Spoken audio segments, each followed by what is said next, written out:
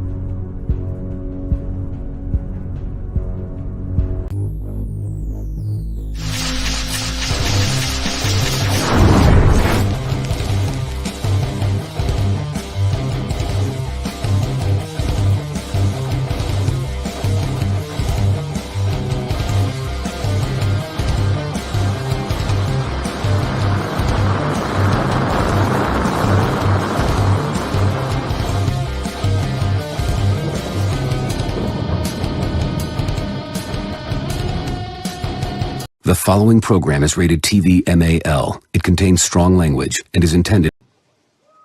Go fuck yourself.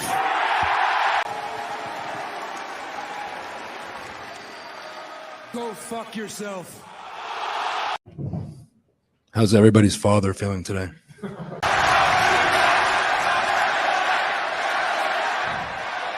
Let me talk to you. It's showtime. It is showtime, ladies and gentlemen, and welcome to the Circle Debate and Top Rope Wrestling Talk and the Wrestling Delorean podcast as well. Episode 181, ladies and gentlemen. It's the global elimination debate here because a lot of shit has been happening here globally besides just one promotion. So much shit happening. That's why it's the globally, we call it here this episode. So, host Stevie's what I've been seeing with my other host, mi familia. Yeah. Right here, la sangre, el corazón, el alma. Yeah. That is right. Yeah, baby. And he just came in. What?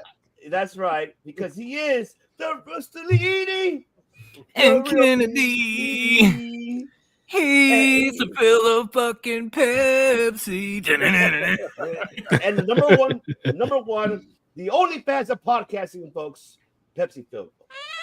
Hit it. Hello, ladies.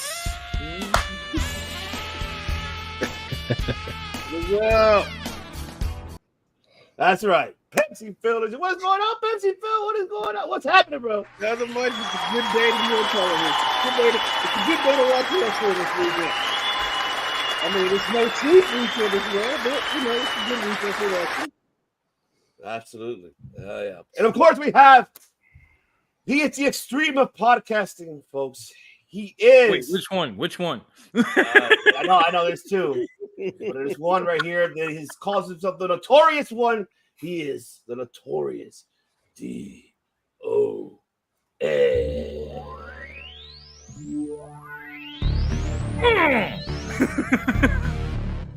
Oh, fam, it's so good to be back. So good to see some of our favorites streaming into the live chat. So ready for this.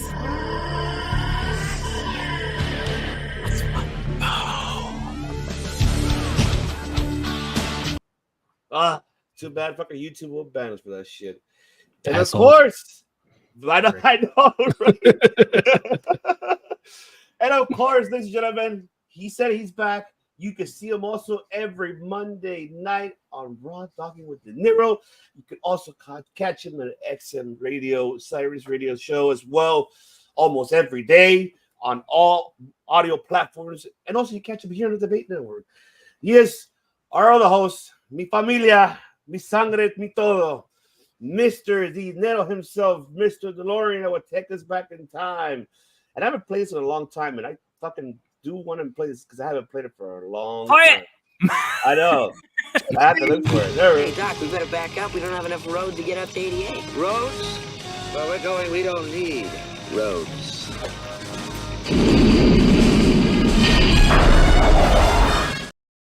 You don't need no roads when this man takes you. It's been a minute.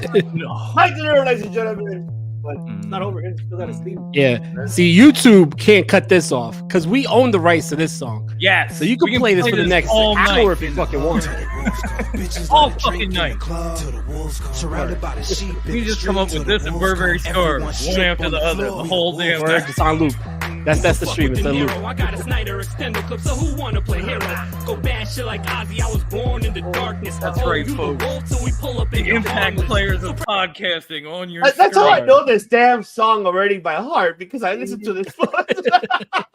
I have do. time. I appreciate that. I didn't have time to make an audio clip, but I do have where is it? I do have this. Ah, man. I had to do that. What is going Yeah, on? we De got Niro. the Impact players. We got COD. We got Pepsi Phil. It's gonna be a movie. Let's do this.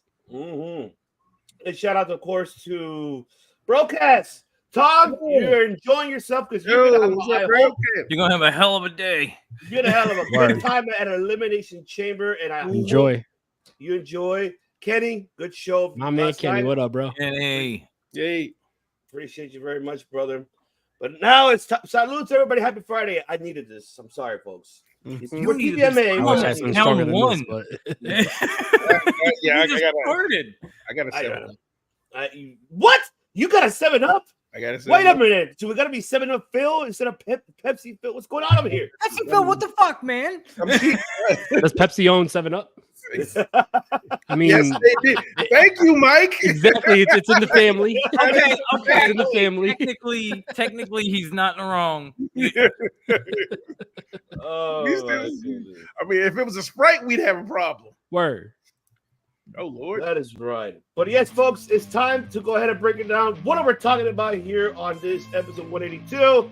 Of course, we do have the recap of what happened in New Japan, New Beginning. 2 new world champions were crowned 24 hours ago, which has shocked the hell out of me because I did not expect that at all.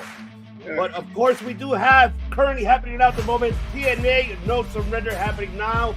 But there was a message that was sent by Eric Young leading the roster.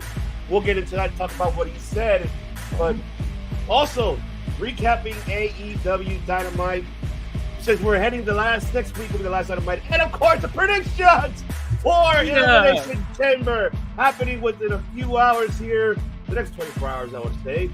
That is in Australia. Tom, who's going to be out there from Broadcast. He's going to be having a good time. And hope you enjoy yourself, Tom. I hope you do. That is right. That is the topics that we have today, folks, that we're going to talk about. But the first one, because it shocked the shit out of me, I want to hear everybody's thoughts on it. I know Dom is going to digress on one of them. I already know that. If I digress, you mean vomit? Yes. Yes, I that's would. exactly what I'm talking about. Exactly. New Japan beginning happening. It's a 2-night event. There's one happening later tonight.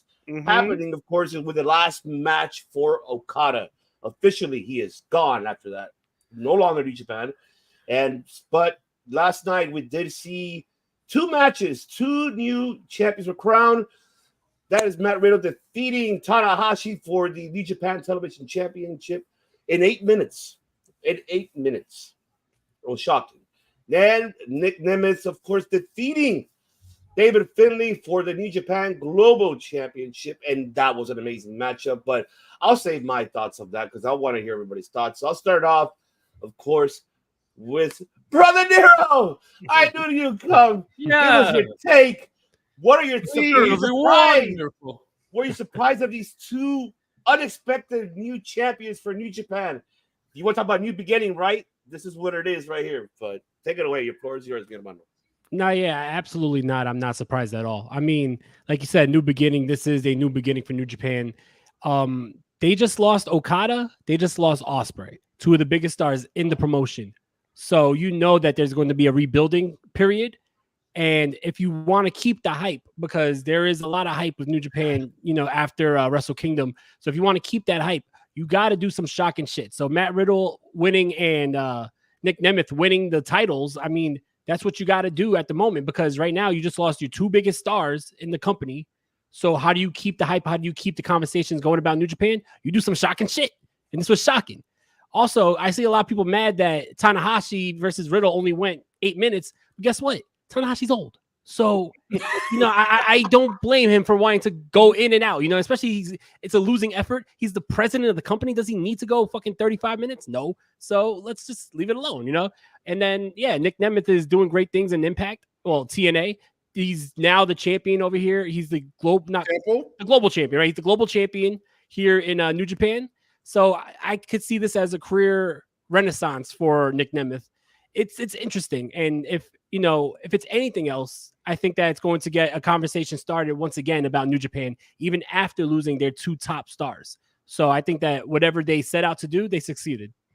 Absolutely. Love that. Love it. Hell yes. Hell yeah. Pepsi Phil. Bring it out, Honestly, pretty much the same thing. I mean, the Matt Riddle thing, as much as I hate to say it, as Matt Riddle is just a hot mess, I have to agree that he is, in the end, he's still a good wrestler.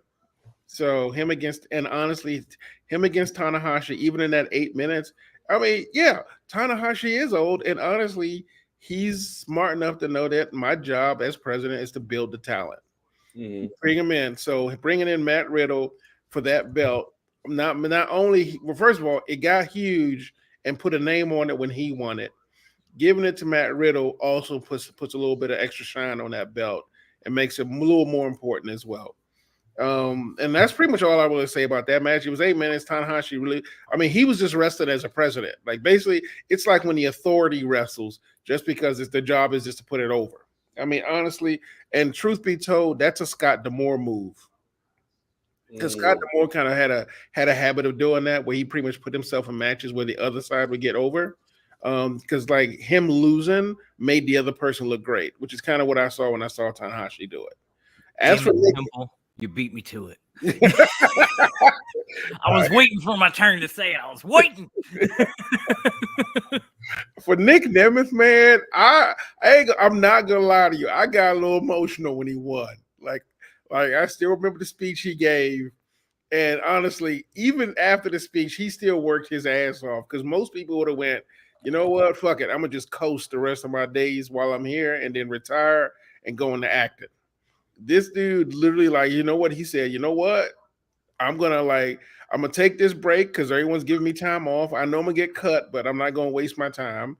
I'm gonna build myself back up, and then literally he was putting some calls in while he was on the shelf talking about, this is what I want to do. What about you? Doing them backroom conversations. And literally, like, is this a shock? No. Was it a shock he showed up in Japan? I mean, from television standpoint, yeah. Is it a shock he won? No. Because I feel like this dude does some great politics in the back and knows the business well enough to know he can go anywhere he wants. The fact that he has a belt within, like, his first, I guess technically his first rivalry in New Japan. I'm not counting the New Japan Strong stuff. And literally, I'm going, good for you. Like, I think this will be a hell of a run for him. Like, I think he'll do, because, like, as the one thing I always said, he's also a great entertainer, because I actually have been to one of his comedy shows, and he is surprisingly funnier than I thought he would be. I mean, he's not Kevin Hart funny, but he's still hilarious. Wait, what do I know? But that's just practice. That's just practice. But yeah, but still, I think this will be a great run. I think that belt, I think he would do a great job pretty much blowing that belt up, because I know a lot of people had a little bit of looked at it side-eyed, looking like, I have no idea what this belt means. And again, for the first time, that belt feels like it's starting to mean something after he got it, which is the one thing I was happy about. So amen to that. And both of you guys have valid points. And for me, shout out to Temple. My boy Temple, what's going on? Hey, yes, Temple. But that is not his name anymore, Temple. Can I just say, only on Circle of Debate will you have a Nick Nemeth Kevin Hart comparison. Yeah. Oh, the other thing is, I think this puts Finley in line to pretty much go after at least the IWGP. At least, I don't know if he'll win, but this justifies, like, in my opinion, justifies him going after it. So, but see, like I'm with Temple. My money is on Zack Zombie. Like it's now it's his turn. Like, you know, you both mentioned, like Nero mentioned earlier, you mentioned, like, they're gone. The top players are gone from New Japan. So now you really need to build the stars that you have, and you need a future for New Japan. And not only that, now that Tanahashi, the ace, is the president, well, now you're all eyes on you to see what is it you're gonna do, booking wise, story wise, besides Gato being next to you, because now you're in charge of it, and now you're Gato's boss. So let's see how's that gonna work out for you to tell Gato, hey, we're gonna do this. No, fuck that. I'm not going where you're saying. We're gonna do it this direction.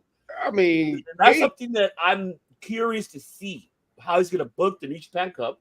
I'm curious what stories he's gonna develop. That's where it gets me. Like, man, where is this gonna go with? Like, that's one thing. But I am happy that Nick Nemeth got his first championship outside of WWE, and the crowd was actually. I don't know if you guys with the crowd. The crowd was really more intense over him winning compared to more than Riddle winning the TV title, because they were like, obviously, shit. Don't be surprised. Yeah, like and Temple said, yeah, New Japan is perfectly fine. Keiji Muto, Chono retired. We got Tanahashi, Shibata, Nakamura. Now we have Tsuchi. Yeah, of course, I agree with you. I absolutely next man up. Man. What's happening, dude? It should have been me. It should have been me. I should have got that. I have that clip. It's not here, but I have it. It should have been me. But I'm happy for both of these guys.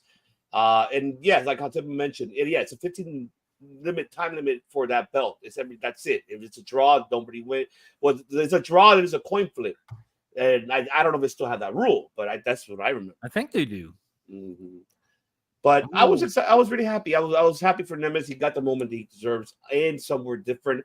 And he's going to help New Japan, what I mentioned a while back, weeks ago, entertainment style, because they need that over there. They have it, but like I mentioned, I respect their culture. Everybody's different.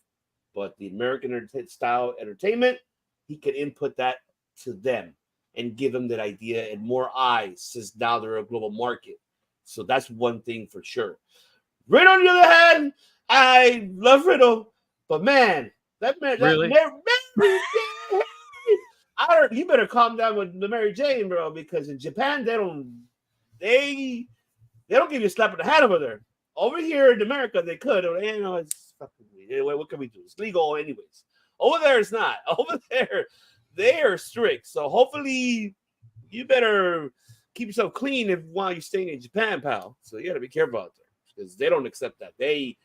That's unacceptable for them. Be careful what you're carrying in that prison wallet, Riddle. Exactly. That's all I'm saying. That's all I'm saying. All I'm saying is Riddle's problem was not the weed. I know it was something Rick James talked about, but not in a song. Not in a song. But Notorious, breaking down, brother. We want to hear your thoughts. I want to hear you about Riddle. That's what I'm curious. Oh, well. All right, you want to hear it? I was gonna save it, but I'll do it now. But first, I got to drink. I just fuck.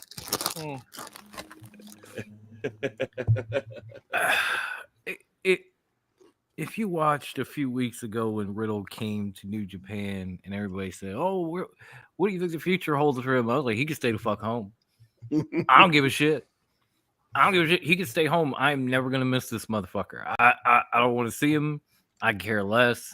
He beat Tanahashi in 8 minutes. And you know what? People are giving him shit, but you mentioned the time limit. I was going to bring that up. Temple beat me to it. I had to go last. I'm done with that. We got that there. And by the way, some 20-year-old men can't even last 8 minutes. So give Tanahashi a fucking break. Thank you. Thank you. That's my comedic sidekick right there. There you go. But as much as I hate it, and I fucking hate it, it makes complete and total sense, because we're talking about, Okada's going and Ospreay's going to this and that. If we're being real, Tanahashi is going too. It is not easy to be a president of a company and be a wrestler at the same time. Looking at you, Cody. Exactly. Cody Rhodes is amazing. He had a problem working in the back and being in ring at the same time. Which he admits. does admit that. And he was not in the Just. position My that the man. ace is in. Oh, what's up, Just? Subscribe and follow all audio platforms as well for Get Your Podcast. Oh yeah, you better go get your podcast, goddammit. Mm-hmm. But Get Your Podcast. I get it. It doesn't mean that I have to like it. I'm not even going to say good for him because it's probably a title you don't fucking deserve, but it makes perfect fucking sense. What the hate. Yes. Mm-hmm. Yes, guilty as charged on all counts every time. I couldn't stand that man in WWE. Not easy. I can't Why the stand Riddle that hate? man now? I know, right? Why the Riddle hate? Honestly, Because he's every asshole that you catch outside a bong shop at 2 a.m. Here's my problem, Matt Riddle.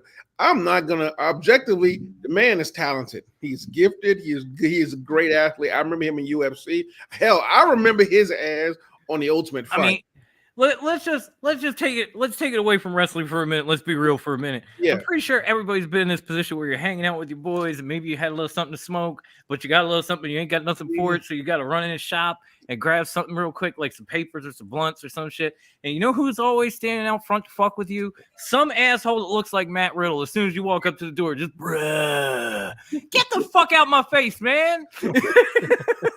Apparently, fucking up my buzz. Apparently, Get Your. I guess For the Just knows. opium. I mean, He went for the opium. Getcho seems to have a shall we say, out of the box theory. I think he has an accurate theory. I don't know about you, but that's Matt Riddle. I mean, I understand it. It is a smart move by Tanahashi because clearly the man's kind of a big deal, whether I hate him or not. Mm-hmm. So it made sense. Nick Nemeth, on the other hand, oh my God, to see that match, him react to it and everything. And I know Temple said it, I said it, and everything when he popped up in New Japan and then at Hard to Kill, that this guy was going to end up becoming global champion and TNA champion at the same fucking time. And if anybody deserves it, it is that man right there. It should be him. I'm a remix that shit. It should be him because that man toiled away for years and years and put other people over and then sat in the back and only busted out to try and make Austin Theory relevant at one point. And then went out on the road and tried to be a comedian because they didn't have anything for him at the E. And now that he actually gets to be himself and do what he loves to do and be recognized for the talent that he is. This is a multiple-time champion that has been in some of the biggest stories of WWE that people write the fuck off because he ain't done shit in at least a decade. If you want a funny thing that no one's really thinking about, him coming to TNA with the theory of him winning a New Japan Global Championship and him winning a TNA Championship, you know whose idea that was, right? Scott D'Amore. Exactly. Because for TNA to have a global champion from Japan as part of their roster literally puts them back on the map in a really, like, in a bigger way than they have been in a very, like, beyond long time. Like, honestly, probably back during the Aces and Eights time. Yeah. Like, going back to Aces and Eights, this is probably the biggest they have been. Yeah, you know, Scott D'Amore was the one who repaired the whole TNA New Japan relationship in the first place. That's Exactly.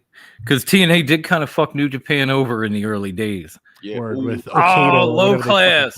Yeah, my man, what's happening? So, but yeah, it just what up? nothing but facts, homie. People may not like them, but that don't mean it ain't true. I'm just saying. But you're not having a beer with him. That's all you're saying. I have a beer all day with Nick Nemeth. We can hang out. We can talk shit. I might even jump in some Spirit Squad shit with him if he's got it laying around. Matt Riddle, I would not take a blunt from that man if he was passing. No, it's got your spit on it. Get the fuck up out of here. Get out of here with that bullshit. I don't know what you got. Fuck you.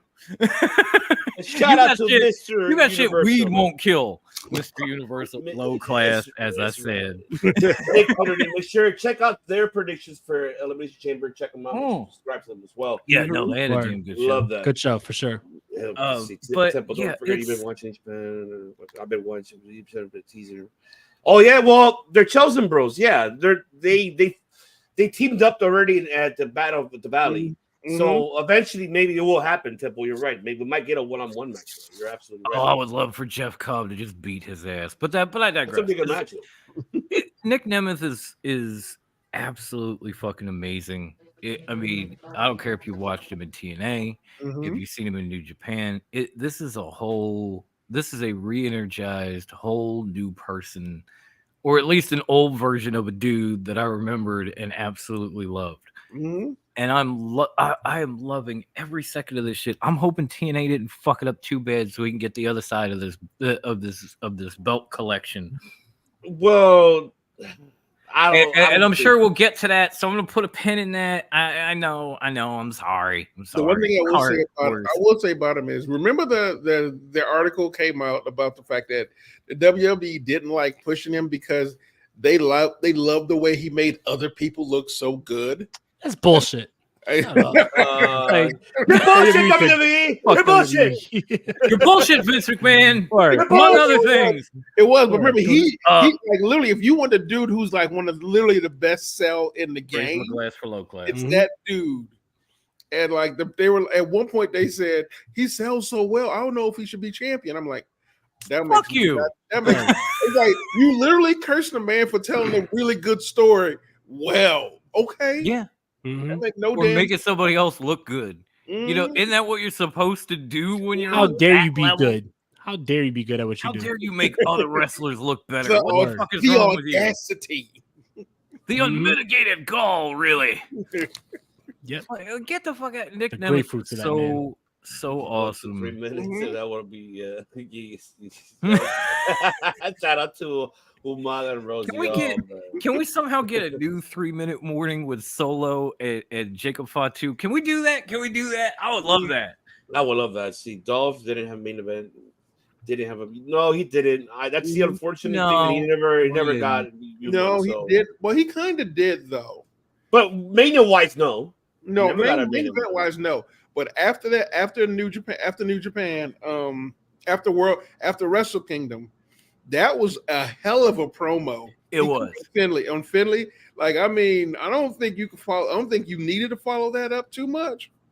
And honestly, he was even the Impact promo after Hard to Kill was like, yeah, right from the heart. So yeah, that was from the heart, though. Like the hairs on my arms stood up listening to it. So I loved it. I mean, I'm just happy for him, and I hope the career is just a beginning, folks. It's the beginning for these two eras, especially for Nemeth, because that's the one I really want for him to succeed. And so talented, he's been with WWE for so long. And he has the potential. He has everything.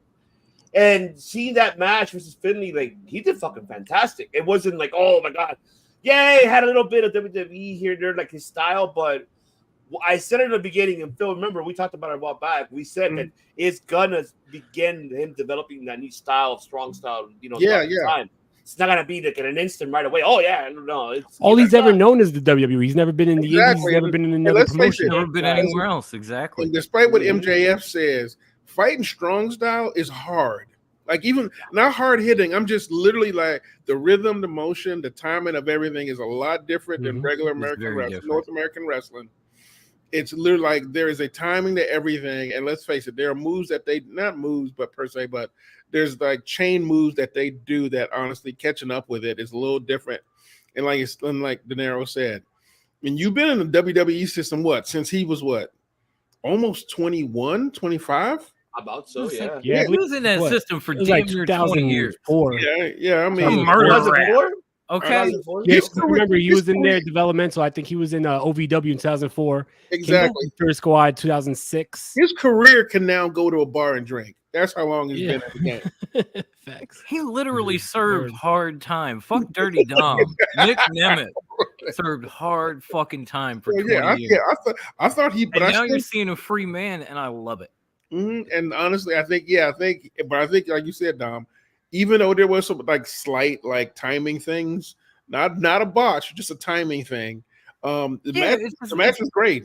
Strong style, like the cadence is different, the rhythm is different, and it takes a minute to get used to, especially if you're a guy like Nick Nemeth and you've been doing one thing one way for 20 fucking years. But I will say like this, right? missionary every fucking time. I will say this though. I think that watching that matchup and watching him in TNA and seeing what he's been doing lately, I just have this feeling like he's on borrowed time though. I don't think that he's going to be long for this world outside of the WWE. I think that within a year or so, he makes such a big splash outside of WWE that WWE is definitely going to be calling and say, "Hey, come be a Rumble, mystery." But that's the thing. Participant. If they called, would he want to come back? I don't Well, know. this ended up being like a female Rumble remix. Oh, I'll come back as TNA champion. Yeah, I think he probably would want to come back because if you think about who held him back, the guy who held him back is no longer with the company. It wasn't Triple H who was holding him back. Triple H and Shawn Michaels made him NXT champion. He was bringing him back on the shows and having him face Austin Theory and having a little programs. When Triple H took the pen, he was putting Ziggler on that show more often than putting him in main event matches against AJ Styles and Theory. He was the reason the NXT championship really got put up a level. Because remember his storyline, which I can't remember who he was going against at this point. Braun Breaker? Breaker. And literally that storyline was actually really good. And if you think about it, after that storyline, Braun Breaker took a turn. That's when Braun Breaker kind of turned into this, he had a personality. Yeah. Because he brought it out of him. Yeah, exactly. Him and Baron Corbin, the storyline he did is probably because of the time he did with Dolph Ziggler. Yeah, true. So I'm calling it right now by 2025, 26, I would say. Ziggler's full-time with WWE again. So, enjoy this now. Because he's going to disappear in a couple of years. I mean, I think again. I think we said that a week ago, and I think you said that a week ago on Raw Dog and on De Niro Mondays. Pay attention. Yes, Mondays. Every Monday, folks. And this Monday, if that's depending on him, but I think I will definitely join you for the 3 hours because we got into the. I will definitely. Oh, you're gonna do the full watch along? Yeah, maybe. I might have to make an appearance on that. Yeah, maybe the same. I kind of fell asleep before Raw came on because I had not slept at all the night before, so I apologize, guys. But I might have to make an appearance. There's no such thing as sleep, pal. Yeah, team no sleep, Dom. It's just team no sleep. I hadn't slept. That was the problem. It's just Dom, you and I are doing a watch along of Elimination Chamber tonight. Go grab your 5-hour energy shot. I got 5-hour mine. energy. All I have is Guinness, and I got mine, brothers. Oh my god. So I got mine's all right. I got mine. But we did say they're going to regret letting him go. You did say, and I agree that they are going to regret letting him go. Yeah, because of the fact that literally, and honestly, what is it? He got released from the NDA. January? It is now literally February 21, 23. And literally he's made such a huge splash. If in a year he's still doing the same type of work, because he's already done several promotions. He's done GCW already. Did a couple of Matt Cardona runs already. And he's making and I'll say it, he's making a Cody-like splash on the indies when he first started. Yeah. So, but the thing, good for you. Meanwhile, dude's over here like, you're welcome. Exactly. like at some point, and Triple H follows everybody who leaves. That's the thing. He's literally like your ex-girlfriend who going, how you doing? Because the number of time, because I remember when Sasha Banks won her championship for IW, was it the IW with a women's championship for Japan? I think it was Stardom championship.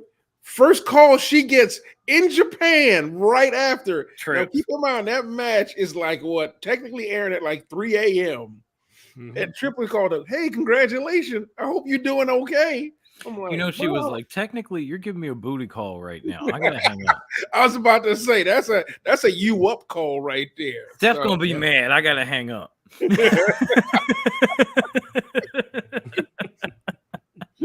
But he follows everyone. So don't be surprised if Dolph comes. My man Lennox, man. I'm expecting Lennox, brother. What is good, homie?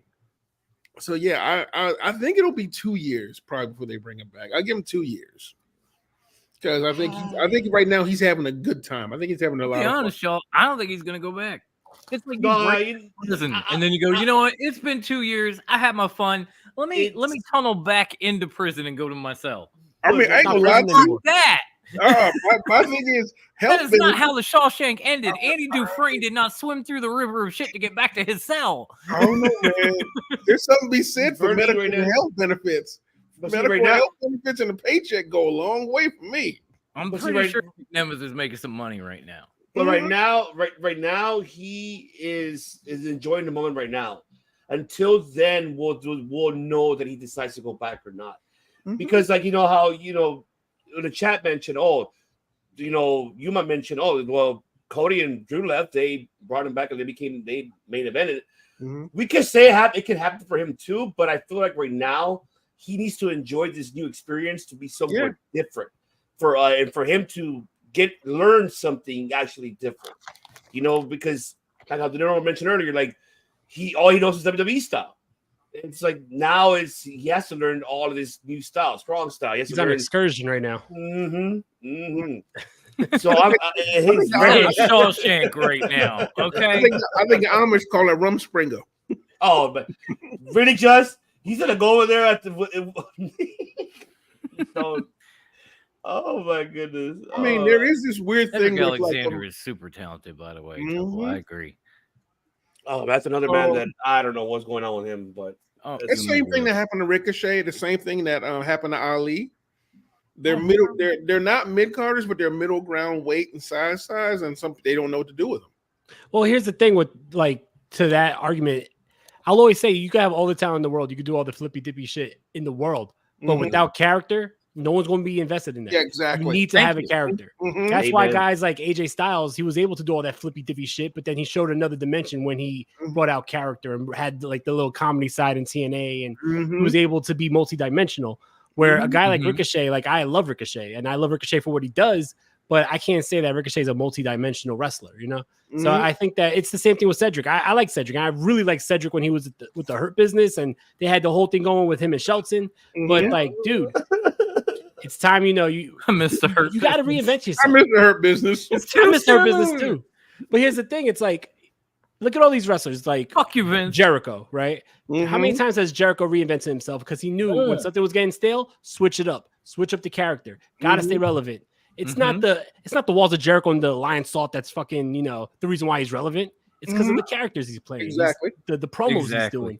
So I think a lot of these guys, they need to start looking at the past generation and start taking notes. I can't argue that human. Puma was kind of the truth. But he had Conan. That was the thing. I mean, we look at us, we still talking about 3-minute warning. Right? Yeah, it's silly, but 3-minute warning was hilarious. And that theme song was a banger. Exactly. 3 minutes is all you got. 3 minutes. That shit was fun. You got 3 minutes. You got I don't know, 3 minutes. I mean, honestly, when they went after Moolah Mae Young, I was like, y'all gonna kill them women. Savage. Right? Savage. Then you realize how hardcore Mae Young was and go, oh, she almost could have. Mae Young was like, Bubba put me through a table. Mae Young was. Do what you crazy bumps. I'm with you, bro. First 2 seasons of fucking Lucha Underground. Lucha Underground is the best. I still go back and watch this. We still got to do a recap. We got to do a talk.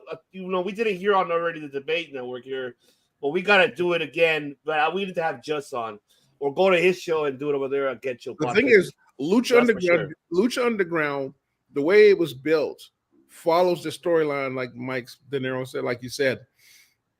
Everyone, you couldn't be in Lucha Underground without having a personality or having some. Right, you want to talk about characters? They had some fucking characters. Yeah, like it really was like walking. They were the one who bit into the idea of like it's just making a giant comic book. Yeah, everyone was. Everybody had a backstory. Everybody had a history. Everybody had a fight scene vignette. It was great. Exactly. So that was the thing that got me. Oh, any final thoughts on this so we can move on? Congratulations, Nick Nemeth. Stay out of Shawshank, baby. I like Matt Riddle. No, I don't. And that's okay. In the words of Seth Rollins, too bad his wife don't. Sorry. Oh, it's cold-blooded. She got good reason though. Let's be real. She got good reason. I mean, That's some cold-blooded, man. And not What's just wrong with because he that? looks and acts like steroidal Jim Brewer from Half Baked. That's one of the reasons I don't like him. Okay, Temple, you asked. That's some cold-blooded, man. Man. No, honestly, the problem is it's his personality. You think I give a shit about Matt Riddle's feelings? Fuck no.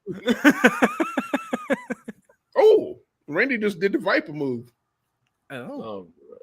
Yep, Jericho changed it to Lionheart to Y2J to UTG Y2Jan. Y2Jan.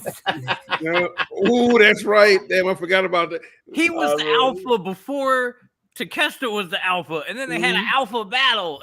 That's some shit. First of all, I'm surprised this event even happened.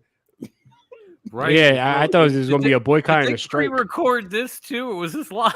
This is actually going on right now as we speak on Thriller. That's what's going on right now. Is no surrender in TNA. But I wanted to address what Eric Young said before the show started. People a lot of film to see what so they filmed. So I do have his words of what he said. When he addressed the fans. Change. What does that mean to you? What is change in life, in sport, and business? See, change can be tricky because for everyone, it can be completely different. There's one thing I know for sure since my time has started in this planet, and there's nothing guaranteed. The only thing for sure that things will change. The only promise this universe could give us is we can do to adapt, pivot, and absorb, and do our absolutely best. Now TNA, surrender has been promised over and over again by everyone. It's been promised by the people in this building right now, the wrestlers, the crew, the producers, everybody that is in this place. That is, for you fans, we're still kicking ass. Bear with me, guys. It's difficult. This is an amazing place filled with amazing people. Sometimes you lose something, you lose somewhat, and the next step is to grief. And after that, for a while, the next step is to got one of the two choices. You can be lost with them or move forward. And that's what we're going to do. That's what we've always done. We're going to move forward because that's what we want, what is necessary. This place, this world, this universe is bigger than all of us. We want it to be the same thing. We want this place to thrive. We want it to be seen. We want it to be respected. We want it to be loved. So I say this to anybody that stands in our way, anybody that opposed to us, anybody asking for our unbiased surrender. Now I want to say this part, not on TV. I want to be crystal fucking clear. This place, these peoples, you guys, TNA, there will be no surrender. So that was his statement that he made before they went live. So this is just an Eric Young release from TNA Impact. No. Breaking news. By the way, breaking news. This mood breaker was brought to you by the Wrestling Delorean podcast. Tell that tree hugging hippie to keep his corporate bullshit spin doctor into his goddamn self. Oh, what's going on, gentlemen? Shout out from España. Hey, Spain. Buenas tardes. What's going on? Ah, the chef is here. BC. Oh, the chef. Scissor me, daddy. That's right, Brian Cook. And the man of 1,000 words, of course, who had an incredible. My eyes are blurry. Is that Wrestling Bros podcast? Or is that Captain Saberho? What the fuck is this Save the Day bullshit? Mr. Bakery right there. That's right. He's like, I am Mustafa Ali. I'm just kidding. I love you, Bakery. Mm-hmm. Yes, Ricochet makes the best work characters in the promotion. I would love all my heart that Luke Gooch turned around. Everyone should work there and had a character within the character. I agree, Tim. I agree. Yeah. So, I mean, I read you guys' statement. So I'll go with you, De Niro. De Niro actually went away, so I'll go with you, Dusty Phil. I didn't see him. Dusty Phil, what are your thoughts of what he mentioned? That's some corporate spin doctrine bullshit right there. There is something. Whoa! Wow! Whoa! Hot take. What the? Here's the thing. I love Eric Young, and I think he is trying to make the best of a fucked up situation. No, I see. We'll see. And I respect the fact that he's pretty much trying to, like, considering who he is, like, and I know I don't like using this phrase too often. He's definitely a locker room leader, and I can tell he recognizes that where they are right now is pretty negative, and he's trying to salvage it. And I don't mean salvage it, but basically just try to remind people that this is a business and this is the nature of the business, and that's perfectly fine. However, that's kind of like that, putting out that statement. That is a statement for us to pretty much get rid of all the rumors and bullshit. What you need to do is have that kind of conversation without the fluffy talk about change, evolution, hugs, kisses, tree hugging crap. Now, hold up. With the locker. Hold on. Pause for 1 sec, Pepsi. You're sitting here talking about negativity after that bullshit you just dropped before all this. Like, hey, yo, what the fuck? Basically, it's one of those things where it's one of those speeches you talk to the locker room, go, I know y'all got grievances, get them out. Like, there is no reason. Like, the real point of it is like, fans are always gonna bitch about something. So that I don't think that statement was necessary for us. I think having a conversation with the locker room and trying to have a conversation about, that's the nature of the business. I know some of you are relatively new, or like 5 years, 10 years in. But Eric Young's been in the game for 20 plus years. So he has seen people come and go. That's the speech he should have gave them. This statement was literally just for us for no reason whatsoever. Because let's face it, we still watching TNA. We still miss Scott D'Amore, but we still gonna watch TNA because we love the wrestlers. Because we love the wrestlers. Yeah. So we don't need a pep talk. We don't need a damn pep talk. The locker room needs the pep talk. Well, I was going to mention that they had that before because the actual president went over there from Anthem and had a meeting with the talent. Yeah, so not the one that was assigned to, but the other one, the actual real one. The owner, Len Asper, who's a billionaire in Canada, one of the biggest. Exactly. The Asper family is a very, very powerful family in Canada. Right. Yeah, that's the thing, though. Like, he can't have a conversation with the locker room because, like you said, he's just a billionaire talking to wrestlers. Mm-hmm. Eric Young's a wrestler who's been there, who could have that conversation with him. So that's what I'm talking about. Like, honestly, that statement was honestly more fluff for us. I would have preferred, because honestly, that post they posted on Twitter, where all of them part of posting like hourglasses as they count the times, and the thing about Josh Alexander having his contract extended outside of his permission, basically. That right there is a momentum killer for a locker room. Like, if you want to kill morale, that right there is your perfect examples of that happening. I will be a little bit pissy about that statement because it's one of those. A little. A little.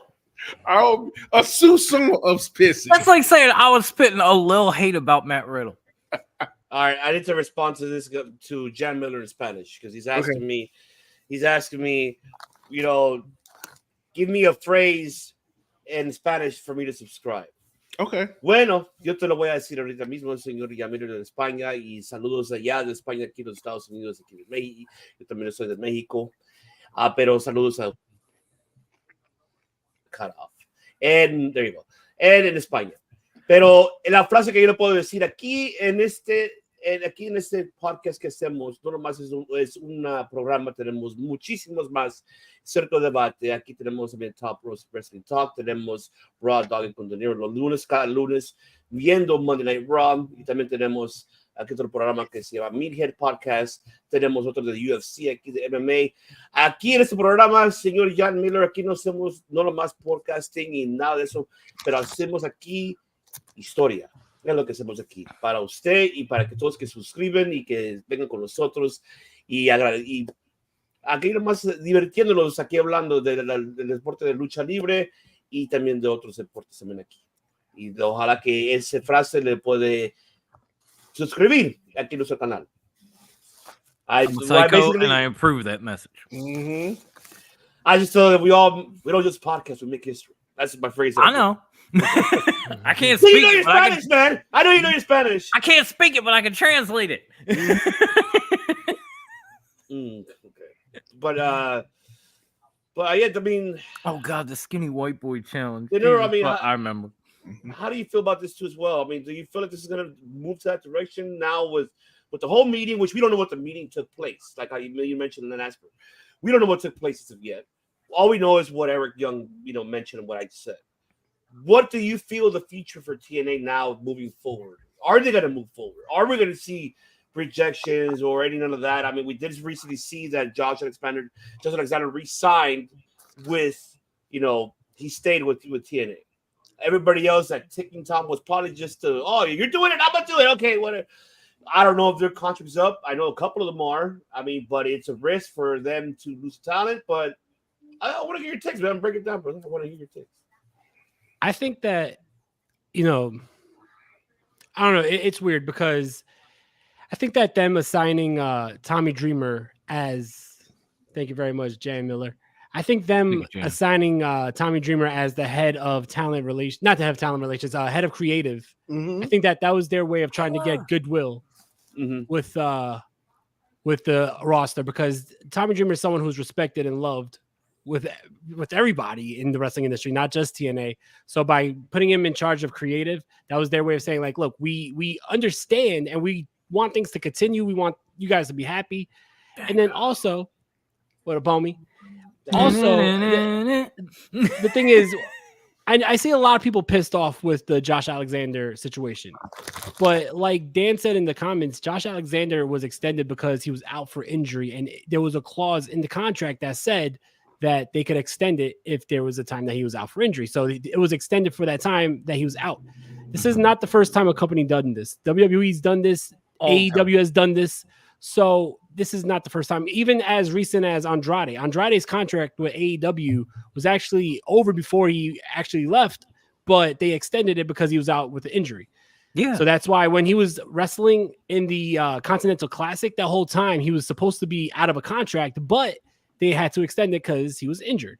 So I don't fault them for that. I mean, regardless if people hate their business tactics or not, and I honestly do hate it at this point. Like I was over here saying, fuck Anthem and they could kiss my ass. But the thing is, at the end of the day, if they want to continue running TNA, if this is, not a way just to sell TNA, if they want the promotion to continue, they have to do what they have to do. I mean, they have to do their best to continue running it. Josh Alexander is the longest reigning TNA champion. Just because he's pissed off that someone got fired, you're just going to let him walk? Especially if you have in his clause that you could extend it. Like, I don't see why that's a fault on Anthem. Like, that's good business. That's good business practices. This is the contract that this man signed. So it's like, if you're pissed off about signing that contract, guess what? You should have never signed that contract. And that goes for anybody. You know what I mean? I love Josh Alexander. I love the roster on TNA. And yes, they're all with their little hourglasses and shit. But guess what? Not all of them could sign to another major promotion. There's only so many spots for AEW and for WWE. Yeah. So when these contracts are up, I wouldn't be surprised if half the roster that is putting their little hourglass re-signs with TNA, because it's a lot better than wrestling in gyms, because there's no fucking, spot in AEW for you or spot in WWE. So I think that right now, instead of jumping the gun, and I love Scott D'Amore, but instead of jumping the gun, let's just see what the game plan is. Let's see how this plays out. Instead of, TNA's dead, everyone's going to leave. Like, we won't surrender. Like, I understand what Eric Young is doing. Like Pepsi Phil said, like he was giving a little rally to the fans who were disappointed with the business decisions of Anthem. But guess what? At the end of the day, I would understand it more if Anthem said, Scott D'Amore's gone and we're closing up the company, or we're just going to focus on the video library, or what, we're not going to call it TNA anymore. Now it's Anthem Pro Wrestling or some shit like that. That would be like, all right, now you really are fucking up. Now you fucked up. Instead, they fired the vice president of the company. And that's happened in how many different promotions? Oh, jeez. I mean, so it's like, I don't know. I didn't see all this in like ECW when Todd Gordon got fucking fired. Like, you know what I mean? Oh, I care at all. Can I be honest? I didn't give a fuck. I was like, bye, Todd. Hi, Paul. I mean, honestly, I was the same way. But there, I do get your point. That is a good point. No, it is. It's a damn good point. It's a damn good point. Yeah, I mean, honestly, it is. And the valid point that you made too, Deniro, was the fact that okay, so your contract's up. What are you gonna do? Where are you gonna go? You are gonna be used the way how you're used here today. Right. Mark my word, and I hate to say it, but it's unfortunate you won't be. You will have to start again fresh from the bottom to where we were, to get to that level again and get television time. You'll be having 2-minute matches on Ring of Honor, on Honor Club, fucking miserable. So please. There you go. Thank you. That was the part that hit with me, was like, okay, so these people, if they're mad and they don't want to re-sign and they can't get to one of the two bigger promotions, what do?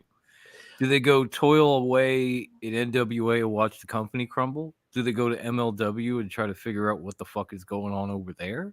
Mm-hmm. Do they hit the independent scene? Do they go to GCW every now and then and put themselves through and get hit with light tubes? Like, what the fuck do they do? I mean, for me, they still have the liberty to do that. Certain talents that have a contractual. Oh, I know they do, but would you consider all that like a step down from what you already had? If you want me to be realistic, I can answer that very good. And I know that I'm not answering for them, and I'm speaking in general, and I'm just saying general for every. I feel for me was that clock time for me was really more like calling out at them, like calling out Vince McMahon. Hey, what the fuck? You haven't told us shit, or you're giving us this explanation. We need an explanation. What's going on? So for him to fly out to go over there to New Orleans and talk to his talent.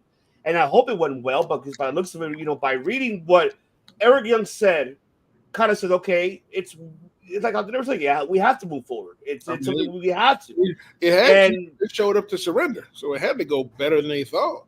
Mm-hmm. Because he knew that this was, if he did not show up, this could have gone worse. It could have gone what we could have seen of this event, that it could have been, just take the pin, whatever. Plans would have gone differently. And then from there, we'll be like, oh, shit, they don't give a shit. They would have busted fucking Jeff Jarrett Hogan type of style where Jeff Jarrett laid down for Hogan. Like, here, pin me, go ahead. And they could, like, shit like that could have happened. But if that happened, not to cut you off, bro, but if that happened, if I'm WWE or if I'm AEW, anybody who did that on that show would not get a job with me. Yeah. Because if something doesn't go your way, you're just going to throw away the fucking, match. Like, you're telling me that you don't care about the fans who paid money to see that matchup. Yeah, so if they went on strike or did some stupid shit like that, then I think that you just lost the spot in wrestling. I agree. Yeah, I agree with that. No, I agree completely. That's something that, but no, he's not retiring, guys. He's still gonna be around. Yeah, he's still gonna be around. I mean, he does. I mean, it is coming to the end of his career, though. He has said that, but I see him. I feel like he has another 2 years left in him. Maybe, honestly, maybe even another 3. We'll see. But I mean, right now the future for TNA, I feel they're gonna do great. I think as long as they keep the talent that they keep, and now with Tommy Dreamer now the head of creator alongside with Delirious and Gil Kim, which is great. Hopefully they're able to create something and continue development, because this is the platform's already reset. Was now changing it from Impact to TNA back again. Mm-hmm. Hopefully the talents that they have currently is able to push and move forward with it. I'm pretty sure Scott D'Amore will be like on the phone texting, hey, this is my advice. This is everything. Keep in mind, and I know this is full discretion, folks. I know that keep in mind with TVMA, and just to be clear, I don't care. It's their life, it's their business. I am no one to critique or anything at all, or nor I'm going to do that. That's not my intention. What I'm about to say right now. Keep in mind that Scott D'Amore, he has a relationship with what's her name? Giselle Shaw. Yeah, Giselle Shaw, which we already know, folks. But I'm not touching that subject. But I'm pretty sure he's already aware of these type of what's going on, what's going to happen. So I hope Giselle Shaw, her job doesn't get in jeopardy. So because of that too, because the relationship that she has with Scott D'Amore. But we'll see. I mean, we'll have to see down the line how TNA is going to happen. And I will be watching that replay tomorrow because it's happening now. We're going live, folks. So, of course. Yeah. What I will say, it kind of goes back to what De Niro said. Having Dreamer as your creative talent means you at least trust the booking on some level. You got Eric Young, who honestly, up has always been a locker room leader, and like it's nice to hear him stand up at least. Like because usually he's like, I mean, he's a humble dude, so it's not like something he'll do. But the fact that he's willing to stand up and kind of like, look, try to basically help out the company is nice. You got Gail Kim, so despite my pissiness, that was not me saying they were going pissy. No, never. Now, don't get me wrong. Like, I never thought they were going out of business or anything, but it does strike me as when your talent starts like literally actively like chinging on Twitter, saying stuff. There is a concern that hopefully that, like you said, he went down to New Orleans to have a conversation with him. It obviously must have went better than we thought because everyone showed up to work the next day. So there's something to be said for that. So, and I mean, that's like I said before, in the end, it's still a business and it is a contract business. And it is like you can always take your ball and go home after your contract ends.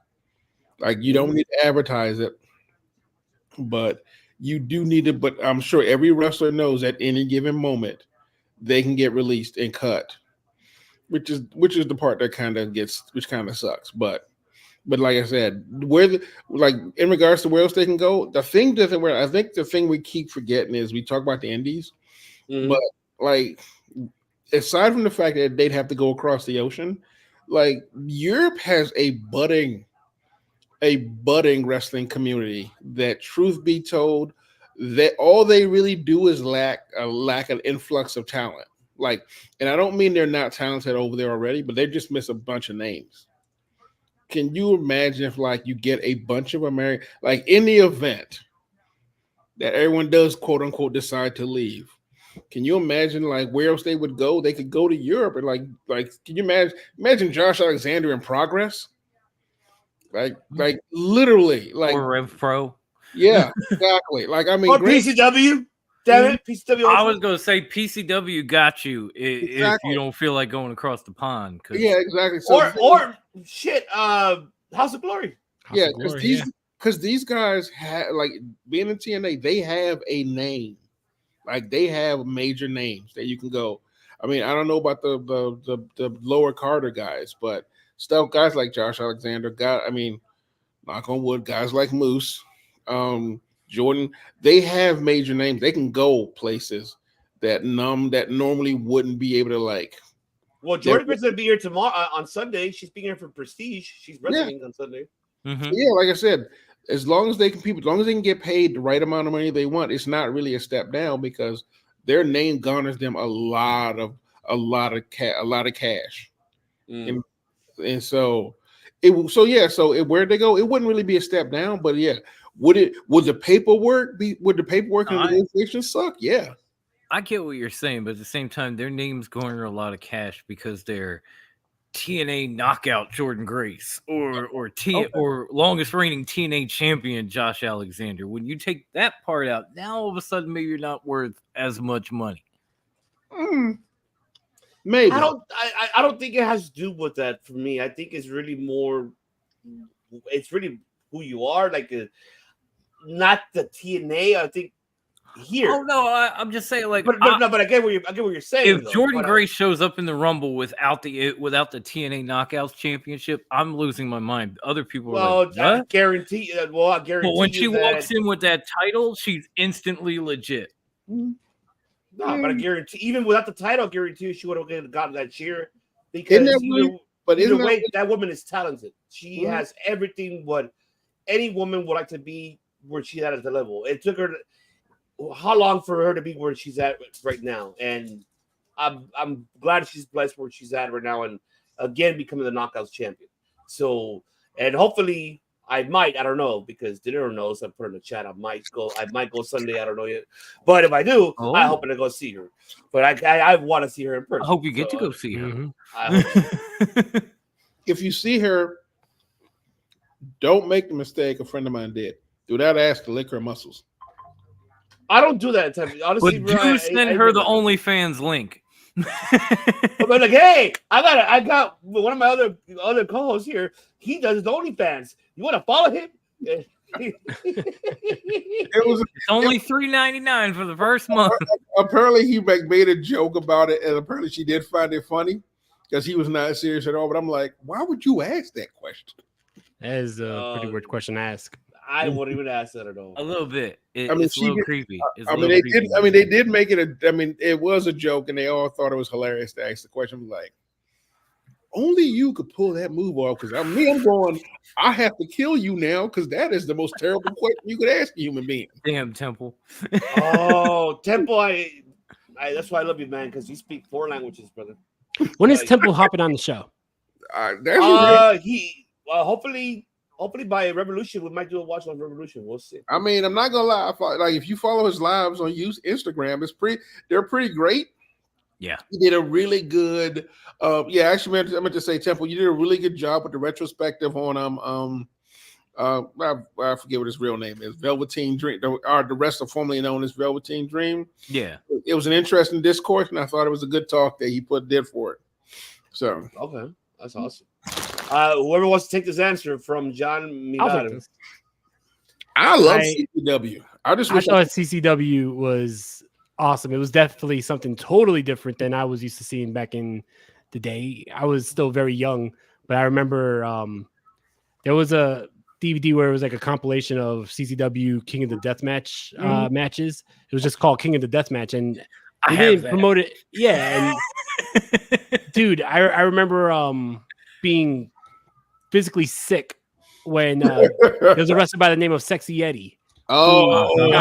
His arm cut, and it was spitting out blood like a fucking water fountain. And he starts drinking the blood from his arm as it's spitting into his mouth. And I was like, yeah, you know what? I think that this is maybe a little too hardcore for someone who loves hardcore, but I still was like intrigued to see more. You know, wrestlers like Sick Nick Mondo, wrestlers like John Zandig, wrestlers like my man Nick Gage, who still calls it the Delorean, but I mean, we'll go with the Delorean.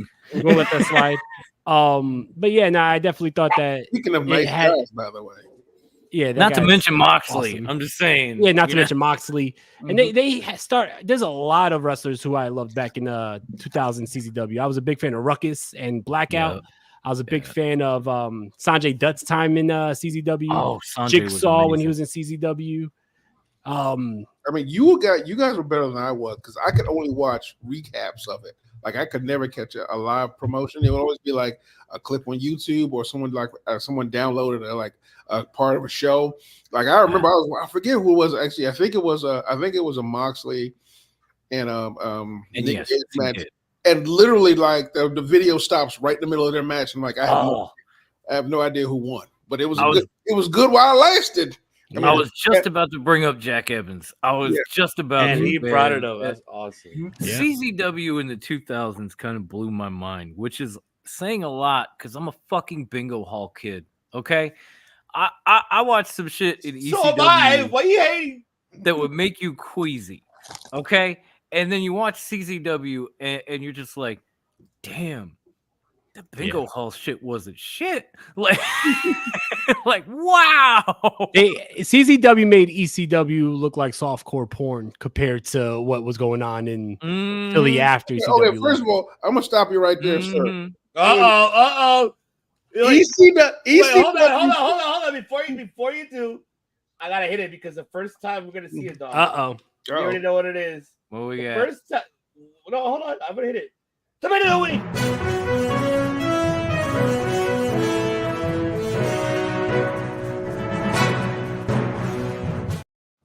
Pepsi fills in a debate with De Niro? What? Okay. It's not really a debate. It's like all I'm saying is the ECW. What? It's because the way you said it. Wait. That's hold. Calm down, Tony Khan. Calm down.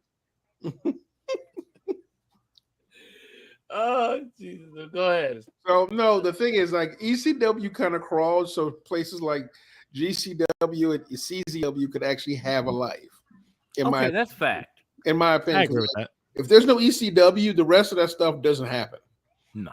So it's kind of hard to compare them because it's like ECW was laying groundwork. So like they had no one to compare themselves to other than we weren't going to be WCW or WWE. Yeah, we're everything they're not. That was the whole mindset. And let's face it, half the wrestlers at ECW probably should have at least spent some time in jail. Like there before the grace of ECW, they would be locked up. I guess I guess they fell off. Looks like we lost somebody. I'm here. What's going on? Oh, De Niro. We lost De Niro. Mm-hmm. Okay. What are you in here? Fuck is it? Oh, All you right. got to it before me. But yeah, I mean, you're absolutely. At first, I thought you were gonna say some wild shit, but you're absolutely right. Like ECW walked in, there was no blueprint. They were making this shit up as they went along. They were Eastern Championship Wrestling. A lot of people didn't know that, didn't see that. I did, and it was fucking horrible, folks. Mm-hmm. It was terrible. Mm-hmm. It was absolutely terrible. And then Extreme came along, and this was something completely different, which meant we don't know exactly what the fuck we're going to do. We're just going to try some crazy shit and see if people like it. And once that hit, and the revolution began. Hey! There he is. I have no clue what just happened. I had to switch over to the laptop because my fucking computer's going crazy right now. Okay. Sammy give me 1 second. So sorry. No, you're fine. But as I was saying, I think De Niro would agree. You know, it was totally new ground when Extreme came in and Eastern came out, and they created a revolution that's born CZW, GCW. The list goes on and on and on and on. Yeah. So why these promotions were cut above was because ECW got away with so much shit at a time that when nobody was doing it. I mean, ECW. I mean, if you think about it, though, ECW. If you think about it, they still have their stuff they did back then that people still use to this day. The idea of the three-way dance is still them. Like they're the same Jim Dirty Tom. Oh yeah, me and New Jack, we used to spend a lot of time in lockup in Philly together. A lot of fucking time. You said the word. We were even locked up at the vet back in the day before it became the Link. You said the word to this day. To this day. To this day. There you go. Yeah, so it's not that I don't think CZW and GCW are great. They're great promotions. I enjoy them. They are hard to watch sometimes. But no, without a doubt, that shit is trash sometimes. Yeah, but like I said, I always think about the fact that this is because Paul Heyman had a fucked up dream. I mean, there is no other way to describe it. He was like, you know what? A beautiful fucked up dream. Yes. Okay? I mean, to this day, the Dudleys still would not fly in anybody's promotion, like the original Dudleys. Oh, he does vaguely. Okay, see, no surrenders going on. All right, any final thoughts? Because we got to move on. Let's see. Oh, I didn't even get to give my thoughts on this. Well, go ahead. I'm waiting for you. My apologies. Well, you know, up until you read it, I had no idea what Eric Young said, and hearing it, I mean, honestly, I don't think it was something that Eric was put up to, because Eric is a very passionate man, and he believes in TNA so much so that, you know, he came back and helped to rebuild Impact when it had fallen off. So I believe this is his genuine feelings on where they're at moving forward, and his genuine attempt to help the company. At the same time, that is one man's opinion. It is a very influential man in the company, and I'm hoping that a lot of people either already felt the same way or heard what he said and went, okay, I'm with that. I would like him to bring back ODB, please. That would be great. And the food truck, because the food truck is the shit. But yes. I mean, at the end of the day, it is one man's opinion, and we have to see how far that is shared, because you can see the Impact or TNA or whatever you want to call it, regardless of what you call them, they refuse to fucking die.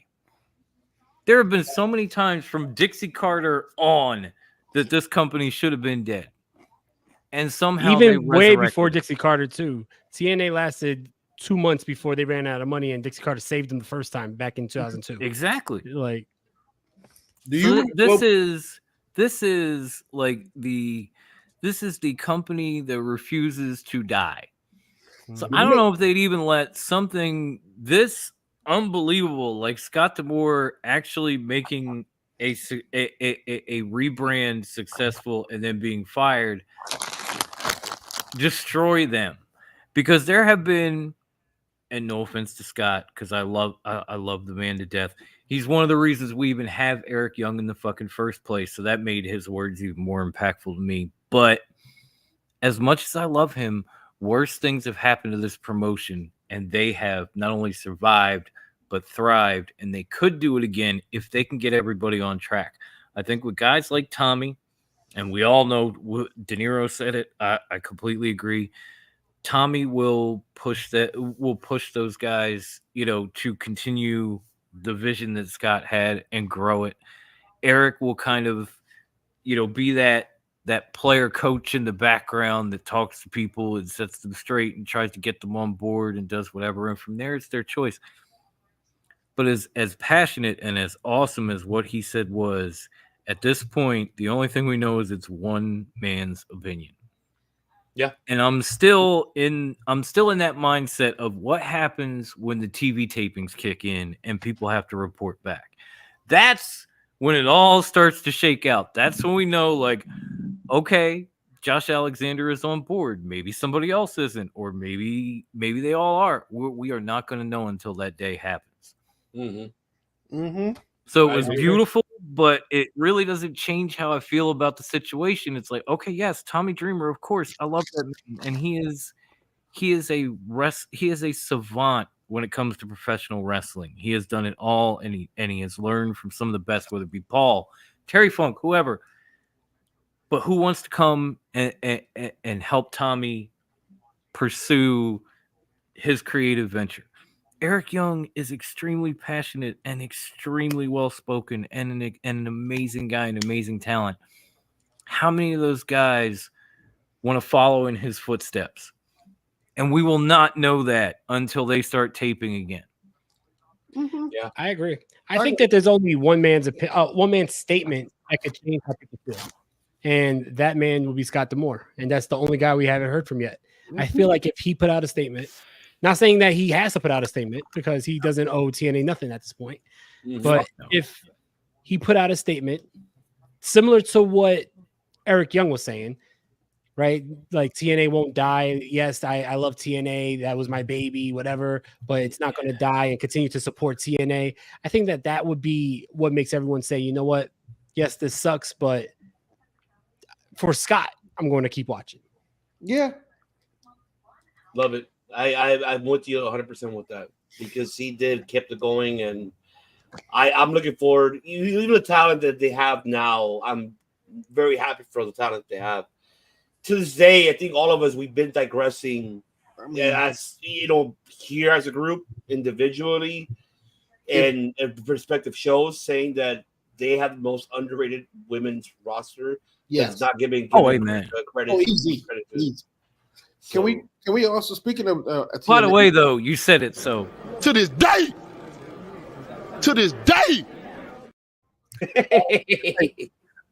speaking of refusing to die, do we remember that terrible that plan that Jeff Jarrett had when he left to form Global Championship Wrestling? Yeah. And then he brought it back and brought Global Force into TNA. Yes. Mm-hmm. I love Jeff Jarrett. I do too. We will not talk about Jeff Jarrett. We will not talk about. Oh no, we should at least not talk about Global Force. Okay, because that shit was terrible. Technically, it the wasn't only thing that we got from Global Force was Eli Drake. Exactly. That was it. The promotion didn't. The promotion. This time we're just talking about shit about the promotion. Jeff Jarrett is Jeff Jarrett. So, I mean, amazing. I know why they never brought up Jeff Jarrett. I know why. If you go back to the archive. No, God, no. I mean, go back to the archives, and you could tell when Jeff Jarrett came to AEW how upset I was. And when I said that, I just wanted to see Ivan's face the whole time. Oh no, I would do the same thing on my show. I do. I fucking do. Oh God. Now keep in mind also, no one really pays. That's why we're the Impact players of podcasting. We do. Let's keep in mind that Jeff Jarrett is also from a wrestling family, so he's got a lot of. Look, if I get into it, we're gonna fucking derail that we're already doing. So I rather just hold myself on that because I just wanted to get my thoughts in on the subject. I'm done. We can proceed whenever you're ready. I mean, we can move on. I remember Global Force Wrestling, me and thing. Horrible thing. Before we go, I want to hear the Temple's comment here. Firing Scott D'Amore was a dumb move, if I'm honest. TNA doesn't get the flowers because of mostly the product gets shit on. But from 2019, 24, the product has been on top tier. I'm with you on that. Yes. But like you said, company like trying to acid. Wow. Let's say it, CEOs and presidents leave companies all the time. Yeah. Or get fired. So we'll see what the next guy does. Maybe he fucks up so badly, Scott has to come back. And Scott comes back with a contract, with a better contract. You know what I feel? And there's no proof of this, but just this gives me flashbacks of when WCW was like taken from Dusty, and they just started bringing in Warner executives one after the other to fuck it up and fuck it up and fuck it up. Fuck Jim Herd. Yeah, and eventually, eventually, it took a guy like Eric Bischoff to get in the door to basically save them from going under, and that's what I worry that we're headed towards. Like they're just gonna take a revolving door of Anthem employees and throw them in a professional wrestling promotion and say, "Hey, make it a success," and they have no idea how. I think with Endeavor, their Endeavor partnership, that is a concern there. That they are far more concerned about that happening. If it does look like it's happening, they're probably going to we need to bring back someone who can help fix us, and we need to make sure we don't screw them. That we promise them we don't screw them over.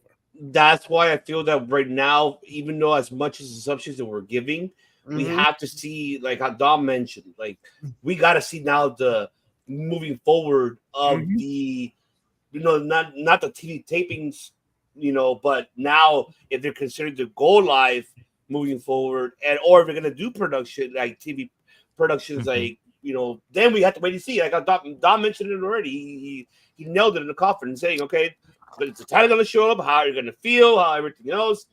We guys have to wait and see. We make it. We have that. We got the message from Eric Young and the talent. I quote on that because he spoke for everyone. We don't know if everybody feels that way. We don't know full details what is really behind that. If they're going to move forward, we don't know what took place in the conversation was let Asper with the talent until further notice. We'll find out. Right. So until then, all we can say is we wish them for the best, and hopefully they stay somewhere that they're, of course, given highly respected of what they do and be given television time. And hopefully this guy really considers, okay, I had to do what I had to do, but I can't have this promotion to go to shit. Because the last thing we want, which would be the scariest thing, is like how Sinclair, Dom brought this up like last week, like 2 weeks ago, I believe so, right?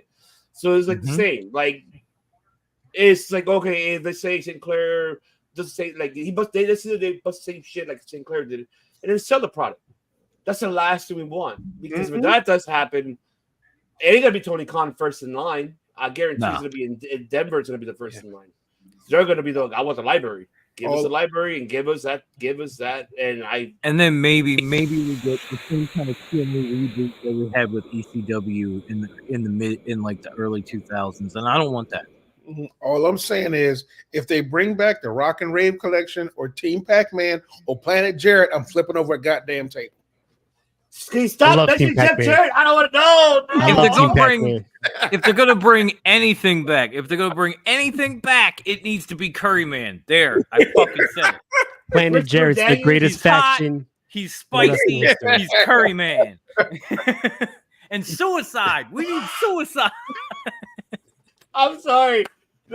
Just for you, Temple. Hold on, Temple. I have to get those hips. Yeah, I have to hit it. I mean, next week we got to play my new soundtrack. I keep forgetting that. I apologize. Next week we play the new soundtrack. Okay, it's just a kid from Something About Mary saying Franks and Beans. Oh, I've been trying to find that clip, by the way. I know you were looking for it. But you know what time it is, folks? It's not Vader time. No, that's for last when Bruce gets here because I know Bruce is talking about Dynamite. But what we're going to talk about is the prediction. Yes. I actually got to go in like 2 minutes. Is it possible if I could just give my predictions because I want to get something off? Yeah. All right. Wonderful. Please do. Oh, Thank you. I appreciate it. hold on, because I love you guys. Let's go. Okay. Play back, bro. There you go. Now we're going to do predictions of the Elimination Chamber, folks. But before that, don't forget there is a pre-show at 4 fucking o'clock in the morning. What the fuck? Eastern I'll time. be in bed. Get Okay. your 5-hour energy shots, Dom. Mhm. Watch along. Me and you. Let's go. Well, You're a lot younger than me. Okay, you go ahead. Man, at 5:45, I'm like, That's my little brother, folks. He can go do that. I'm gonna be in bed. I'm a month away from 45. Fuck that. 45, he says. but- That's adorable. This is the pre-show, De Niro's. I don't really want to give this one first before I move to the main card. no, yeah, I definitely will. I think that this is going to be a fun matchup, but Damage Control is going to retain, in my opinion. I'm going to remember what I said on Raw Dog, and I think that it's going to be Damage Control versus Bianca and Jade Cargill for the Women's Tag Team Champions. I mean, I love that. Yes. Oh. I swear that does happen, man. I ain't gonna do it. Yeah, we all will. Just let him make his picks and get up out of here. I'm sorry. no. Don't worry. Okay. All right, now you go. So, all right. You want me to break it down for you, or are you gonna go ahead and do it? No, break it down. Break it down. All right, right quick. How about the tag match? I think that this is going to be a very fun matchup. Very fun matchup. I think that as much as I like British Strong Style, it's going to be Finn and Damian Priest retaining, though. Got to keep them strong. Yes, me too. You don't see it falling out? Not here. Okay. Not here. yet. Yeah. Okay. Yeah, same Lennox. Possibly in a couple weeks, though. Okay. Fair. Okay. What the hell did it happen in this effect? I think there's going to be a shock, right? Why is it everybody keeps on asking, is The Rock going to be there? The Rock makes it a point to say he won't be there. Roman Reigns makes it a point to tonight tell Grayson Waller to say what he's going to say, whatever, blah, blah, blah, blah. I think that this is all going to be a swerve, bro. Shout out to Russo. And I love Vince Russo. We know. I'm just gonna pretend he didn't say that. Continue. Man, he Why? was on the show. He was a great guy. Anyway, so I'm calling it right now. The Rock and Roman are going to be here in Perth. They're going to interfere in this, and I think that this is going to set up what we were talking about. Seth Rollins, Cody Rhodes versus The Rock and Roman. Night 1. Night 2, you could have Seth going against the winner of the Chamber. And night 2, of course, you got Cody and Roman. So don't be surprised if, midway through this, you hear some familiar music to set up the big matchup at Mania. So we're going to have... Are they going to have to write another promo on Rock's palm so he can hold his hand out and read it? That was one time. Cody needs to finish authority. That's the same palm that slapped the teeth down Cody's face, but whatever. Jesus. Or, as you said, slap the herpes off his lips. Exactly.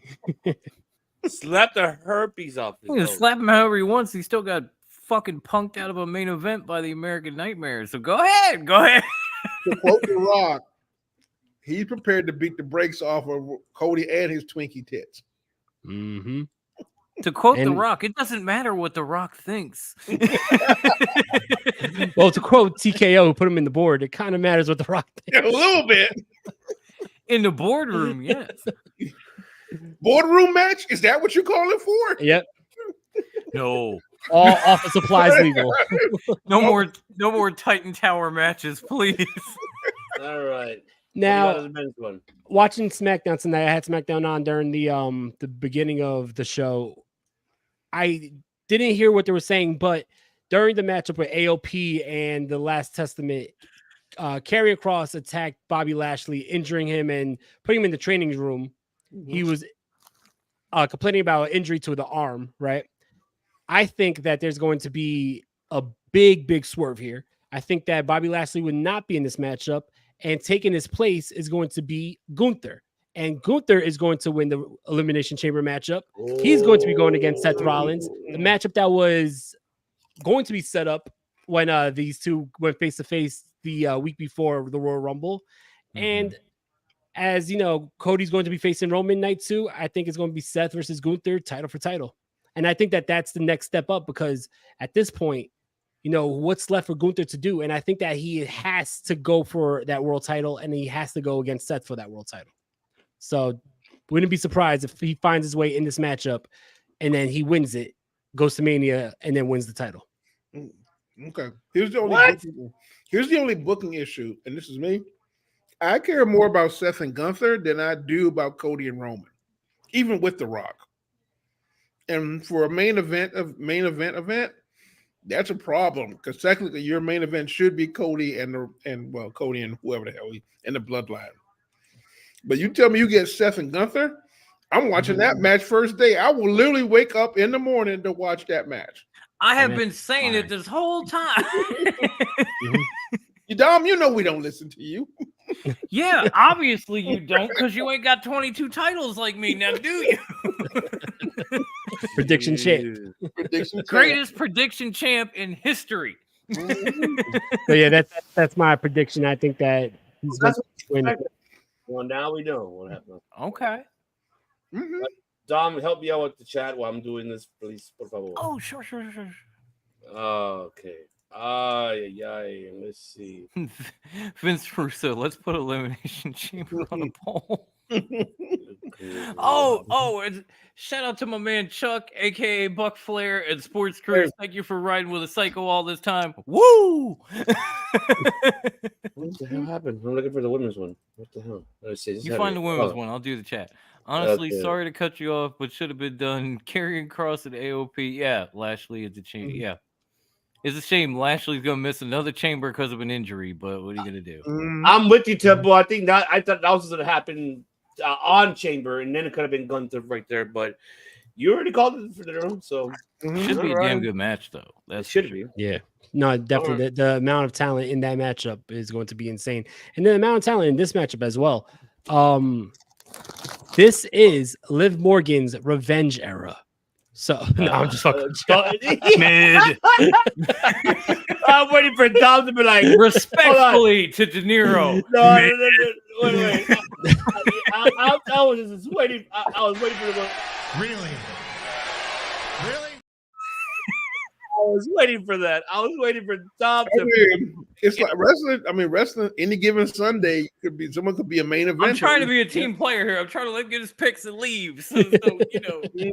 Like I said, man. Remember the Acclaimed? No one cared about them until they had that one match, and all of a sudden, everybody loves the Acclaimed. By the way, even I didn't pick R-Truth arriving in Austria. I don't think anybody saw that coming. I didn't expect that either. For this matchup, I think that the biggest matchup you could do for Mania is the matchup that they teased at the press conference, and that's Becky Lynch versus Rhea Ripley. So Becky Lynch is going to win this matchup. I definitely want to watch out for Tiffany Stratton, though, for this matchup. This is her first big matchup on the main roster, and then being in the Elimination Chamber so soon on her main roster run with some of the top women in that division. I think that it's going to be a sink or swim moment for Tiffany Stratton. And I think she's going to swim, but it's going to see how it's going to be good to see how she holds up in that matchup. I mean, I'm not going to lie to you. She looked built for this. I agree. Like she looks like her Liv Morgan. She just looked built well. Let's be respectfully. She just looked. Her match with Liv. I'm going to call her Liv Tyler again. Her match with Liv Morgan, honestly, was probably the best I've ever seen Liv Morgan look. Like that is the power of Tiffany Stratton. She made Liv Morgan in her Vengeance era mid look great. Liv, if you're watching this, don't listen to them. I mean, bless me. Oh. For what it's worth, no matter what, more people do get confused about Austria and Australia. So I'm not mad at R-Truth. It happens a lot to some people. But he showed up with a ladder. You know he think ahead. He didn't get a seat for Lil Jimmy. What the fuck?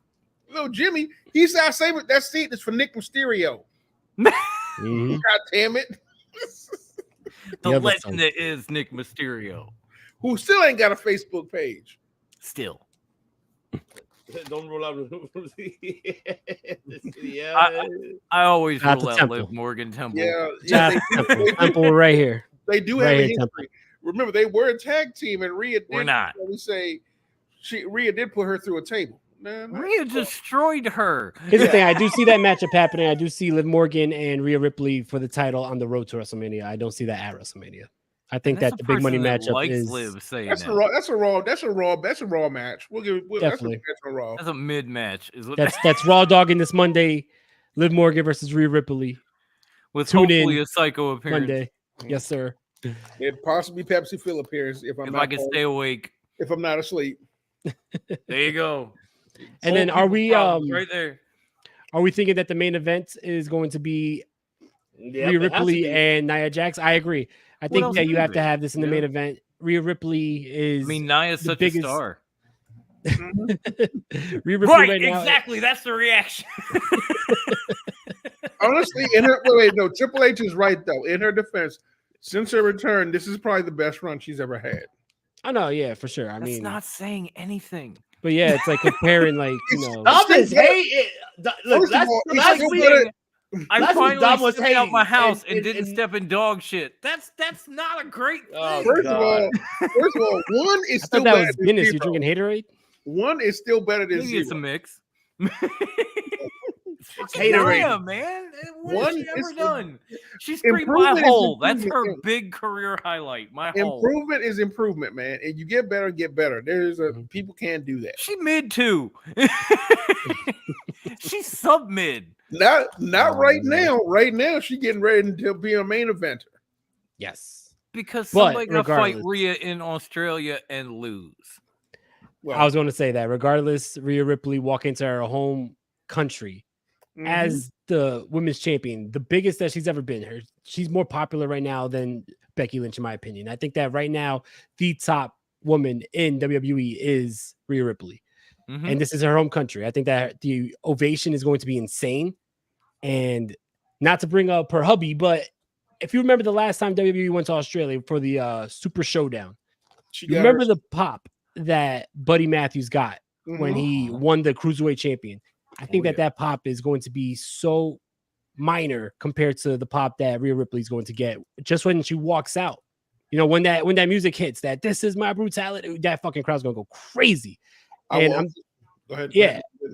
And I'll say this right now, if you know my predictions are right, then I think that this is the main event. I think she wins the matchup. And then I think the last thing we see before we go off the air is a stare down between her and Becky Lynch. I think so too. Oh, I think yeah. So too. Also, let me just say absolutely. this. I also believe a prediction is that Rhea will propose to Kelly in that Kelly, what's her name?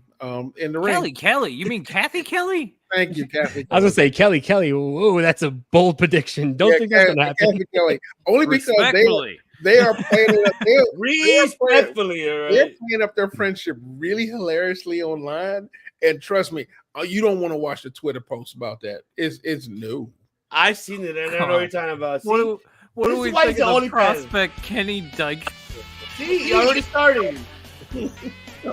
All I'm saying is that Rhea's doing the thing where she's like pretending she's in love with Kathy Kelly Mm-hmm. and Samantha Irvin. Who isn't in love with Kathy Kelly? It's Samantha Irvin. I'm not even gonna say respectfully because there was respect on that. So I yeah, knew but it. it's hilarious the way they're playing it up online. So for me, it'd be hilarious if like she engaged, like they get engaged and Dom sitting in the back going, "Hard times." See, the only thing I don't want is fucking, you know, at the end of the show, Rhea Ripley singing "Sweet Caroline" or whatever the fuck they were doing at Clash at the Castle and Drew McIntyre. After Oh, you mean he after lost. Drew lost? What the fuck was that? But anyway, Hey, I'm really that's upset, out. but let's sing anyway. Yeah, fucking weird. You know whose fault that was? Fucking Tyson Fury. No chance. That's what you got, Berto. You know, Tyson Fury just grabbed the mic and said, "Let's go." Let's sing. Yeah. And Drew Tyson McIntyre Fury was like, gives no fucks. So there Yeah, is that. oh, I mean, he was Grayson Waller's one who gives no fucks. He about ready to fight everybody who talk bad about wrestling. Yeah, but the difference between him and Tyson Fury is Tyson Fury might actually win a fight. You saying? Yeah, Grayson I Waller said won't it. I gotta go, guys. I gotta go. But all right, man. Talk to you later. I'm glad I got the Take care. predictions. Be good. Thank you, brother De Niro. We love Appreciate you. you guys. Monday, I'm so folks. glad Don't you forget, showed up. Raw Dog and De Niro here on Monday. I will be here alongside with him. 3-hour show for the recap of. I'm gonna drink a bunch of coffee. There will be a psycho appearance. Yes, it will be. Word. And Dom, I'll see you at 5 o'clock. Bullshit. Peace out, yeah. Enjoy the rest of the show. See you, back, bro. back to Grayson Waller. He's still young, man. He's got like, Grayson Waller. He is still young. He got plenty of steam in that engine. He let that man believe if he gets to catch him. That man is talented, but that man's mouth writes checks that his ass cannot cash. Well, I mean, in his defense, he do be picking fights with people he should be picking fights. I believe I don't know because I'm more of an old head these days. But in my day, it was simple. The boy is young and dumb, and full of something. And I know we're TVMA, but I don't want to make us X-rated, so I ain't gonna say it. But he's young, dumb, and full of something. All I'm saying is Grayson Waller got heart. He got heart. Maybe not a lot of brains, but heart. Well, so let everybody know, folks, Bruce will be joining us soon, but we're going to be doing the predictions for yes. So, of course, we'll start off, because now is our turn. We gave the Nero's chance. Now it's our turn to do it, and that is now the pre-show. So we're going to do the pre-show on this. So we'll take it to you, Notorious. Of course, you got Indy Hartwell and Candice LeRae versus Kairi Sane and Oscar. And remind me, because this is my concussions and I forgot people. Is Indy Hartwell from New Zealand? She is, right? She's not from Australia? Or she's I believe she's from New Zealand. Yeah, I think New Zealand. I've had a bunch of concussions too, so there you go. See, even Temple singing it. Sweet Caroline. Good times never feel so good. So good. So good. We're gonna have a karaoke night here, folks, for you guys. On that note, I'm gonna get a beer. Hang on. All right, I'll pass it to Pepsi Phil then. Pepsi Phil, you please do. Mm-hmm. What do you got on this one? That's definitely a damage control win. They're way too hot right now. And honestly, even just being in this match, Indy Hartwell and Candice LeRae gets pushed up a notch. Because they have, ever since they got to the main roster, Candice anyway, they have done nothing. But this will be a great shot for them. And don't get me wrong, Candice LeRae is an amazing wrestler. That's not the question. So the match itself, I think, it'll be a banger. So I'm pretty excited to see how it goes. Candice LeRae does have a history of Japan and strong style fighting anyway. So yeah, I think it'll be great. Can we not put that up anymore? Why you hating what you about to say? Why? No. Oh my God. It makes no real sense.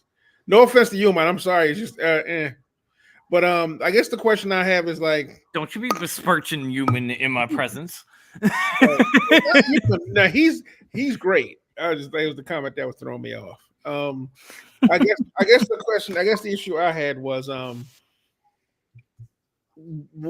after this, what does Damage Control have to do? I mean, it will be a Becky. It will be. They do have the future one, but here's the thing. At this point, it's building to look like what's her name? I take it back. Apparently, she is Australian. Who she is? Okay, all right. I just looked it up. So that would explain why she's in Australia right now. But I think it'll be good to see him. I think Tegan Knox is going to swerve. I think probably at some point. I don't know if it'll be during this.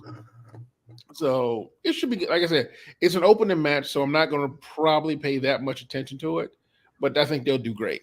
So if nothing else, you get to see all of them kind of showcase themselves. Just a bunch of short people running around the ring. What the fuck? Why see what you did now? And I'm being blamed for hating. No. The funny thing about the women's roster is that NXT has some of the shortest people in that roster at some points. Where TNA's women's roster is tall as fuck. Well, not everybody can be the knockout division, okay? We can hope. Why don't you go with Lennox right there, man? I'd rather go with yes, Lennox. I'm with you. I mean, it would be fun to see them as tag championships. But I honestly, if it was going to happen, I don't know why they'd make it an opening card match. Because think about it, that opening card means that opening card on the North American side opens up at like what 4 a.m. Yeah, 4 o'clock. Yeah, like 4:30. So, I mean, if you're going to do that, then why would you put it? You got to remember they got to talk about the pay-per-view and hype it first, and then they'll have a match. So we're talking like 4:30 in the morning at best. They gotta have to hype it up. I mean, granted, Australia is 12 hours ahead, so it does make some sense on their side. But it's really interesting that if they're going to lose the belt, they'd lose it on the pre-show. That's for me. That's a weird booking. That's a weird booking if they lose it on pre-show. Yeah, it's a little strange. Yeah, I mean, even with Indy being from there, it is a little strange. I'm not saying it couldn't happen. Yeah, and to be honest, I mean, I love seeing any semblance of the way reuniting. Like that just makes me feel good. But I can't see the Kabuki Warriors losing the tag team championships on a pre-show match. Mm-hmm. Like no, even if it was Raw, SmackDown, something, it'd be like, oh, okay, it was weird, but I will make this one cheap shot. It's not like it's AEW where you could in a pre-show might as well be the main event. Oh, jeez. You really had to go there. You really did. Yeah. How many times have we seen That's fucking bullshit. How many times have we seen a belt change hands during a pre-show at AEW? And our first thought is literally, why wasn't that in the main card? Why is he saying everything other than your bullshit, Tony? I'm waiting for it. He says you got one job, man. One. I'm trying. First of all, I'm trying to maintain, like Gorilla Monsoon, some semblance of a commentator stance here. You're bullshit, Tony Khan. You're bullshit. You bullshit. Yeah, we said it there. Right here.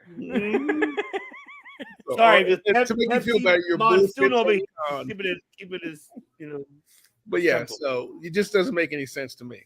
Be right back, Pepsi. Feel hungry. I'm gonna go get. I had some chips around here somewhere. I can't fucking find them. Man. Hey, whatever you want, Temple. I'm making sure y'all stay fed during these shows and hydrated. I'm gonna wake my wife up and tell her to get me the pretzels. First of all, if you wake your wife up, you on your own. Fuck that. If I wake my wife up, Kathy, I'm leaving. Can we be real? I'm like, Kathy, I tried to warn him. He still wanted to do it. If I wake my wife up, be like, well, nice to see you guys. I gotta go. Hit that Val Venus music. I'm out. Whatever you want. I know everybody think Kathy nice, but I feel like she can go off at any minute. Yes, I'm with you, Lennox. But go ahead, Notorious. That's all. You're next. You're next. Yeah, it's got to be the Kabuki Warriors in this one. It's going to be a great match. I mean, the way versus the Kabuki Warriors at one point was like fantasy booking delight for me. And I don't care if it's pre-show or not. It's actually happening. I'm not saying I'm going to watch it live. I don't give a shit what De Niro tries to tell you. I am not watching it live. You are going to wake up. He's going to wake up at 5 a.m. I will be excited to go back and watch it. I'm going to have a big binge fest where I watch this and No Surrender and everything and just enjoy wrestling. But it will not be at 4 in the fucking morning. It is not happening. If I'm up at 4 in the I don't know. Fuck it. I've said everything else. I might as well say if I'm up at 4 in the morning, there better be some titties in my face. That's all I'm saying. We're TVMA, folks. Just to clarify that, folks. A different type of TNA, not the wrestling promotion. Oh man! But this is gonna be a tremendous match. I can't see anything other than Asuka and Kyrie retaining. Mm-hmm. Oh yeah, but I'm just happy for Indy. She's getting her moment, you know. So I'm looking forward to seeing that too. It's like when Zelina had the big match in Puerto Rico against Rhea. We all knew she was gonna lose. We knew it. But you were still proud of her for being there. That's the point. But she was gonna be in it in Puerto Rico, and people went crazy for her. Mm-hmm. And that's what really mattered. The outcome didn't. And that's where I feel like we're headed with this match. Like, people will probably go crazy for Indy Hartwell and get her all emotional. And that is going to mean more than anything that could happen in this match. You think she takes the pin? No, it's going to be Candice. Oh. That's sad. Why? No. Why? Because what has Candice done in WWE ever? I know NXT Candice. I know all that. What has she ever done in WWE? She did. And is she bigger, more important question here is she from Australia? She is not, but technically, therefore, biggest you are taking this L, honey. First of all, the biggest thing she did in WWE was Johnny wrestling. There you go. Hey, well, Dexter Lumis, that was another great segment. I'm not going there. What do you mean you don't want to go there? He ain't talking about that, Pepsi Phil. He's talking about actual stories, not like story. I'm not talking about that. Damn it! Get your head out of the OnlyFans gutter, you motherfucker. What have that big tic-tac? The best part about the OnlyFans gutter is you can't go. You know what? Tic-tac into water while watching Elimination Chamber. I might have to do the same thing, Lennox. I think I'm not gonna have to. I am with you. I am so with you on that. Let's see. Hey, give me some record. I love it.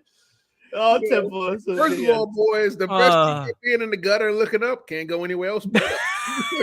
That I don't mind, Temple. I do want to see that reunion between Dakota Kai and Tegan Knox. I would love to see that too. Thank you, Lennox. Thank you. I try my best to entertain any way I can. This is what happens where you're TVMA, folks, because we are TVMA. Keep in mind that. See, this is the opposite of the Chappelle show. This is when keeping it real goes right. Mm-hmm. See him laughing, and it goes wrong. Sometimes it does, but I really want Candice and to win. I'll be unexpectedly, because I feel like, imagine Dakota comes and costs him the belts, and I'll be like, oh my god, I will so go insane if that does happen. Wait, but is Dexter Lumis from America? But Dexter Lumis not Australian, is he? No, he's not. No. But I mean, I'll be awesome to see. But I hope so. It does. But I'm with Lennox. Hopefully they do win it. It'll be awesome to see. I'd love to see it. I just don't think it's gonna happen. Mm-hmm. Ladies and gentlemen, you know, Indy will be called indie wrestling. Yep, indie wrestling. She'll be definitely indie wrestling. There's no way WWE would let that happen. Yeah, ever. pretty much. I mean, they barely let Johnny wrestling happen. Right. That's true. It took the internet to let it happen. It took the internet, trips, and Tommaso Ciampa. I'm sorry. You mean the new DX? That was fucking awesome. Oh my god, that was awesome. That was awesome. You get against it. If y'all didn't see that on this, that was fucking awesome. Mm-hmm. All right, now it's time to get to the main card, folks. But before we do actually, that is going to be the main card. We're going to start, of course, with the Undisputed Tag Team Championship matchup. The Judgment Day defending against Pete Dunne and Tyler Bate. It's a British strong style, which I love. This is going to be a great match because now I'm going to see Finn Balor going crazy versus Tyler Bate, because I've been wanting to see that. I've seen him and Pete Dunne already. I want to see Tyler Bate, and Finn Balor. I want to see that. I will go nutty just to see that matchup because I had to play it. I have to. Because I love it. Because it's like it was deserved. I mean, we've seen a JD McDonough and Bate, but McDonald's.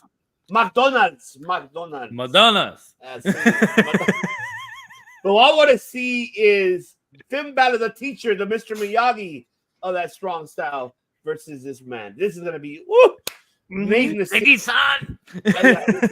There you go. I want to see that. Wax my car. He's gonna fucking tell him. He's gonna end up telling him then wax my belt. That's what he's gonna tell him. So that'd be horrible if he does that. Polish my championship. It's gonna be a great opening matchup for the main card. But unfortunately, as much as I love Pete Dunne and Tyler Bate, because we digressed about it. Pepsi Phil and weeks ago we talked about them splitting the tag team titles. They should do it here. I hope they do it because see, look at these tag teams that we're getting on both rosters on Raw and SmackDown, and you're not doing fucking shit. This is why we get upset. Up. It really is, and that's why we get mad. And this is why you start to split them because they're on SmackDown, they're on Raw. Might as well fucking split those belts and give them the SmackDown tag team titles. Oh, I have a psycho theory. This match could be AEW booked. It could be a draw, and at the end of it, the Judgment Day have to relinquish one set of titles and pick a show. I like that. Like Judgment Day go, you know what? Take these blue belts. We'll stay on Raw. Fuck it. And British Strong Style is your new SmackDown Tag Team Champions because they went to a draw. Okay. Temple, I'm with you as much as I do want him to win. I really do. I'm not saying I love British Strong Style, by the way. Me too. But, you know, they're on Mommy's house, unfortunately. So we're going to see these guys retaining somehow. Don't be surprised Mommy's that lackey's got to win, right? Not our Dom, but their Dom. No, not. It's gonna be interfering in that match, unfortunately. A much less dirty Dom is who he's talking about, not me. Yeah, you're notorious. You're notorious one. You're notorious. Okay. Pepsi Phil, take it away, brother. First of all, welcome back. Fuck Butch. Welcome back, Pete Dunne. Right? We were just talking about that before the show. I had said to him and De Niro, like, anybody else miss Butch? Because I fucking don't. Thank God Pete Dunne is back. Because Pete Dunne is my bruiserweight. So yes. Longest reigning champion in non-existent promotion history, but we all know that promotion. So fuck. I am really happy about Tyler Bate getting a big push like this. I love his work. It's fun to see. Booking wise, as much. First of all, I love that. Even if the Young Bucks book themselves to win, they will literally look like they got their asses. Madonna. Ooh. But yeah, so here's the problem I have. Booking wise, it makes no sense for unfortunately and Taylor Bate to win. Unless it's a storyline that pretty much leads to the Judgment Day finally breaking up, which means that Rhea and Dom go their separate ways. Finn and Damian at least form some type of beef. But I think at but this they point still now, barely even like each other. Exactly. That's why I asked De Niro, is this when they break up? Because having them break up in Australia would be kind of cool, because then they'd have to go to Mania for the final resolution. No pun intended. For those Scott D'Amore. In the end, I think Judgment Day retains. Yeah, there is that. Yeah. And I think it's gonna be them, and honestly, but I think Dunn and Bate are gonna have an incredible showing. Oh yeah. I think they're gonna look great because honestly, they just fought Dom and JD McDonough tonight on SmackDown, and they fought the B team. Yeah, and they look tight. Like literally, they look like they were running all gear. Well, of course. Well, I mean, not like because I didn't expect them to, but it looks like they're ready to pretty much put on a show for us come Friday, Saturday morning at 5 a.m. I can't wait for my rewatch. But I am not waking up at fucking. I did say rewatch. I didn't say rewatch. I said rewatch. Rewatch, yes. Mm-hmm. So Saturday morning when I wake up at like 9 a.m, let's avoid every single spoiler online. Period. It's like I'm not even gonna bother going online. Like just go straight to Peacock. It's go. You're not even going to the phone. Huh? Like I leave my phone alone. Exactly. So I'm going straight to the cock. That's literally. First of all, everybody knows I make the sexual innuendo on this place. Don't be trying to steal my thunder, goddammit. Pepsi Phil, I brought you to this place, and I've been making sexual innuendos for 4 years. Get the fuck out. First of all, I'm the Dom Mysterio circle of debate. First of all, I'm actually Dom. Okay. You don't know hard times like me and Dom do. Yeah, really. Hard times, folks. That might not be the flex I think it is. Yeah, you might want to specify your hard time because you're not specifying it at all. Anyway, so honestly, I think this is a good day. It'll be a good. God, I'm glad we're TV, for Judgment Day. Right. I think the tension starts to get a little bit worse.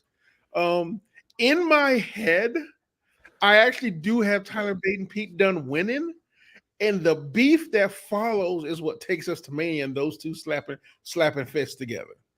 Like, wait. Say it one more time. I want Pete Dunne and Tyler Bate to win, cost them the championships, and then literally they just start staring at each other, and that's when they officially fall apart. Like, not at a chamber, but like that Monday following, they just stare at each other like, and then start accusing. And I that's think Temple will agree with you on that one. I'm with what you're saying. I want to see them engage in a windmill fight. Yeah. Just like an emotional windmill. I love you, man. And honestly, Rhea and Dom are going to be caught in the middle. Unfortunately, there's not going to be any R-Truth because they done made the mistake. But it's also possible we may get the Awesome Truth versus Judgment Day at Mania too. Damn it. Did I steal yours too? You did. You stole this moment. I fucking you. I mean, because honestly, there is something poetic about R-Truth fighting against his family. Date his family, though. First of all, don't contradict R-Truth. See, you got Temple started. Don't get started with that. R-Truth contradicts R-Truth. R-Truth is in Austria right now. We can talk. We can say whatever we want. Don't get me started on that Butch bullshit. So you're not going to be one of those guys that says, I miss Butch, huh? Exactly. Nobody is. Nobody. I don't think he would. I miss Butch. Said nobody. I mean, I enjoy Peaky Blinders too, Vince, but you ain't need to go all in on it like that. Like, what the fuck? Hey, I do love Peaky Blinders. That's one of my favorite shows. Love the show. Hated that character. Hated the WWE character. Loved the show. But let's face it, Vince never found a stereotype he didn't want to exploit. So even Sheamus in the Peaky Blinders gear was kind of dope. Yeah. But Butch was a miss. Yeah. An absolute useless, unnecessary fucking miss. Yes. I'm with you on that. I totally agree. Oh yeah, but I Butch think makes Mid Morgan look like a main eventer. There, I said that shit too. Okay. So Judgment Day wins. Possible that they fight Awesome Truth. I think that's the proper booking because that's the booking because right now that's the storyline they're working with. I really hope this is not the last we see these guys and they don't get buried. There is a part of me that kind of wants to see what they do against Imperium. Because there's so many teams I want to fight. I want to fight Imperium. I want to see them against DIY. Basically, everybody in NXT who came up the main roster, basically. Right. I mean, I'm with you 100%. I'm with you. They got that chemistry, man. They go back. Because right now, I didn't think I could. Like, I thought the New Day kind of were done with their tag team vengeance, but right now, their thing with Imperium is making me happy that I didn't expect it. It's bringing me happiness I didn't know I needed. Because for the first time, Austin, or I like to call him Xavier Woods. Xavier Woods. Just don't call him Constance Creed. We're okay. First of all, I love that Consequences Creed. I love Consequences Creed. I kind of did too. I'm not gonna lie. But I think seeing them back and literally like, and when you see the painting, I kind of loved it. Here's the thing, though. Seeing them back, they had the same energy when they were fighting the Usos, and I have missed that in them. And I mean, they've been on the ambassador route because Big E and they were like, yes, waiting for him to come back. And now it looks like Big E isn't going to make it anytime soon. You know, and rightfully so. He needs to get better. And amen. Help himself. But the fact that they're coming back with the same energy when they fought the Usos makes me happy because let's face it, nobody talks about it. They always talk about the Usos, but the New Day was still one of the best factions and best tag teams they had in the last 5 years. Oh, if not 10, if not 10, easy. Yeah. And honestly, Kofi Mania doesn't work without the New Day. Like Kofi couldn't do that by himself. No offense to Kofi. him being a part of New Day is why that storyline Well, works so they well. literally helped him get there. Exactly. Remember Literally. Remember the tornado matches they had to fight to get shot? To get Kofi in it after Kofi was getting his ass kicked and having all these marathon matches. Exactly. And everything. Yeah. So, and I think De Niro mentioned it. It looks like they're trying to come back with a tag division. I don't know what it's going to look like, but it looks like they're trying to have some semblance of a tag division. What are you talking about? That you're talking about? We talked about it weeks ago when we were in the show. Well, the thing is, it's a little bit different. But See why this guy me crazy, and I'm a psycho. What I mean is I'm gonna have to. That's fucking bullshit. We talked about it. We talked about it. We talked about it. We talked about it. Bullshit. We said what are you talking about? What I'm talking about is I meant in the sense of I don't know what the construct will look like because let's face it, they're still putting it together, but like say they handle their tag teams differently right now. So I'm curious to see how they handle the division because right now their biggest tag matches happen on Raw versus SmackDown. Although tonight it was AOP versus they had 2 tag matches tonight. I don't think there was a third one tonight. So I'm curious. I don't know. I haven't seen shit. So well, I'm curious the fact that now after work tomorrow. So yeah, I understand. But I guess the question I'm having is like, they're starting to do a better job of making tag matches more prominent. And that's like, I mean, they always had the tag division, but this is the first time they felt like they're actually starting to push them forward. And not just randomly throwing people together.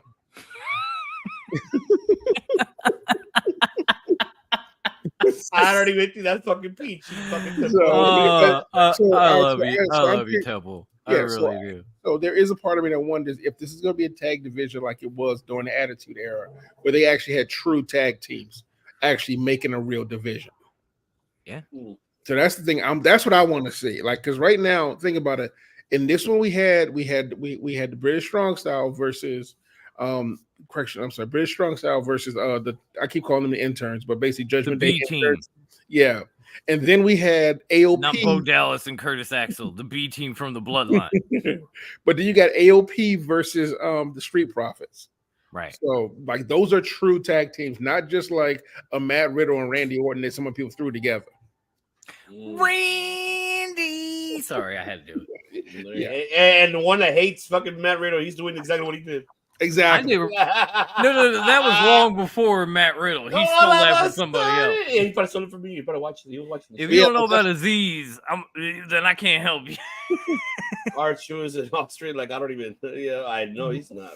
But that's what I'm talking about when I say tag division. Like they're actually starting to look like they're putting some effort into like making them prominent. Like, and I mean, like making people actually be tag teams, not just.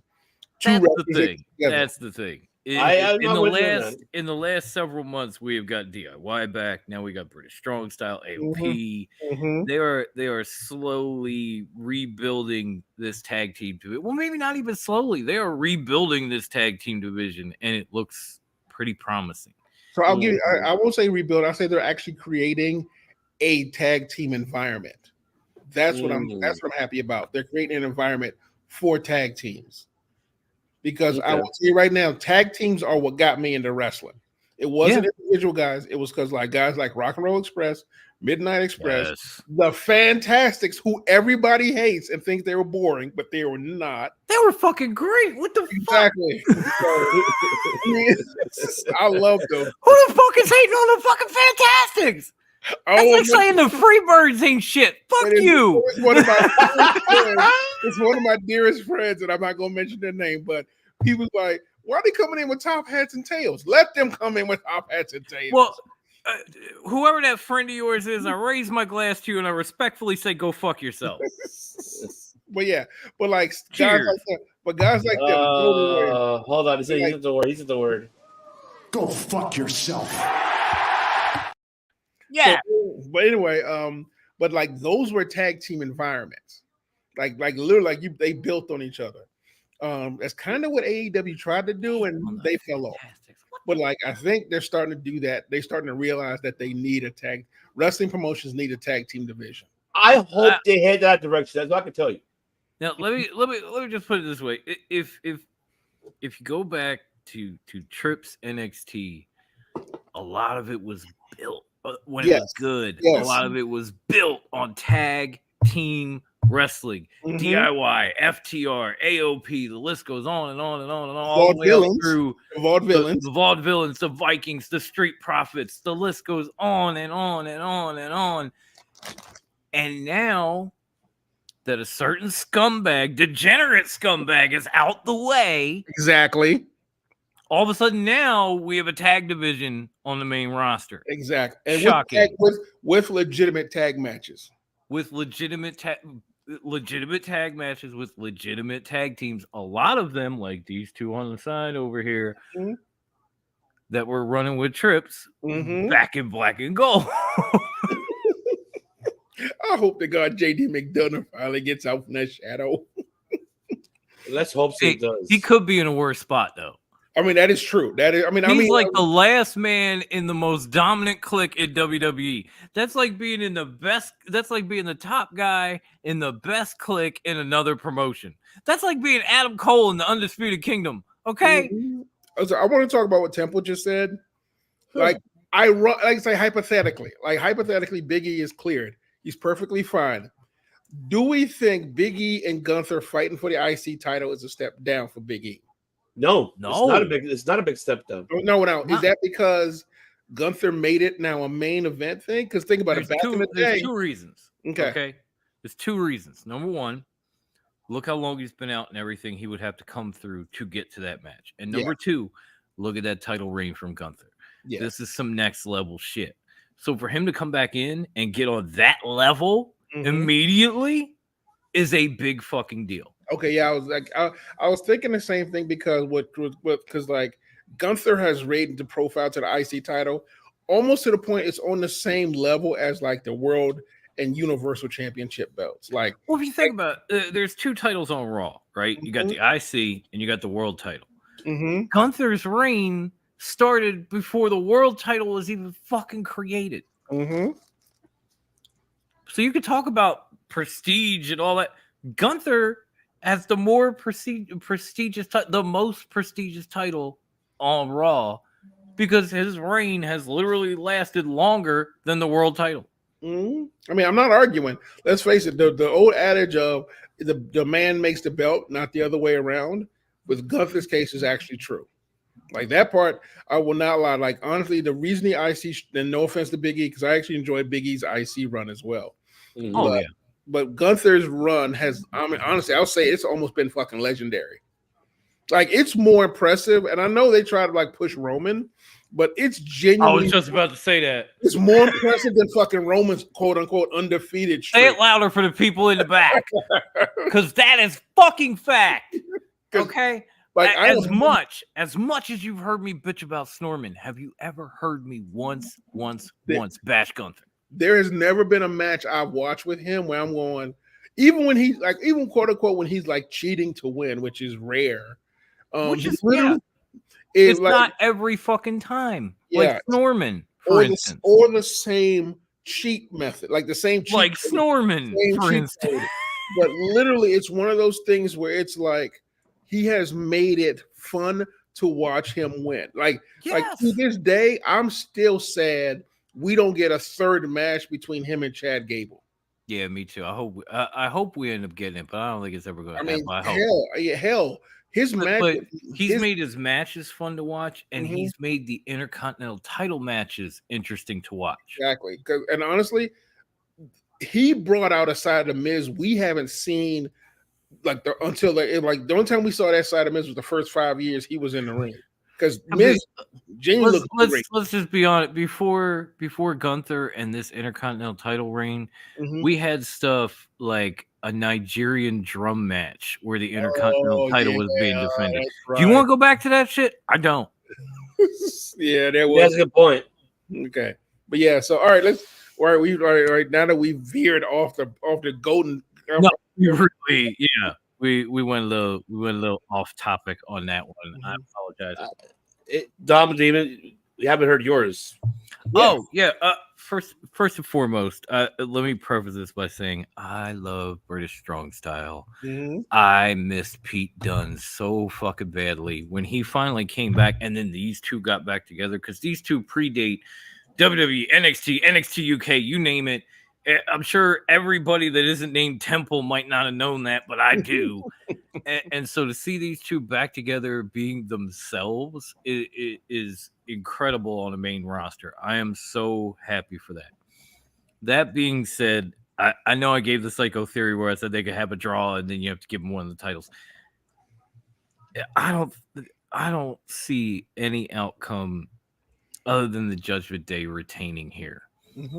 It's too soon for British strong style, and maybe they're the ones that take it from the next set of tag team champions, or maybe they're the ones that take it when the Judgment Day relinquish a set of titles and we have like a SmackDown tag title tournament. But in this case, it's going to be a fucking amazing match again because look at the people involved. Yep. I mean, honestly, you could say Damian Priest is probably the worst wrestler of the four, and he's fucking great. Yes. And that is no knock on this man. The other three are like wrestling fucking gods, and Damian Priest is great. This is going to be a tremendous tag team match. It's going to have a ton of international flair, obviously, because you got four dudes who are nowhere from America. All right, question it. Is this the match of the night? Could be. I really think so could too. be. Could be.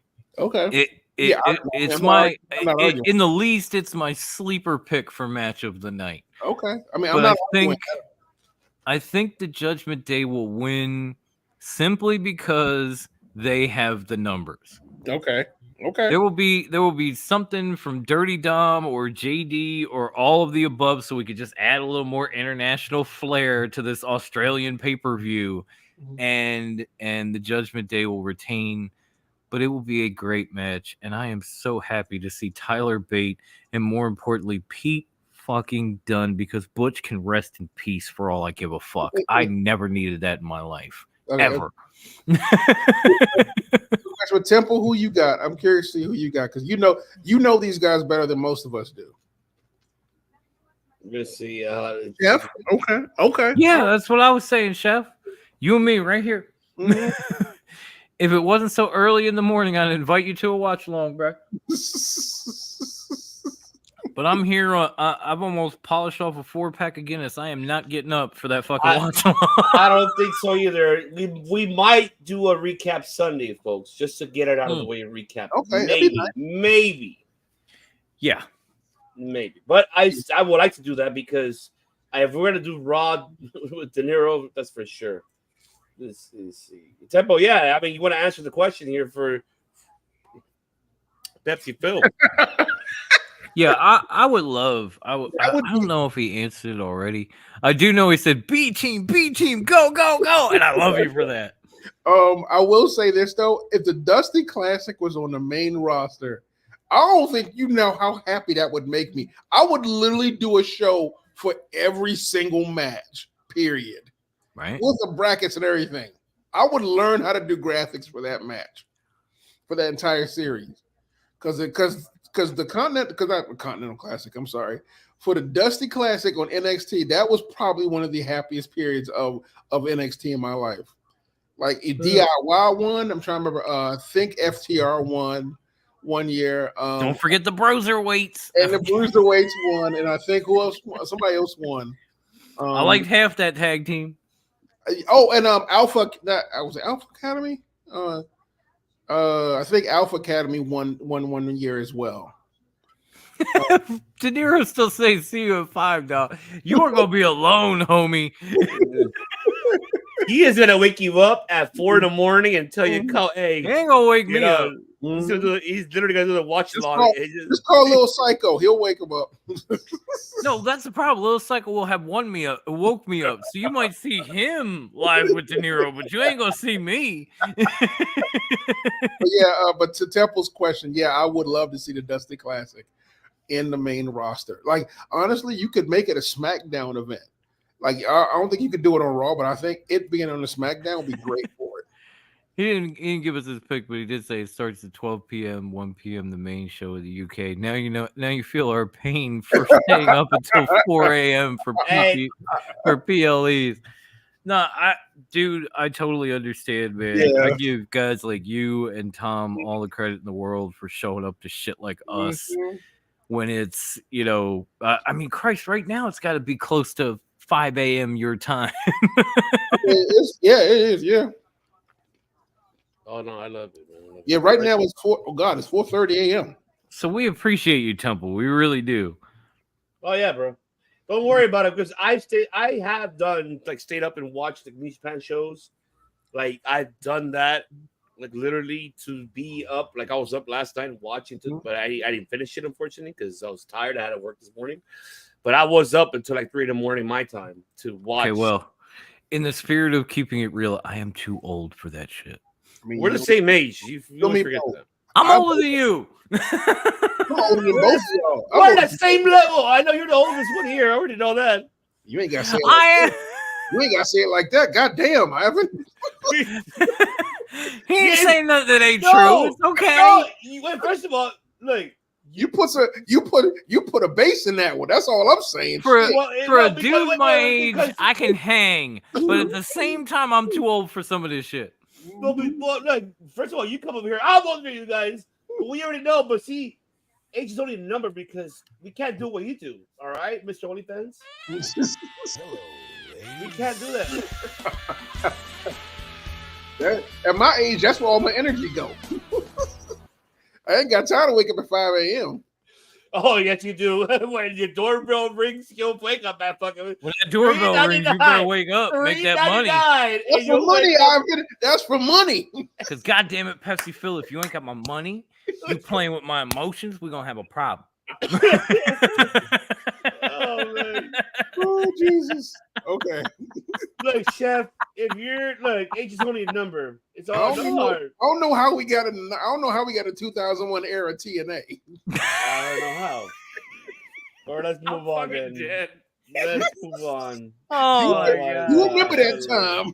Next match, please, Devious One. I ain't trying to get into a SEX Vince Russo recap. Man, it was shady as hell back in them days. It really was. It really was. It really was. It was the definition of sus. The definition. Next one, of course. Oh yes, the Grayson Waller effect. Of course, the guest is Cody Rhodes and Seth Rollins. Okay. We heard De Niro's thoughts about it, but we haven't heard you, gentlemen. So, DOM, take it away, bro. What are your thoughts on this one? I want to hear your take on it. I feel like we're gonna get a lot of the same from Cody and Seth for a minute, where Seth is trying to talk Cody into changing his mind and going after him instead of Roman.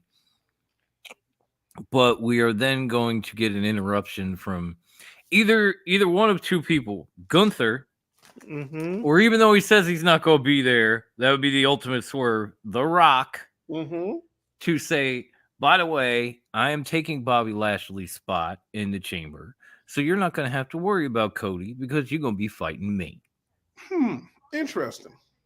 And that's where we're going to go from there. And maybe at some point, Grayson Waller will probably pop off at the mouth, and Cody and Seth will beat the shit out of him.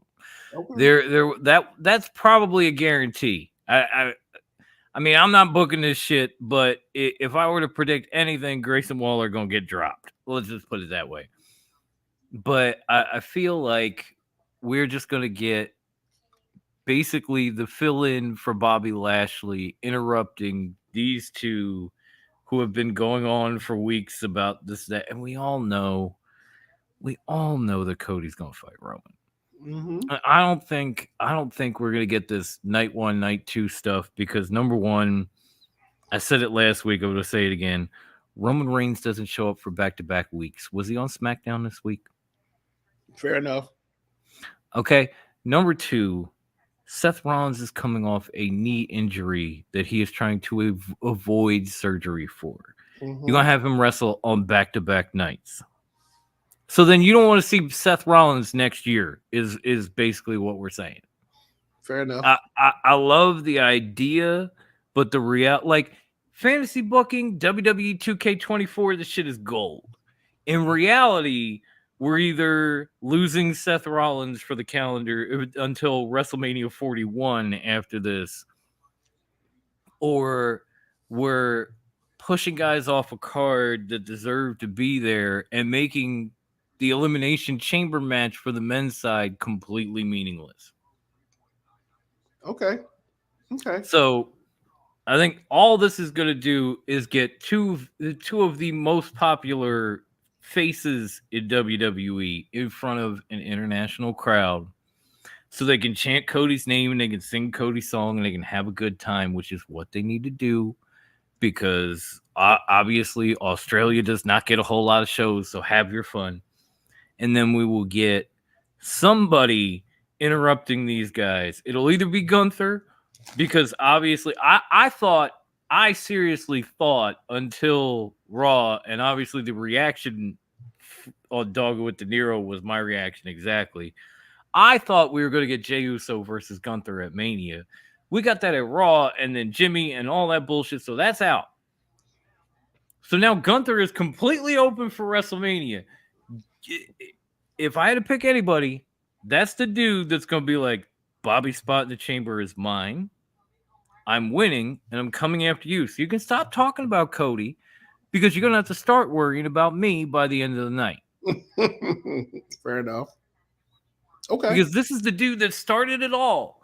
When Seth came out and announced his knee injury and that he was keeping the title, he was going to come to Mania, who walked out and said, you're going to have to worry about me? That was Gunther. And I have been saying from then on that we're going to get this at WrestleMania. Hopefully Ultimate Challenge style, but either way, we're going to get this at WrestleMania. Okay. Where it begins. Okay. Okay. I love that. Pepsi Phil, do you agree with DOM? Yeah, I think honestly, I think we're getting swerved. I think Roman's gonna stay at home. Of course. I think The Rock is in Australia right now, deliberately hiding from everybody. I don't mean that in a bad way, but I think they're really doing a job of quote unquote showing Rock being a big spectacle. So Rock is doing a better job than Edge was doing when he returned for the Rumble. Yes. I think kind of like Edge at Wrestle Dream. Mm-hmm. Basically, I think that's what's going to happen. I think, first of all, I want to shout out to Grayson Waller for one, having a great character, two, for looking like the character who pretty much was in who looks like a Miami porn director from Boogie Nights. Because honestly, so Burt Reynolds. Exactly. Look at that mustache. Look at that look. Look at that shirt. The man looks like a scumbag. Like literally, he looks like every scumbag you have ever seen in every single villain movie. So that's why I love Grayson Waller. I love the fact that he's pretty much he's a great conduit for all the storylines can happen. You know who he reminds me of? You remember the douchey kid from the original Scream movie? Yes. Who was one of the killers? That's who he reminds me of. Exactly. The big long-faced kid with the exactly. Man, like character's great. But wait, there's more. Exactly. So I think The Rock comes out. I think it ends up being like The Rock just shows up in the face. I don't think he does anything. I think they're also starting to feed the rumors that, because here's the thing, I think The Rock showing up by himself feeds the rumor that's starting to develop now that The Rock's going to swerve Roman. Because right now, that is the rumor that's been coming out. Like, I don't think there'll be a fight per se between the three of them, but I think there's a point where, like, he's going to go, Roman's going to go, why didn't anybody tell me, like, you going to go to Australia? And it's going to be like a little bit of a 5-minute tiff. Paul Heyman's going to calm him down, and the big swerve comes. But it's going to be like that seed. Just planting. Just exactly. Go. Wait for it. It's going to grow. Because honestly, right now, because I'll say it right now, The Rock does not need to wrestle in the ring. He doesn't. What does him wrestling give us? And we get a match from him. The only time we want to see Rock wrestle if he wants to wrestle for his retirement match, which he never really got. See, here's the thing, because the comparison, the closest comparison I can draw, and it just popped in my head because I see Temple talking about being a New Japan guy.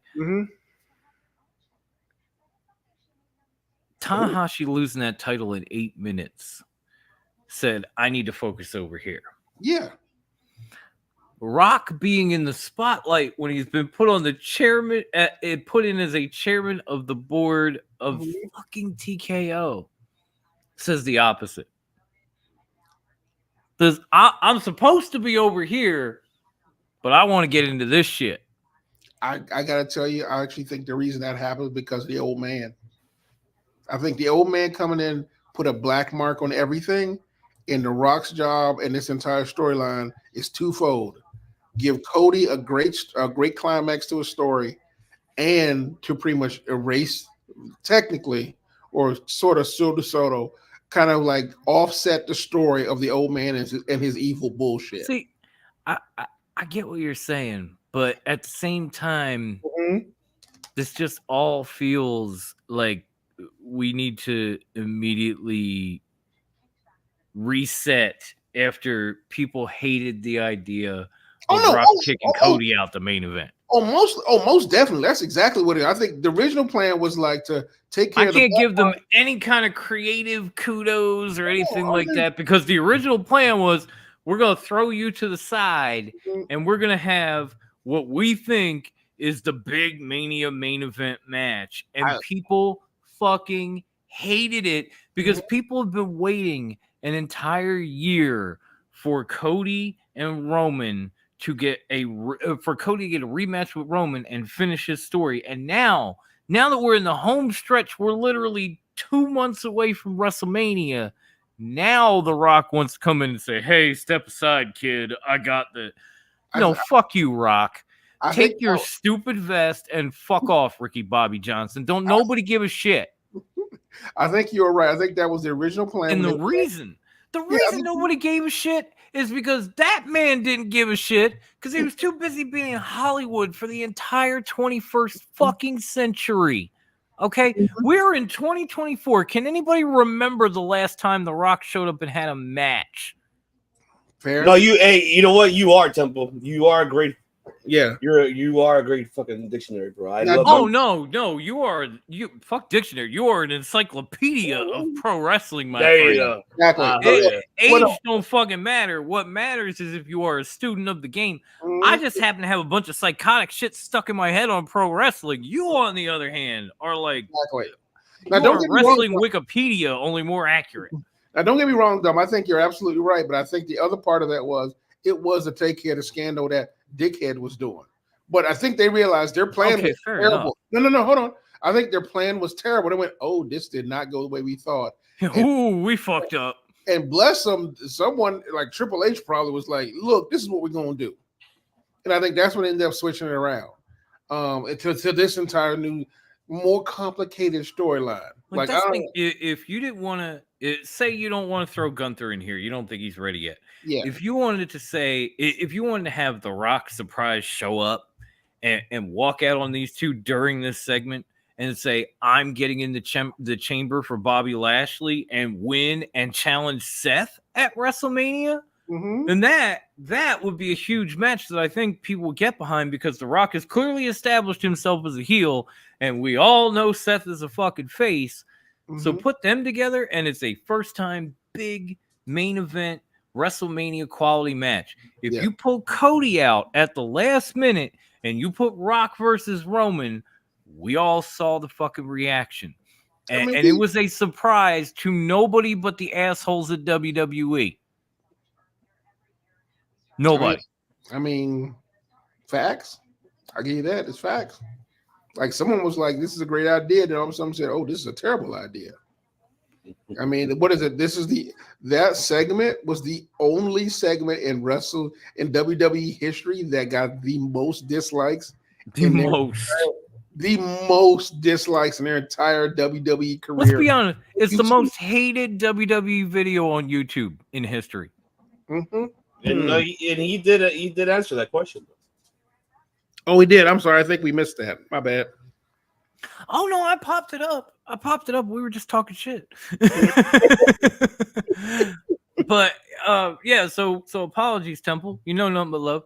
But yeah, I feel like they could do Seth and Cody. Yeah. And maybe there will be an outcry like, oh, it should have been Gunther or something. What is he gonna do at WrestleMania? But as soon as they find him another opponent, like they could literally just go, oh well, in the next few months we're gonna build Bronson Reed to having an intercontinental title, or I mean, not Bronson Reed, Braun Breaker to having a title match with him, and people will get with that, and that will not go over so badly. Whereas The Rock did with this shit with Cody and what we already saw, yeah. That's gonna go fucking horribly, and and at least one of us on the screen, if not all of us, already fucking knew that.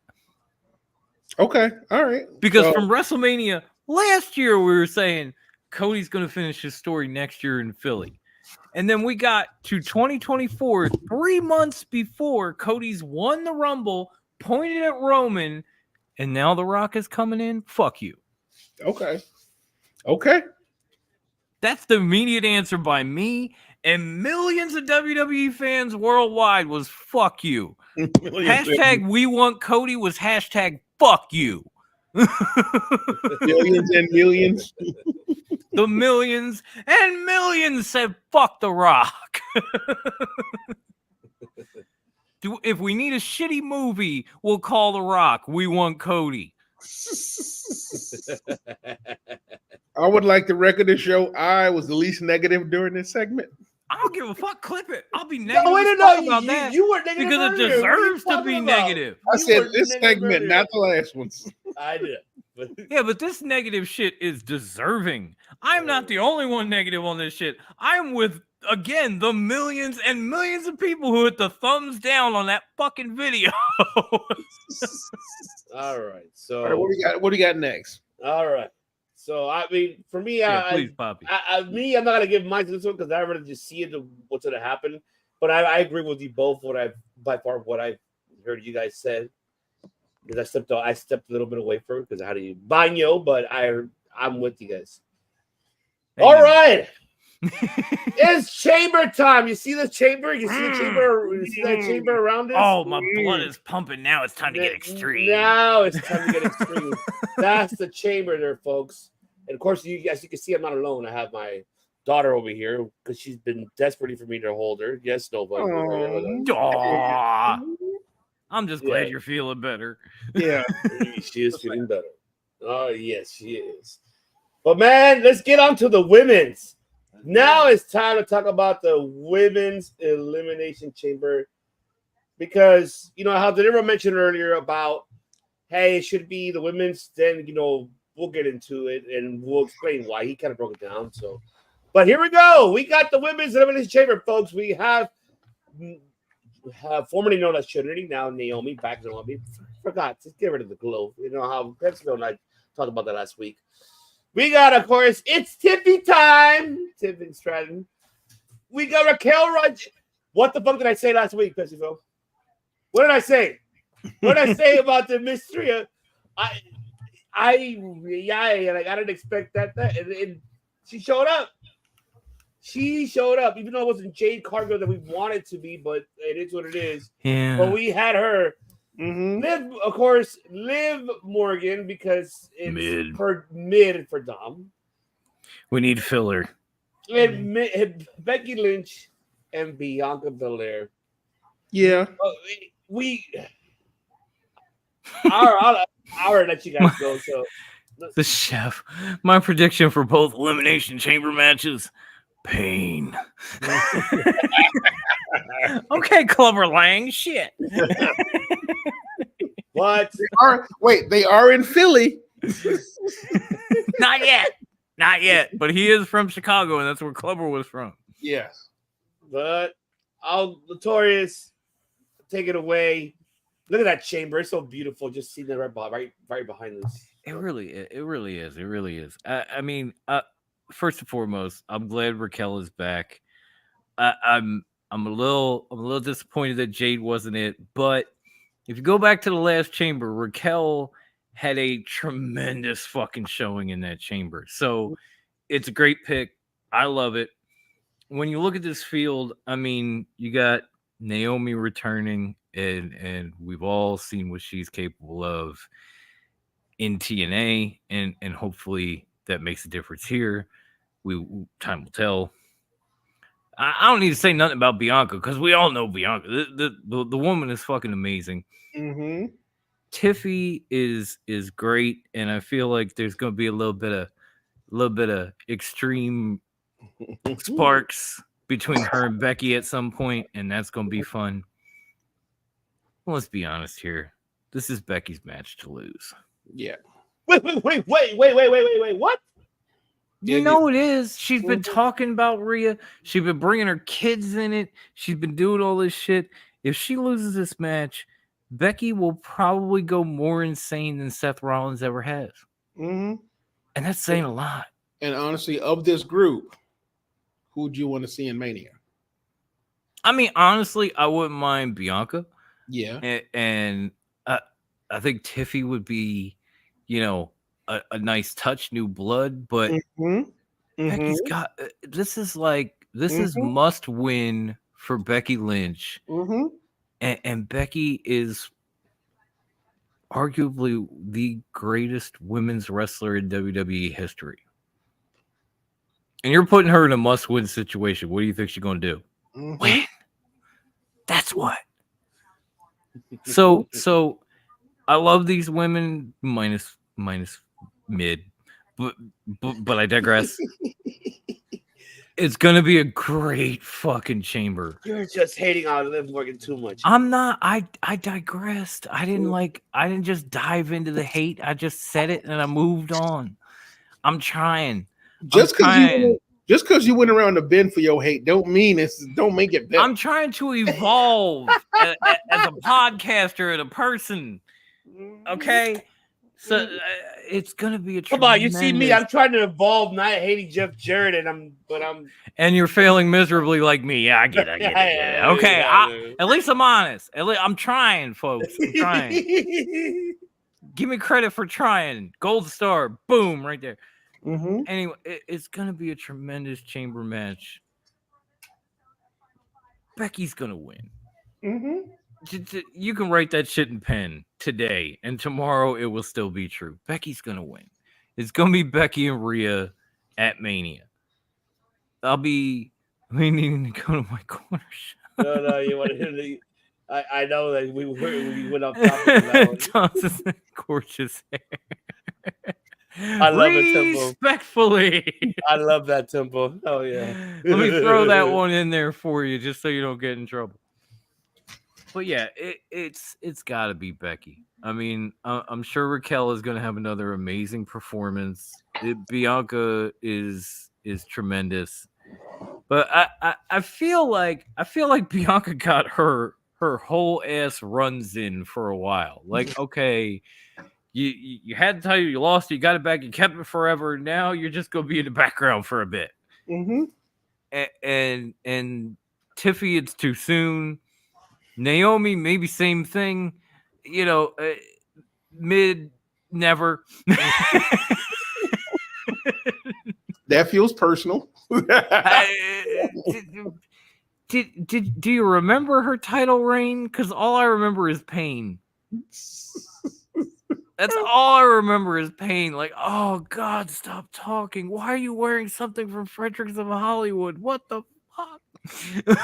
Are those zipper cross panties? What the shit are you doing? I will say she does seem to have the most dysfunctional wardrobe.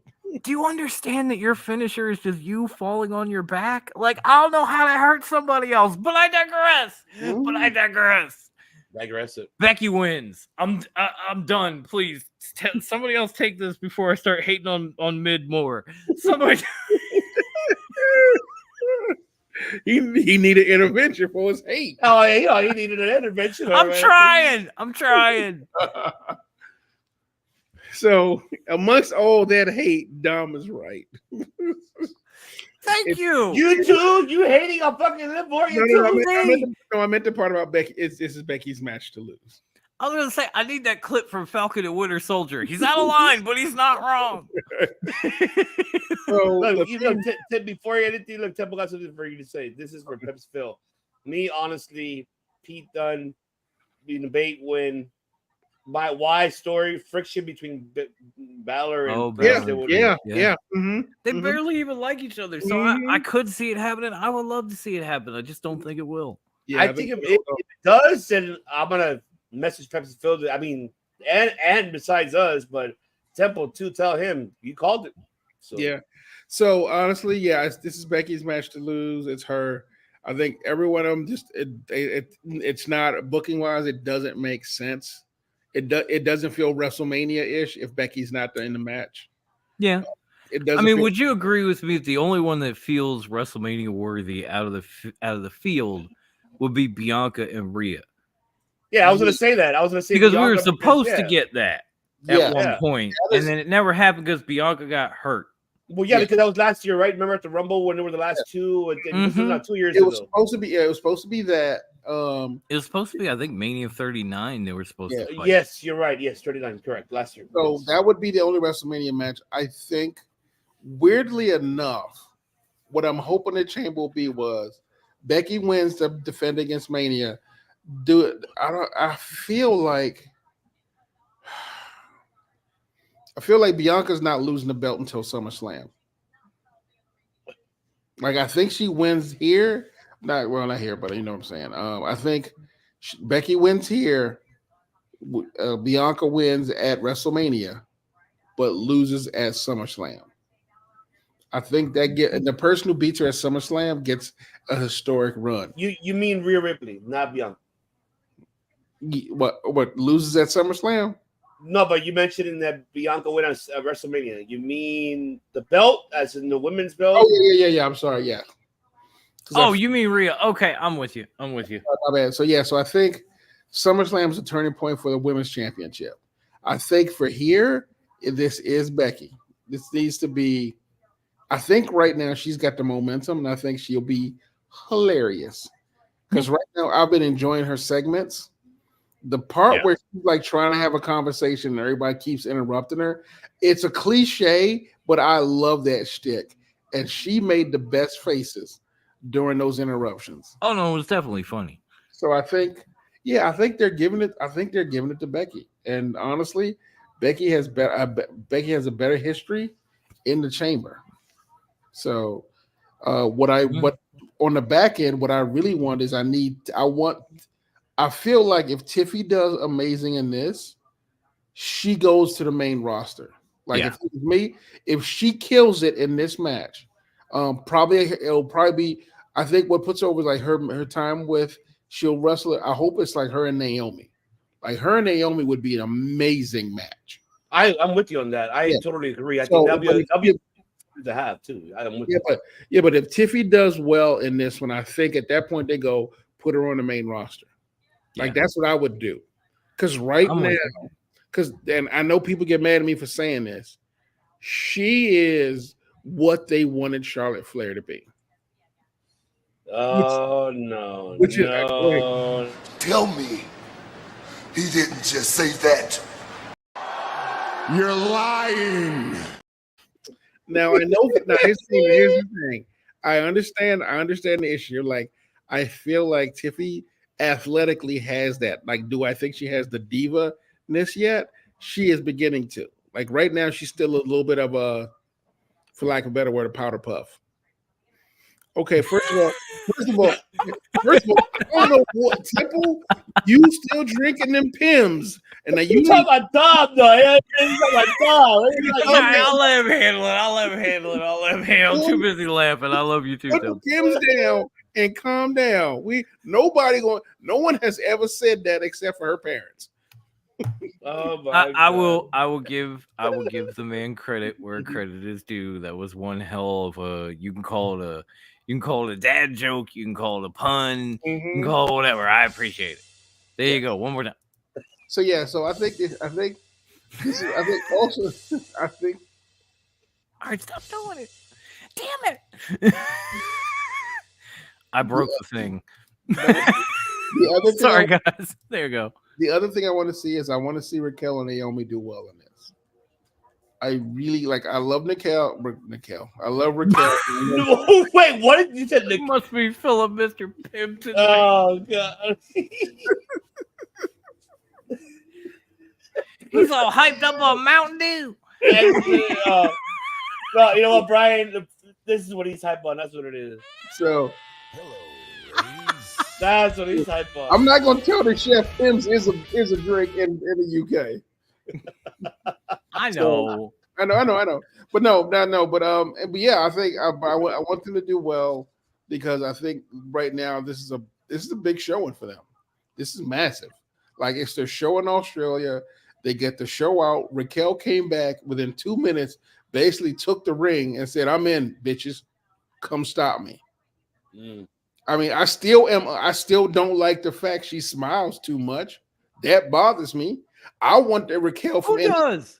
I want the Raquel from NXT who she wasn't angry, but she was still scarier. A smiling Raquel ain't that scary.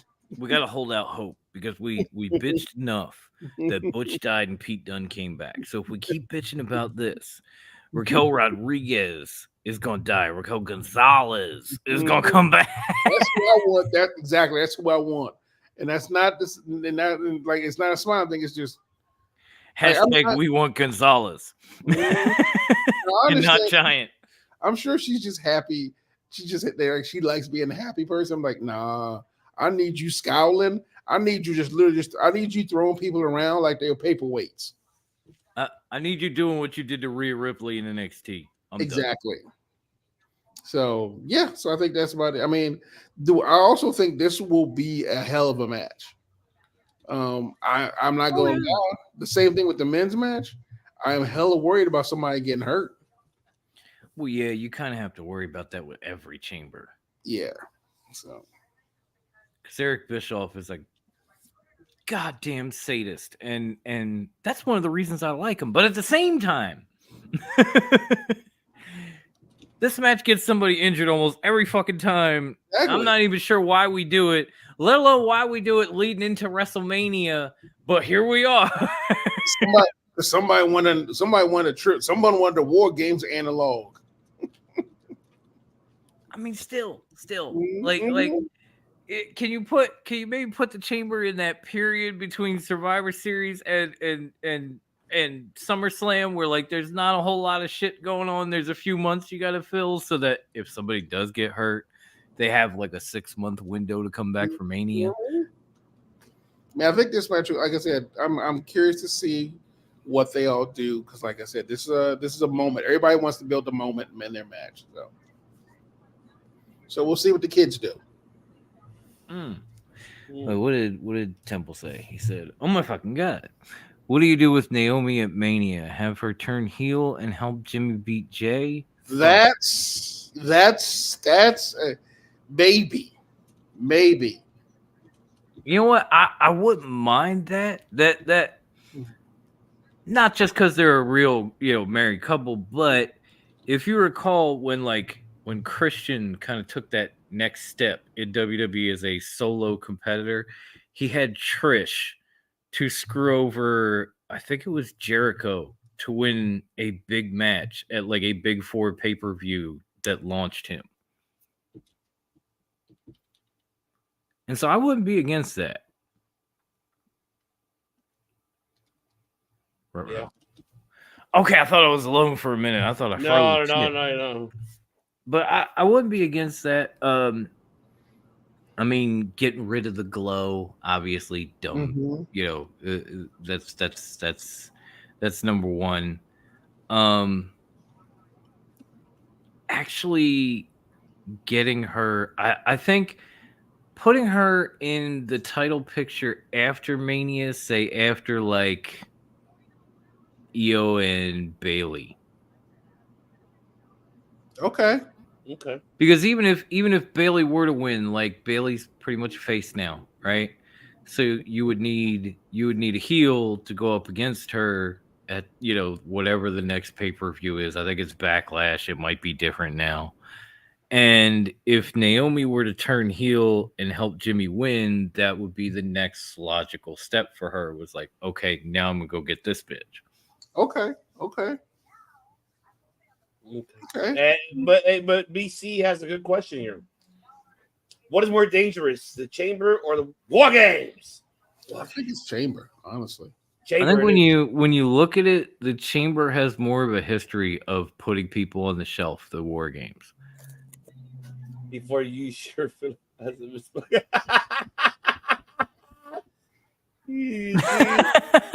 Hey, I don't know what Phil does in third time.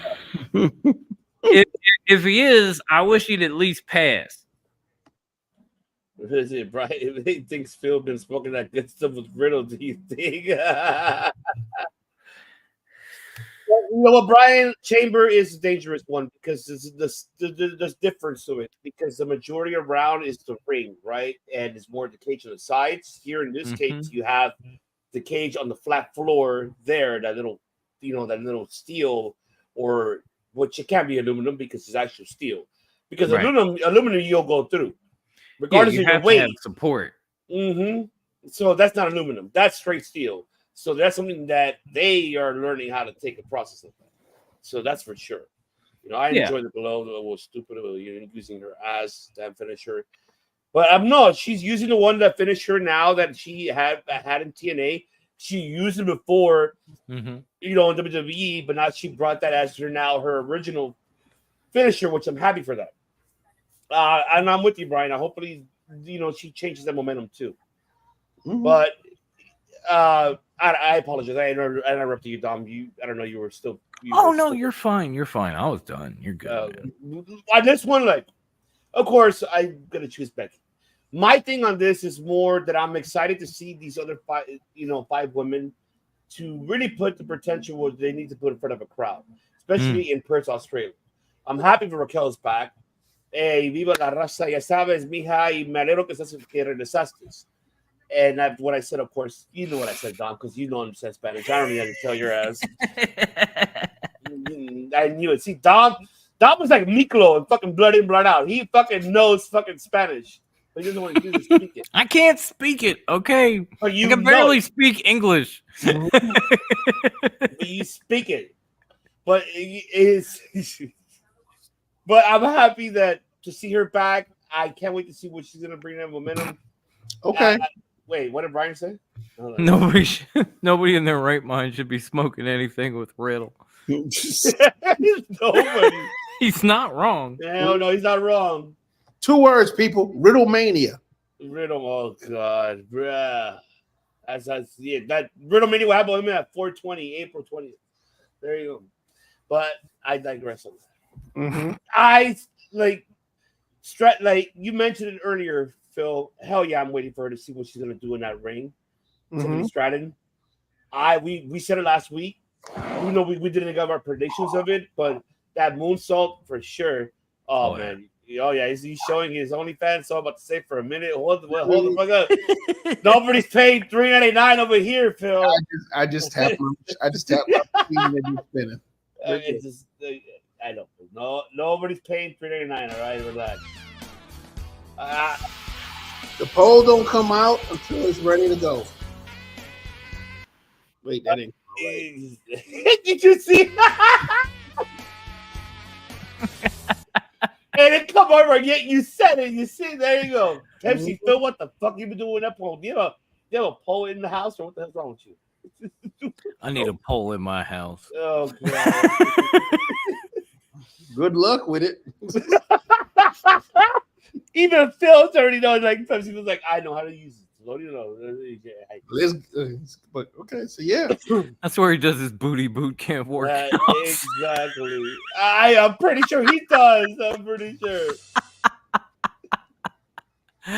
I'm stupid. I'm sorry. I couldn't help myself. We couldn't help it. Why not? What's everyone's issue was Riddle? I don't have an issue with Riddle, Temple. I don't. I've had an issue with Riddle from day one. I already explained it. I don't have an issue with him. Dom does. Temple, my issue is his behavior. I don't have an issue with him. If you can fuck up, He's that dude outside the head shop at 3 a.m. You just walk up and he's, bruh. Ah, fuck off, man. That sound like Dom got personal issue. Like, but one thing, that like this, I'm just happy for all these women that are gonna have a great performance. I think Liv too. I think Mid, how Dom would say, would she would have a great performance too. First of all, be the first. if Liv wins, the first thing I'm doing is calling Dom. Oh no! I think we're gonna do a group chat calling him like, "Hey, fuck off, Mid." My exact words just ain't gonna happen. My exact words will be, "You believe this shit?" No. Mid bitch, hang up. Oh no, he's a busted. I cannot believe this shit. Yes, that would be my exact reaction. But we know Becky's gonna win. But I just hope that these women are gonna have a great performance, and I'm looking forward to see how they're gonna do. I think they will. I think they will. I think they're gonna be the second one to steal the show. First one will be the tag team, and I think it's gonna be the second.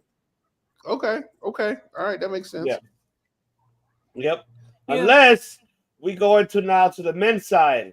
Los Vato Locos right here, which of course we do have Kevin Owens, Logan Paul, Bobby Lashley, which we mentioned on SmackDown, maybe because we saw what happened with what happened. Probably not.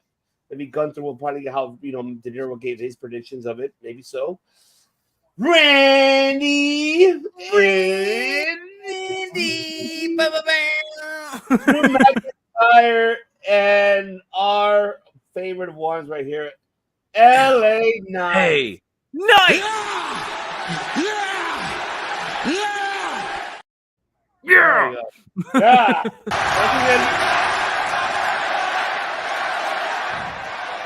Let me talk to you. Oh, talk to me. Talk to me all day, puppy. Call me a dummy. Call me a dummy. I'm going to go right away on this one. If it does happen what De Niro fucking said, then Gunther wins. But that's my plan B. But my main one, let's say last year, it has to be Drew. I hate as much as I want LA Knight to win, but I think Drew's going to fucking come out somehow out of nowhere with this bullshit. He's going to win with this shit. He's going to be probably the last one with Randy. And then him and Drew will go at it, and Randy will get pinned. Some interruption probably will happen. Then Kevin Owens and like I said last week, Jake Paul will probably show up there. He's probably there with his brother. Will cost Kevin Owens, cost Kevin Owens to get eliminated. That's where we'll probably get the tag match at Mania, and we may see Logan Paul lose the belt before by then Mania to have, because Kevin Owens will probably cost him to lose the belt, which I won't be surprised he loses to this man. Oh, so it may be great because they have LA Knight defending it whoever he's going to face at Mania. Bobby Lashley, like I said, I don't know what's going to happen with that case. I don't know. But that'll be awesome because this, keep in mind, gentlemen, we said this last week. This is a build up to heading into Mania, which Pepsi Phil, even though I do math because of my fucking job, but how many weeks away from Mania? For Mania? How many weeks away we are from Mania? I believe about 9 weeks. Thank you. Let's say 8, 9. No, he got it right. It's 9. I counted it. He's right. So there's 9 weeks to build a story. So heading into Mania for the match card, because we don't have a full card for night 1, night 2 as of yet. Nah. So these are already where it could tell those stories. So I, as much as I hate to say it, if Gunther doesn't show up, then it's gonna be Drew McIntyre. I think it's gonna be him because they're gonna give him that favor, and so it'll be Drew McIntyre winning. So that's just me. Notorious DM, the floor is yours. Well, I still think Gunther is plan A. Like, we're gonna get him into the chamber, he's gonna win. If that doesn't happen, and I have to go with somebody in the field, I think we all can agree Bobby doesn't stand a chance because he's not even going to be in it. If we have to go with somebody from here. I'm leaning towards Randy Orton. And I say that because Randy is the most experienced of anybody in this fucking ring. Randy! And on top of that, you know, he's coming back from injury himself, and he knows how to, you know, work a match where he can keep somebody safe. I don't even know if Drew can do that. I really don't. He kind of gets a little carried away. You know, Logan Paul certainly don't know. KO could, but there's no story between him and Seth. You could try to build something in 9 weeks, and it's gonna fall. Yeah, no, I'm with you. It's not gonna happen. I don't think so. So if it isn't Gunther, I'd go with Randy Orton. But my plan A has been plan A from the jump. I know I'm a boring person, but I'm also consistent. Full force, yes. Put me in, I'll go full force. But you know, like I said it the whole time. Plan A through Z was always gonna be Cody for Roman. Plan A for Seth. Before CM Punk showed up, it was gonna be Gunther. Once CM Punk got hurt, it was gonna be Gunther. And now this stuff on SmackDown with Bobby's injury and everything means there's going to be a spot open in the chamber. More than likely, that spot is going to Gunther. Okay. And if I got to go a step further, I'd say we'll get Gunther as Seth. We'll probably end up with something like Randy Orton versus The Rock at WrestleMania. Because it's a big time WrestleMania match. It's two decorated champions, Hall of Famers, whatever the fuck, going head to head on the greatest stage of them all. But you know what, Dom, and I apologize to interrupt you, but one thing that really gets to me. Oh wow, full yes, hell yeah, man. That's what she said. Hold on, let me put that, and I'm gonna do this for you. I'm gonna do this for you because that's very true. My wife might be watching this, so sorry, missus. I had to play this for. Okay. I had to play this because I had to. Do it. So, where the fuck is it? I gotta look for this shit. Oh, that. My boy, hell yeah. There you go. There you go. Hell yeah, Temple. You got a good point.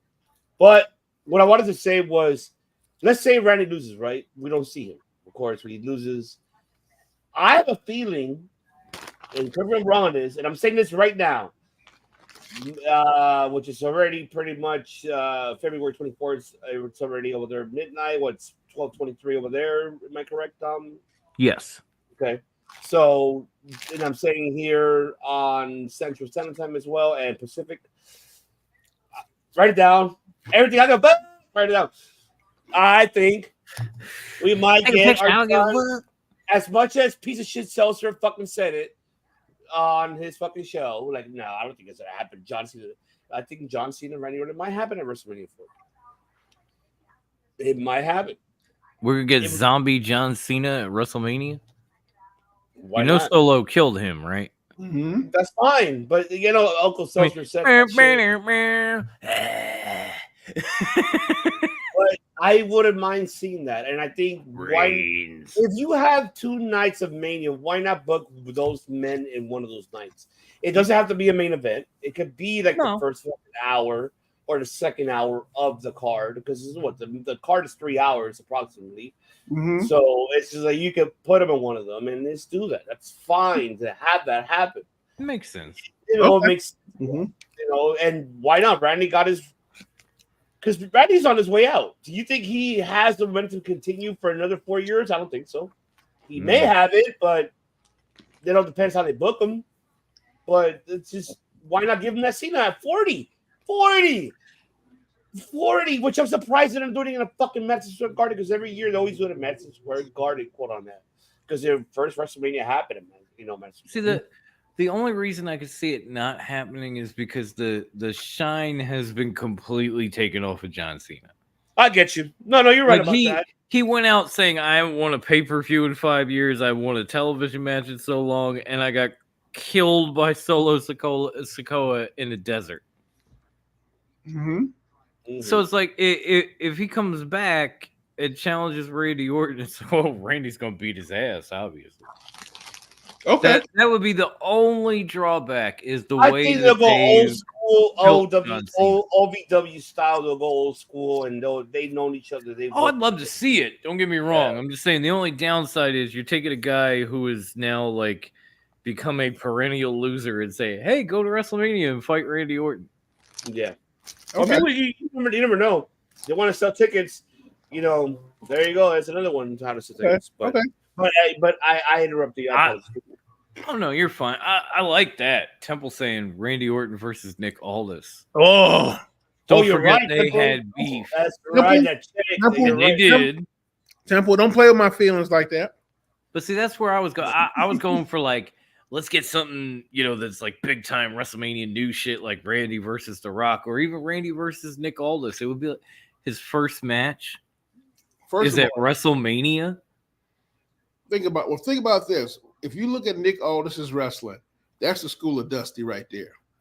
Oh, absolutely. So if you besides Dusty, Phil, that's like Hardy Race too. Yeah. Oh, I'm I was sorry. gonna say it's a lot. There's a lot of Harley Race because he trained the motherfucker. Yeah, but oh yeah, he was one Dusty's of the close. last ones. You're right about Here's that. the thing Yeah, about that: the him against Randy would not only be great, it puts Randy on the main event stage without having to really go for the belts, which means we won't hear the Randy didn't get a championship. Not chance. Because let's face it, does Randy need a belt right now? Not really. It's just if you want to, obviously he needs a few to get up there with the Flairs and Cena's and that sort of thing. Like he's on the cusp. So people say like, oh, let him get there because he's earned it, and Honestly, and you're not wrong. Honestly, he doesn't need it. It's like Temple said, Tanahashi's job is to put people over. Nick Aldis's job is pretty much the same thing. Yeah. It would not surprise me if this was just a way to pretty much bring Randy back into the fold, considering the fact he was gone for so long. I mean, but to your point, like saying does he need it is like go back a decade or so and say like, well, Triple H, does he need another title? Not really. He's the fucking game. And yeah, but he's the fucking game. No. For this, and the same goes for Randy. It's just he may not win as many titles as Flair. He's the Viper, yeah, but he's the fucking Viper. He's a legend killer. Does he really need it? No. But here's my question: Drew wins the Chamber. Does someone from the outside come in? Probably. I don't think it's going to be Lashley or The Rock. I think it'll be some other Australian. But I think for this particular match, it's going to be Drew, because I think they want Drew to finish his own story, which is like coming out, challenging for the belt. So you heard Temple's comment here. See, here's my problem with Drew, and my problem with Drew lies with his contract.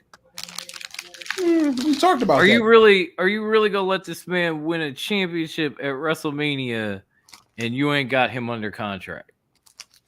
But I know Trips does things differently, but at the same time, that feels like bad business. If he was willing to re-sign going into this, I might be a little more. I might be a little bit more open to the idea of him winning the Chamber. Okay, but he was not. And I don't see Triple H taking that risk of like, yeah, we'll put you in a WrestleMania main event match against the champion, or we'll give you a championship. And who cares if you don't have a contract going forward? I don't think Triple H is that dumb. I don't know how else to put it. Dumb. No, but you're right. You're right. You're putting in the right words. Everyone in here will do great. Honestly, that's the thing. Oh yeah. It's going to be. Maybe not Logan Paul, but the rest, yeah. I'll still give Logan because he'll do the high flying thing. But the thing is that for me, I'm sorry. When we talk about Logan Paul, it's basically a trained monkey who's taught to shit on himself. You're right. I'm not saying that you're wrong You're right. about that. I'm not saying you're wrong about that. I'm just saying the momentum. And boy, does he look good shitting on himself. But do you want that man with a? Do you want that man with another belt? That he certainly no. looks the part of a trained monkey. I'm not saying that. I'm saying that his performance will look great, but him not win. Yeah, that's the one thing I'm saying. I'm not saying him win the fucking chamber. I'm not saying that. I chose Drew. That's what I chose. But I'm just saying that his performance here is going to look good. I mean, we've seen what his performance has done in the last couple of events he's done. Like I he said, did a great job at Ricochet. He did a great job with Rey Mysterio. Fucking hate to say this, but he fucking did a good job with Roman Reigns. No, we didn't. So it's like we can want to debate that. The problem out, put up the graphic. Debate time. Oh, good God, y'all.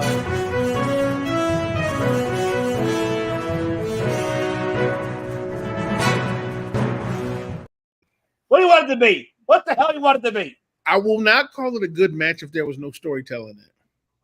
The point with the story was in the ring, not outside. I get your point. Not talking about the outside the ring. I mean, watching Logan Paul. What? Do you want to watch that together so we can both analyze that? Oh yes, we gladly. If y'all are gonna do that, I'm going to bed. So. No, not tonight. I'm just saying we won't do that. The only reason why is like he doesn't sell, and physically, like don't get me wrong. I was impressed with his look at Ray and how he saved Ray. But what did I predict of Ray? I told you. Thank you, Brian. You see, I got him a beer. I don't have a popcorn, but damn it. But the issue I'm out of beer. I can't find my snacks. I'm gonna take a nap. Yo. So here's the thing: when he fought Roman, I can say that's just his first match. Had to give him a little bit of leeway. He got to Kevin Owens. That boy can't sell worth a damn. And Kevin Owens literally busted his ass in that match. I mean, I hate to say it, but he's not wrong there. No. He's not wrong, and I agree. I'm not disagreeing. The problem is, he knows how to make himself look good. Yeah, that's the end of story there. Agreed. And that's the one thing I hate about some wrestlers. Not because they aren't great or athletic. They are so athletic. They forget that it is not a gymnastic. It is not the floor dance at the Olympics. It's genuinely it is a two-way dance between two people who telling the story. It's like honestly like watching a tango. The tango doesn't work if only one person. I get your point. I get your point, and I'm not disagreeing with what you're saying. All I'm saying is that was this guy. He takes the gimmick as like he's a fucking kid, like he's in a fucking, when you're in a kid in a candy store, like, oh my God, I heard things. That's what he feels. And when he feels that way. And keep in mind, go ahead. I mean, you're absolutely right, but here's the problem. What's the problem? If a 6-year-old kid is learning potty train, you only cheer for him taking a shit one time. No, see, I get what you're saying, but here I get what you're saying. I'm not disagreeing, but go ahead. Dog. Here's my thing about Logan Paul. Take a look at that picture in the corner of him. Okay, what part of that reminds you of the Undertaker in the 90s? That is the only man that could not sell and get away with it because that was his fucking character. Mm-hmm. It is not Logan Paul's character, but he does not. He acts like he is 90s Taker. Nothing hurts me. Bullshit. I believed it when a dead man did it with a fucking pale fat guy in an urn sitting next to the ring. I do not believe it when a douchebag in a headband is pulling it. I wish I had the American Badass I could play here, but YouTube will ban us for playing. Doesn't count, my boy. Watch me I need to get radio edit. I need that person single. I need that Paul Bearer like rock this place. So yeah, but you would like that's who needs the music? That's the thing I'm saying. Like, and I'll use this. This is an extreme example. Nick Nemeth / Dolph Ziggler. That man could sell ice to Eskimos the way he wrestled. Well, no shit. I'm not. Why would you compare it to Logan Paul? That's why I said it's an extreme example. But in between, I'll use Miz as get more title opportunities in WWE since he showed up. Okay. But here's the thing. Numbers don't lie. If we look at The Miz is not what we refer to as a technician. But when he wrestles, he gets you invested in the match, in the physicality of the match. I do not want to watch a Logan Paul match, which is like, oh, look, he just jumped in the air. Oh, look, he just did a 360 flip. Oh, look, he just did a 450 splash. Isn't this the shit that gives Jim Cornette a fucking aneurysm? Don't bring that man in. Don't bring that man into this. Don't tell me I'll be alone. I'm just saying, I want to hear corny bitch about this bullshit. And then maybe I respect him. The keyword those I used to. The keyword being maybe. Maybe. But that's the thing with Logan Paul. Like, I don't watch wrestling because somebody can do an 850-year-old splash. I watch it because guys like Ricky Morton showed me that even when he's in a match, and like the worst thing I've ever seen was him doing a one-arm behind his back, literally handicap match. That man took the biggest ass whooping and he sold it like you wouldn't believe. And then literally Robert Morton comes in and saves him with some of the emotional saves, not unlike when Jimmy saved Jay from Roman. Like that kind of emotion is what I'm looking for when somebody wrestles. And honestly, with Logan Paul, I just hope that his showing says that he's learned something from the last 2 years of him wrestling. Mm-hmm. But remember, he's only wrestled for 2 years, and that boy is barely doing dark matches.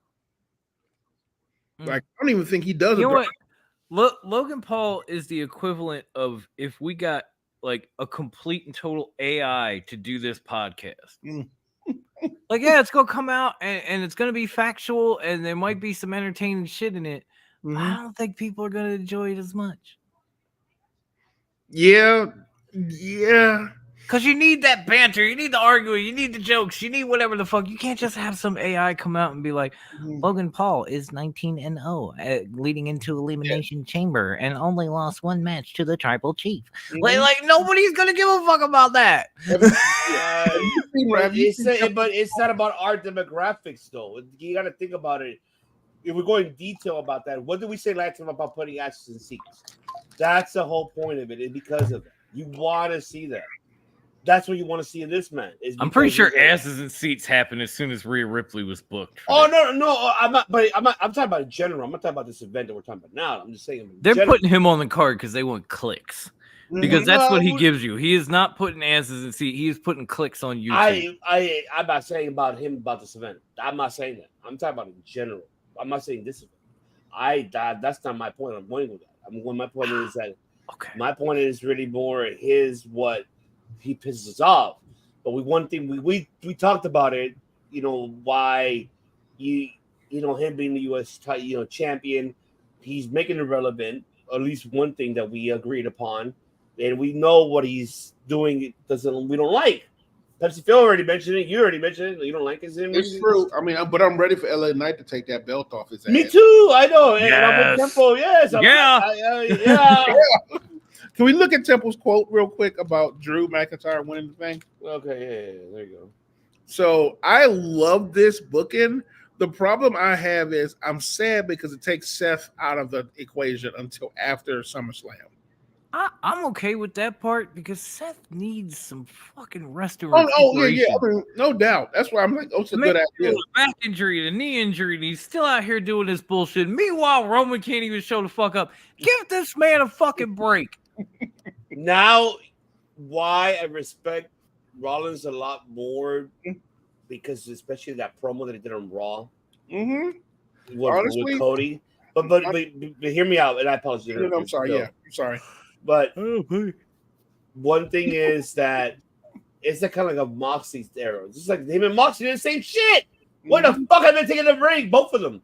None of them have taken a break. None of them has. Because Roman's taking a break for both of them. Yeah. Blame Roman's at home for all of them. Yeah, blame this jackass. I mean, honestly, the truth be told, I actually feel like, honestly, Seth has done everything he can possibly do right now. Blame this jackass. Such good shit. Blame that jackass. So honestly, if he loses it, at Mania. That gives him the remainder of the year to pretty much go get surgery, get healed up, and come back in 2025 where ostensibly Punk would come back. Which is fine. That's fine. No, it's fine. No, that is fine because then Punk goes and you can have Rollins and Punk without a fucking title. Oh yeah, easy. Like we already talked about the Rock and Roman God. don't need it. Mm-hmm. Punk and Rollins does not need a title. Most definitely. Like at that point, it'll be Punk. I mean, truth be told, if I had my way, it would be Drew, Punk, at SummerSlam after Drew wins it at WrestleMania, and then Punk takes it off of Drew at SummerSlam. When they come back, Seth returns and goes, "Give me back my goddamn belt, motherfucker," and whoops his ass in the middle of a ring at a PLE. That's what I would like to see. But again, I don't think timing-wise you can pull it off. No, Temple. In the same way Brock Lesnar destroyed John Cena. Wow. I honestly, I don't blame Temple for that, to be honest, because that's what I wouldn't mind it. I mean, I'm not saying I wouldn't be mad at the booking. I mean, no, I wouldn't either because I think. But I will say this though: tell the truth. The reason that match between Brock and Cena happened that way was because Cena was being unselfish. Yeah, that requires the same out of Punk because that requires because that was his idea. Well, not his idea. It was Andre as much. But see, the chef calling it down the line. Brian Cook's calling it down. Sure. Yeah, I mean, that's big facts about Seth. And honestly, and I know the thing is Seth is a workhorse, so literally you're gonna have to tase him to make him not go into work the next day. Well, if you guys saw the clip last week on social media, there it is. We talked about that. Main event time because we've been We've been derating so much, but this will not be the main event. Yeah. How much you want to bet on in it? Australia? That's going to be the main event. You want to bet on it? You want to bet on it? Want to bet on it? He gonna make you put your OnlyFans money on the line. Watch. You want to put your $3.99? No, put it? Have that. You want to put it? You want to put it? For the first month, it's $3.99. For the first month. I will grant you that. Yeah, I forgot they were. The thing is, you got a big ass Perth right there sitting in front of What the fuck, Pepsi? Why was she gonna say this is the first main event? Oh, really? I think the thing is that I think this will be the worst match. Oh wow! Well, go ahead. The first yours. So here's my thing. I think all the matches will be great. I think this will be the substandard of the entire group. I feel like just highlighting Phil right now for people to see what he's saying because I really want to do that. Put a little thing at the bottom. The following is only Pepsi Phil's opinion. Honestly, the only reason why is that I'm just not confident in Nia's wrestling skills right now. She has improved by leaps and bounds, but for a match of this caliber, you remember, like Dom, you remember the Zelina Rhea match? Mm-hmm. That shit was over the top. Everyone in Puerto Rico, I mean, to literally say they blew up in that stadium when she came out in full, and her outfit was Puerto Rican inspired from the flag itself. Mm-hmm. So she was ready to go, and that match was literally so extra. It like to this day I enjoy watching just for the fun of it because it's Zelina Vega and we know how she goes. With this one. This match literally, like, Rhea's gonna show up 100%. Here's single Pepsi Phil. You gotta bring a comedian earthquake voice. Give him a goddamn title. Give me what I want. So, but I think. Oh, hold on. Ivan and I both reach for the mouse at the same time. Over, Dom. You can do it. Do it, Dom. Do it. I'm getting to it. Give me what I want. Give me what I want. We're both like, oh shit. But like I said, I am genuinely concerned Nia won't bring the heat. I mean, that's the only concern I have. But I will say some of her promos have been pretty decent so far. But I'm just genuinely worried about it being a lackluster match. So, what do you got on this one, obviously?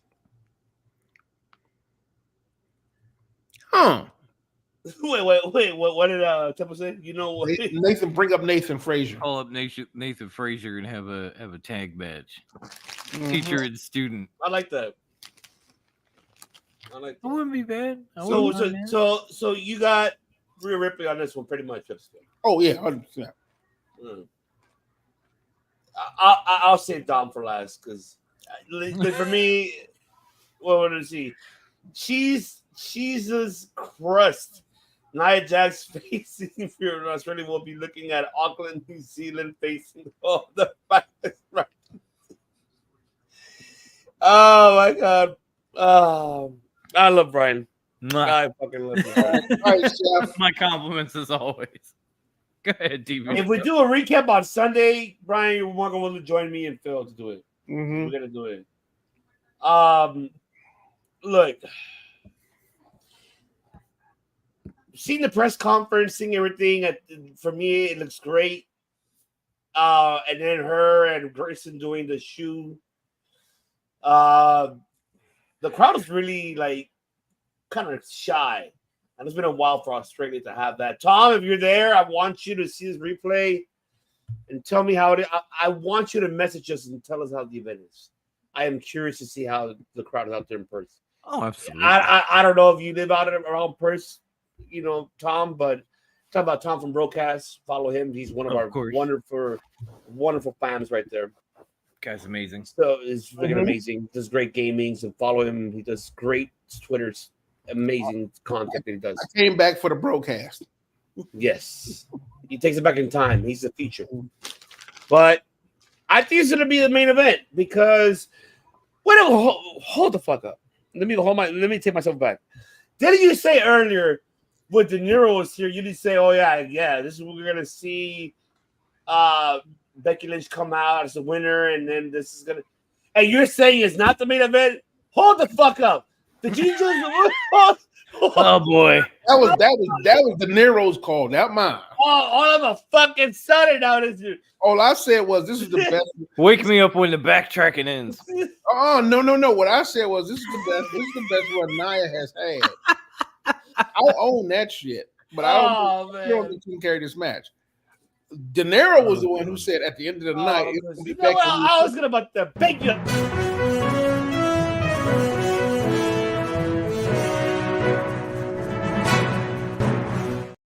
Ain't no debate if you casting aspersions on my honor. God damn it! Oh, sweet baby Jesus!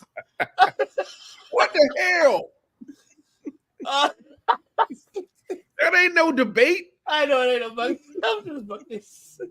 And Tom's like, "Fuck! What am I getting myself into? Just like the Patriots today." Tom's like, "I gotta be up in 5 hours to watch." I gotta be in 5 hours to watch this. Watch that with De Niro shit. Bullshit. You're about to get up in 5 hours to watch this fucking. We have been 4 hours with a kid. Fuck you. This shit.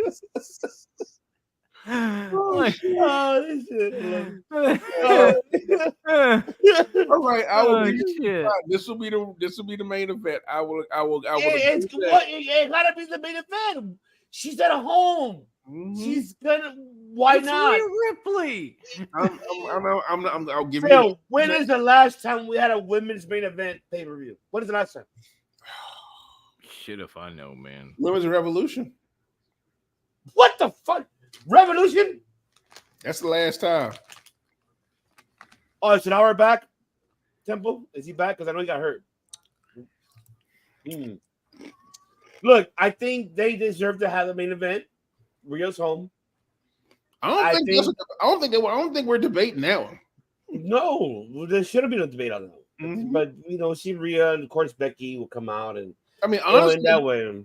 Honestly, I'm pissed off that the women's tag team championship is not on a main card because it's a belt match.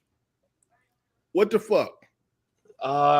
They've done that before, Pensacola. That don't make. You know what? They do a whole lot of things before. That don't make it right. I know.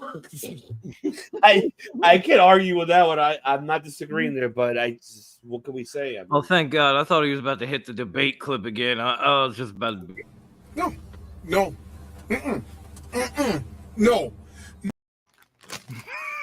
No, actually, Jeff. No, Naya is born in New Zealand. She was right there, right from the border.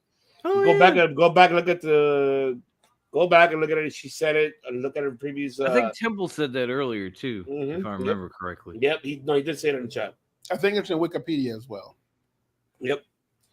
So I got Rhea Ripley. It's gonna be a great match. She's gonna sell the fuck out of it to Nia. I'll tell you that. And Nia, and I'm not gonna win right now. Do not fuck her up, because if you do not hurt Rhea in Australia. Jesus fucking Christ. No, because then if you fuck up her Mania, I will be mad at you. From there, I'll be fucking terrified. You and the entire hemisphere be mad at Nia. Fucking Nia better be mad at her. Fucking, hey, you know what? Suspend her ass. I don't want her to fucking wrestle. So you know what? I'm looking it up, and it says Nia Jax is an American Australian professional wrestler. See, look, Temple's already saying it. See, 2 different countries live next door. There you go, Jeff. Our brother here, Temple, answered the question. So we love that, I get where he's coming from, though. If you Google it, it says Australian American wrestler. Okay, all right. I need to get that clip. You know, for us, you know, we're here, America. Fuck yeah. Fuck yeah. But I digress. But Notorious, I want to say this guy for last, since he's saying that it's not the main event. Now, that wasn't his turn. Okay. No, I was about to say I thought it was. No, he always thinks it's his goddamn turn. Haters, all of you. What? We don't hate. What is it we hate? We don't hate on your $3.99 OnlyFans. It seems like he's already doing it. Every fucking time. I'm not hating on it. No, do I think this is going to be the main event? Yes. At least one of them is from the country. They both might be. The other one is country adjacent. So yes, this is your main event. That's point blank and plain. Do I think Nia stands a chance in hell? Hell no. On top of that, do I relatively agree with what Pepsi Phil said about this being possibly like the worst match of the night? Maybe because Nia. Nothing against Rhea, but Nia, like, you know, again, we're Triple H is praising her, and it's like, why? Because she hasn't injured people or screamed about her hole. Like, okay, that I guess that is vast improvement, but the bar was really low, boo boo, like really fucking low. Still counts. You could have stepped over that shit. You didn't have to take a big step. Facts. Yep. Okay, so it's hard for me to just throw flowers at her and praise her because she's almost doing her job. And remember, when she got released the first time, she said she was going to retire. Exactly, and I was happy about that. And then all of a sudden, here we are with her again. And I'm like, why? Okay. We got plenty of women in WWE. We do not need you. Why? There's so many women in NXT. We do not need you. Why? Piper Niven is there. She's 10 times better than you. Why? Mm-hmm. But anyway, it's this is Rhea's homecoming. I even read an article on ESPN.com that said that literally was titled Rhea Ripley is the number one WWE superstar in the world, and they explained why. And if you read it, you're going all facts. Mm-hmm.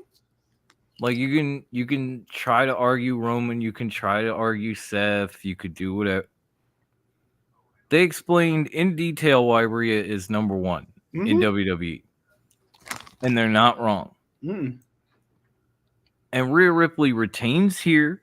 And I think we do get a scenario like De Niro brought up where she retains and Becky comes out and gets in her face.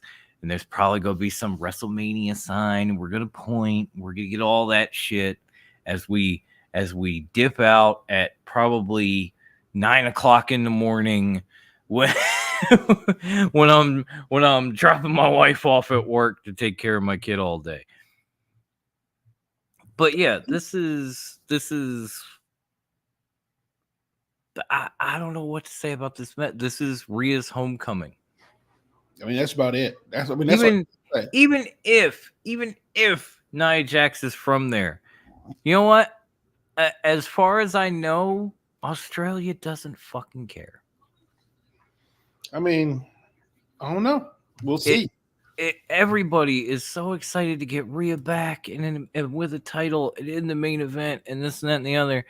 And there are people saying, well, Nia's from Australia, and I'm pretty sure I speak for the entire continent of Australia when I play this. I'm here to tell you right now, we don't care. Let me tell you, We don't care. Jerry. They don't. Okay. I'm not arguing. Because it's Rhea. It's mommy. It's the leader of the Judgment Day. It's the world champion from Australia. Mm-hmm. Okay. If being Australian was all it took for people to care, then Indy Hartwell would be on the main card. But she's New Zealand. She's not Australian. I looked it up. She's no, you're right. Australian. You're right. Okay. All right.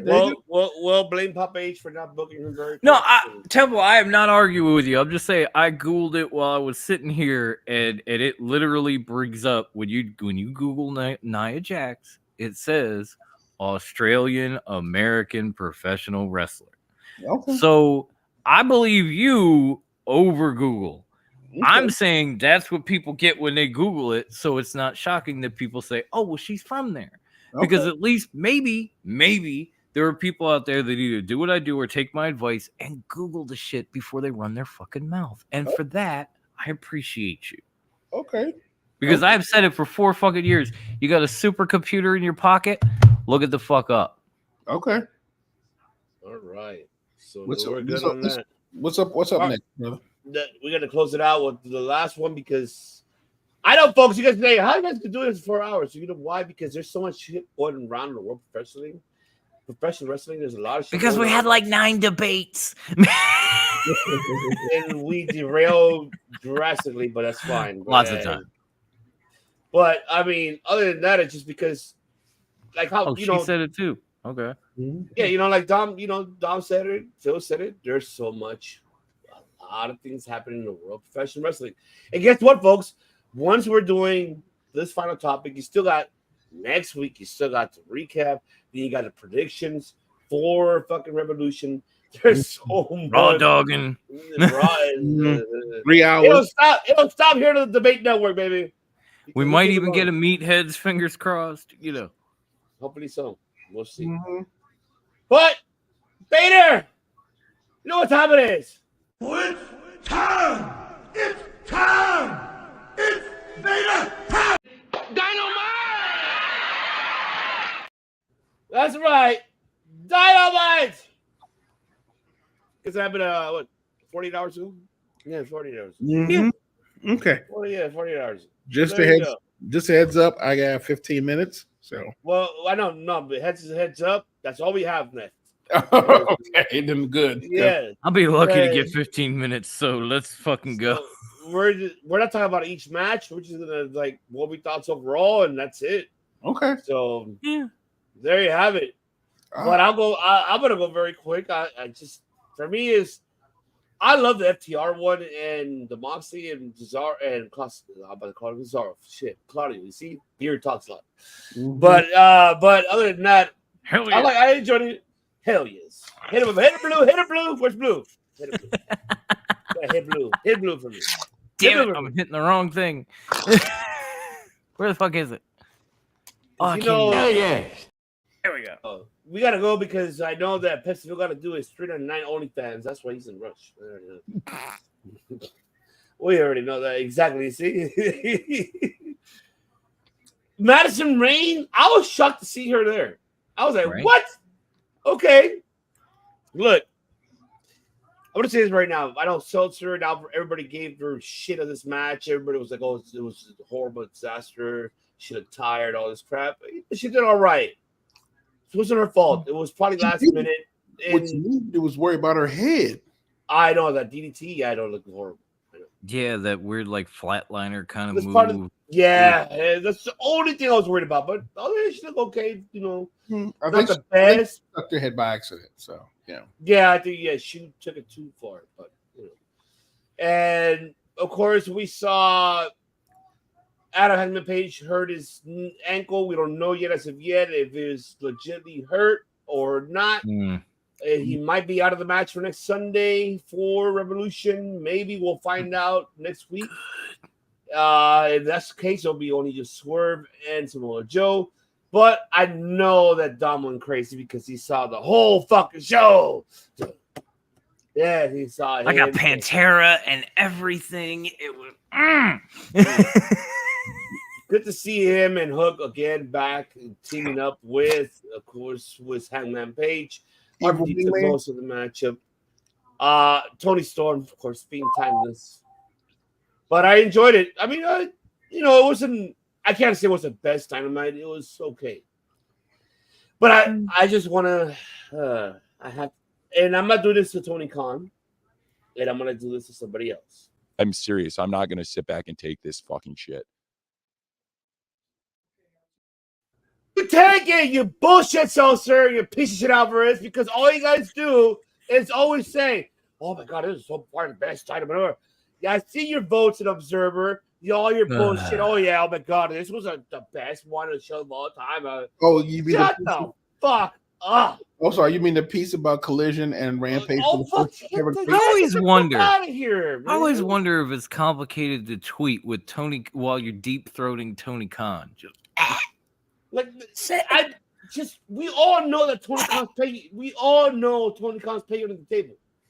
Vince did it for you years ago, and I guarantee you that fucking Tony Khan's paying under the table. And not only that you're fucking best friends with the Young Bucks. We're Ren and Stimpy. So we didn't know that. You're not a realistic fucking journalist like how we are. We're not a journalist like how you are, like that, because we're not here to expose shit. We are analysts. We are like the fucking ESPN or fucking FX of podcasting and professional wrestling. That's what we do here. We don't do none of that bullshit. Bullshit. You're bullshit. Okay. Especially that piece of shit Alvarez. I'm sorry, I had to digress. Fuck you, Alvarez. Bullshit. Yeah, I know he hears it because he called me out last time. Fuck you, Alvarez. I mean, shit. Okay. Fuck you, I don't care. Okay. But all I can say is it was okay. It wasn't there. I mean, they have next week to build it up. Just very quick, I forgot about the promo. Of course, the Sting and Darby. Mm-hmm. So, and my condolences to Sting because I know he lost his father. And my condolences, I know he had to be at home. But other than that, condolences to you. Promo was great. It just Eric Bischoff even said on his own fucking podcast, he's like, I'm not impressed. Not impressed with this fucking story. I think, you know, you heard me last week, even 2 weeks ago. I'm not. You're not winning me over. We already know where this is going with, anyways. You're gonna win the tag team titles. Okay, now they're gonna be the Ren and Stimpy tag team champions, and what else are you gonna do? Now you're gonna have everybody going after you. Blah blah. I wish I'm gonna get that clip from Steve Austin. Boring. Get my pillow and my blanket. Boring. Yeah, that Lance Storm shit. Okay. All right. Go ahead, Pacific. I know you're in a rush, so we're about to close. No, I think everything you said is right. I think the problem is that the Young Bucks kind of fucked it up because let's face it, your retirement match, every retirement match is about putting someone over. Young Bucks don't need to fucking be put over. Like honestly, I'd rather they fought someone like, say, a young team. How about a title rematch? I mean, honestly, maybe. Or, I mean, honestly, have them fight like the fucking Acclaim. Like, the problem is that Sting will lose, have to leave. Young Bucks got over championships, and then you're sitting there just going, I truly do, like you said, I do not care. Yeah. Yeah. So, see, like with Temple, that's why I love Temple, because he's right. Mm-hmm. That's why I'm intrigued of why the FTR and BCC, because he broke it down here. You know, that absolutely everything that you're breaking down. That match was probably one of the best matches. Fuck it was. I think for me it was one of the best matches on a regular Dynamite show. When I look back at Dynamite, that match, the Tony Storm segment with Deonna Purrazzo was great. As much as I loved Joe, I did enjoy the fact that they're really doing a good job with that 6-man tag, and they're really pushing that storyline for Swerve. Like, it feels like a huge push for Swerve. Even if Hangman's ankle is hurt for real or for fake, for real, you could get an apartment in London and just like live London. Anyway, but I feel like this is the strongest push I have seen Swerve going back to his Lucha Underground days. Oh yeah. So easily. I agree. Yeah, easily. So from that perspective, those are the only 3 moments of the match. There was a bunch of other things I enjoyed, but truth be told, those are the things that really stood out for me. From a planning perspective, I think they did a good job with this match. The breaks in between, the weird Ruby and what's his name? Oh, Cool Hand. The Cool Hand, thank you. And their date, which still feels weird and is a storyline. I was wondering why that was still a thing. I honestly didn't remember it. Like, they had the whole thing with Saraya and whoever she's running with now, trying to tell Ruby, like, nah, you don't need that. And then Cool Hands boys trying to tell him to, like, get her to fuck off, and then that just kind of disappeared. And all of a sudden, like, months later, they're going on a date. Well, what? And then apparently Jake Hager comes in and saved Darby. Well, it's Oklahoma. I mean, yeah. Who they go get? Jim Ross?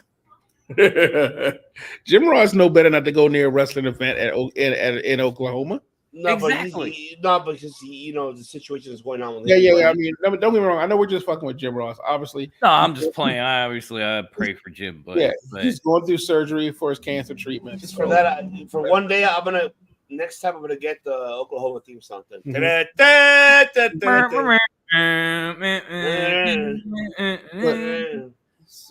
mean, overall, like I said, it was just a good warm up for the next pay per view.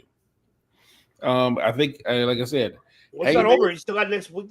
Last month, Dynamite. Yeah, that's true. I mean, for me, I think we talked about this.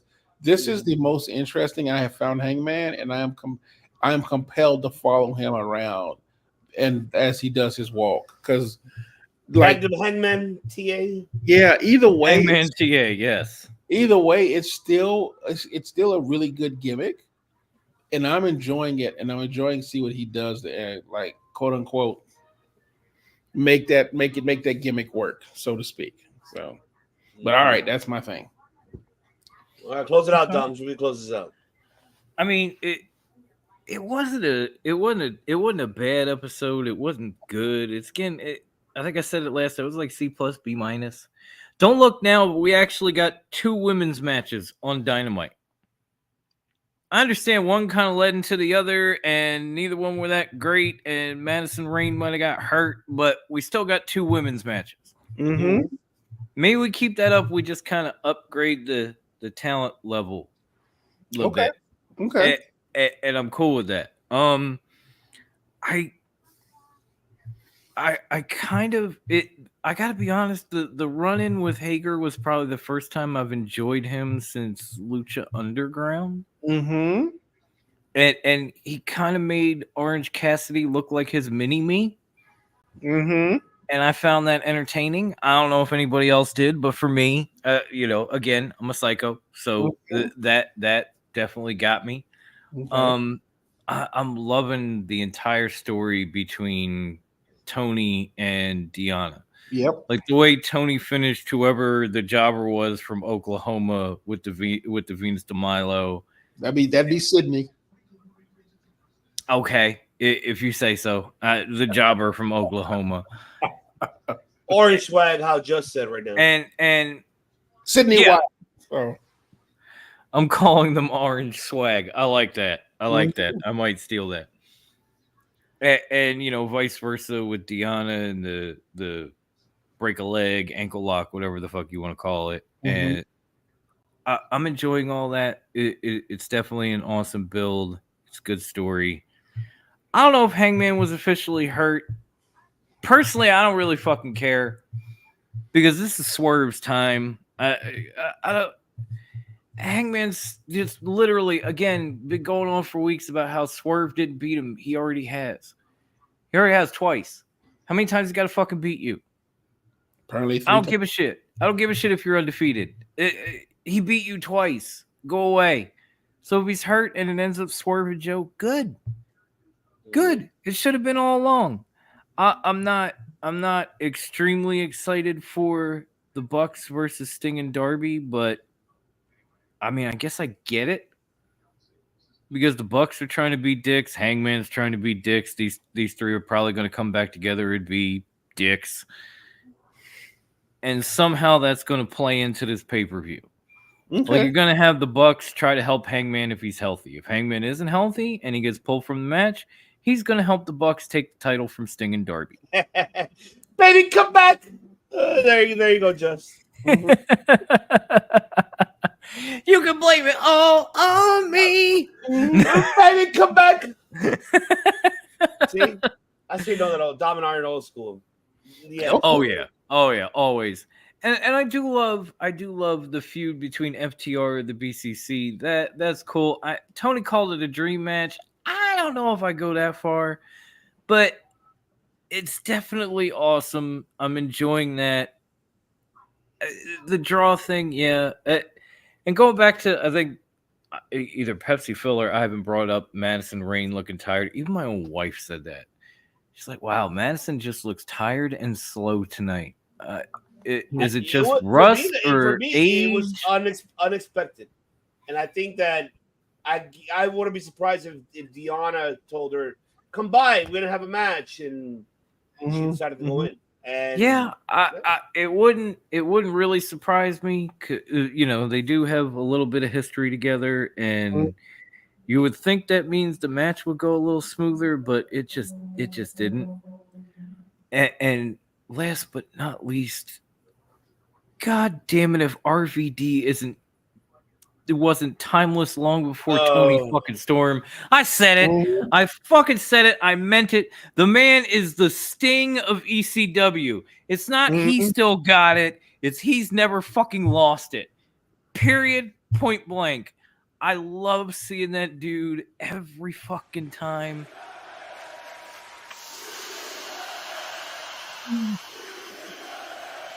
Whole fucking show. Because go back to the beginning of the match, he's not even in it.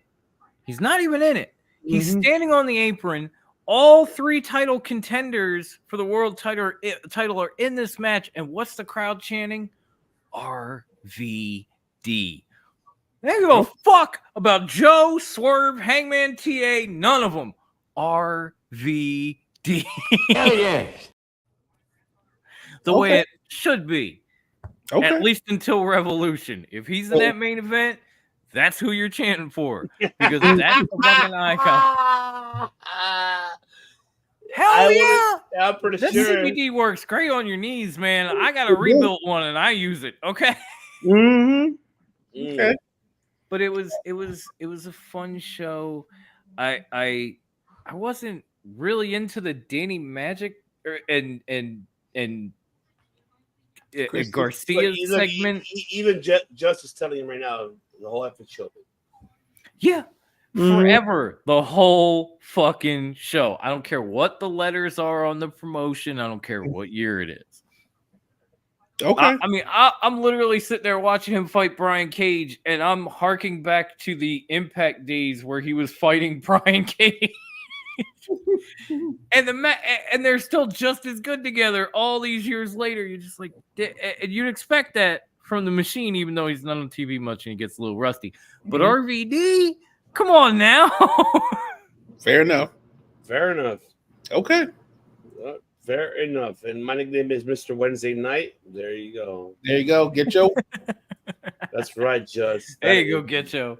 Hell yeah, that is right. Not like this guy over here with this. That's fucking bullshit.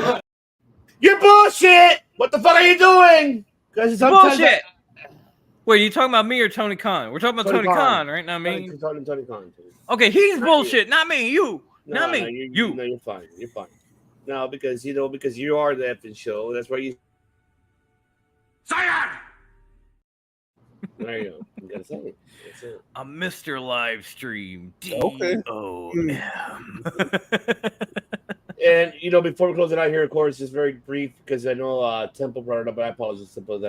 And I'm looking forward to seeing this within a couple hours. Yeah. You have Brian Keys, of course, versus Malachi Black, and Brian Daniels versus Akiyama. I am looking forward to see. Yes, that's gonna be a bad. That's gonna be good. Okay, cool. But you already know what time it is, folks, because we're about to hit that 4 hours. We always been doing that every week. Why? Because there's so much shit going on in professional wrestling. Because we can't stop talking. And we can't. But I'm gonna let Dom hit it. Hit it. You already know what it is. I wasn't prepared. 1 second. I got it. Damn it! Stop clicking on the wrong thing. I'm going. I'm there. I'm almost there. I'm not there. Where the fuck did it go? Son of a bitch. Hit it. Sorry, my sidebar locked up. 1 sec. Likely story. Here we go. Autobots, transform and roll out. I love that. Your bullshit technology. We gotta roll out, ladies and gentlemen. But because this man has to pay his $399 to somebody as a client tonight, so we already know. So he's busy. That's why he's like, "Come on, we gotta close this out, or it's been 4 hours." He has to do all that, and he's gonna get busy tonight. You want to have a baby come back? That's what shouldn't be telling him. Baby, come back. That's what it is. He's like, nope. No. Are you kidding? He's gonna be doing Keith Sweat. You know you want my loving, baby. All fun and games till I'm shirtless. It's all fun and games till I'm shirtless, rubbing baby oil on me. Oh, whoa. Games until somebody gets on the pole is what it is. We need to get him the Mark Henry theme song. Sexual. Oh yeah, he needs one of that. That's for sure. Okay. That twisted. Thank you, John. That's my man. He knew. Oh yeah. Armin did tell you. 420 bros. There you go. See, look. Temple, you're hurting his feelings. He doesn't want that. Oh man. Keep the whole fucking show away from that dickless bro. Yes. But yes, ladies and gentlemen, it's about that time. We are out and about. But do not forget, of course, make sure you follow and subscribe to us here on the Debate Network here on Circle Debate. Make sure you follow everybody here, of course. Make sure you follow the Notorious DOM. Also follow Pepsi Phil. We are here to you guys as much as we can be. As much, but life takes upon us that it's hard for us to do it every day. But we'll be here hopefully Sunday. No, sorry. No. Is that what the bed sounds like? It sounds that way. But we will be back on Sunday, hopefully, to do the recap of Elimination Chamber, so we can get that out of the way. So, because we got a lot of things coming up next week. We still got to do the Dynamite recap. We still got to do the predictions for Revolution because it's not over yet. You see how much pay-per-views, and we still got to do the recap of the New Beginning happening tonight, as right now as we speak, that is happening.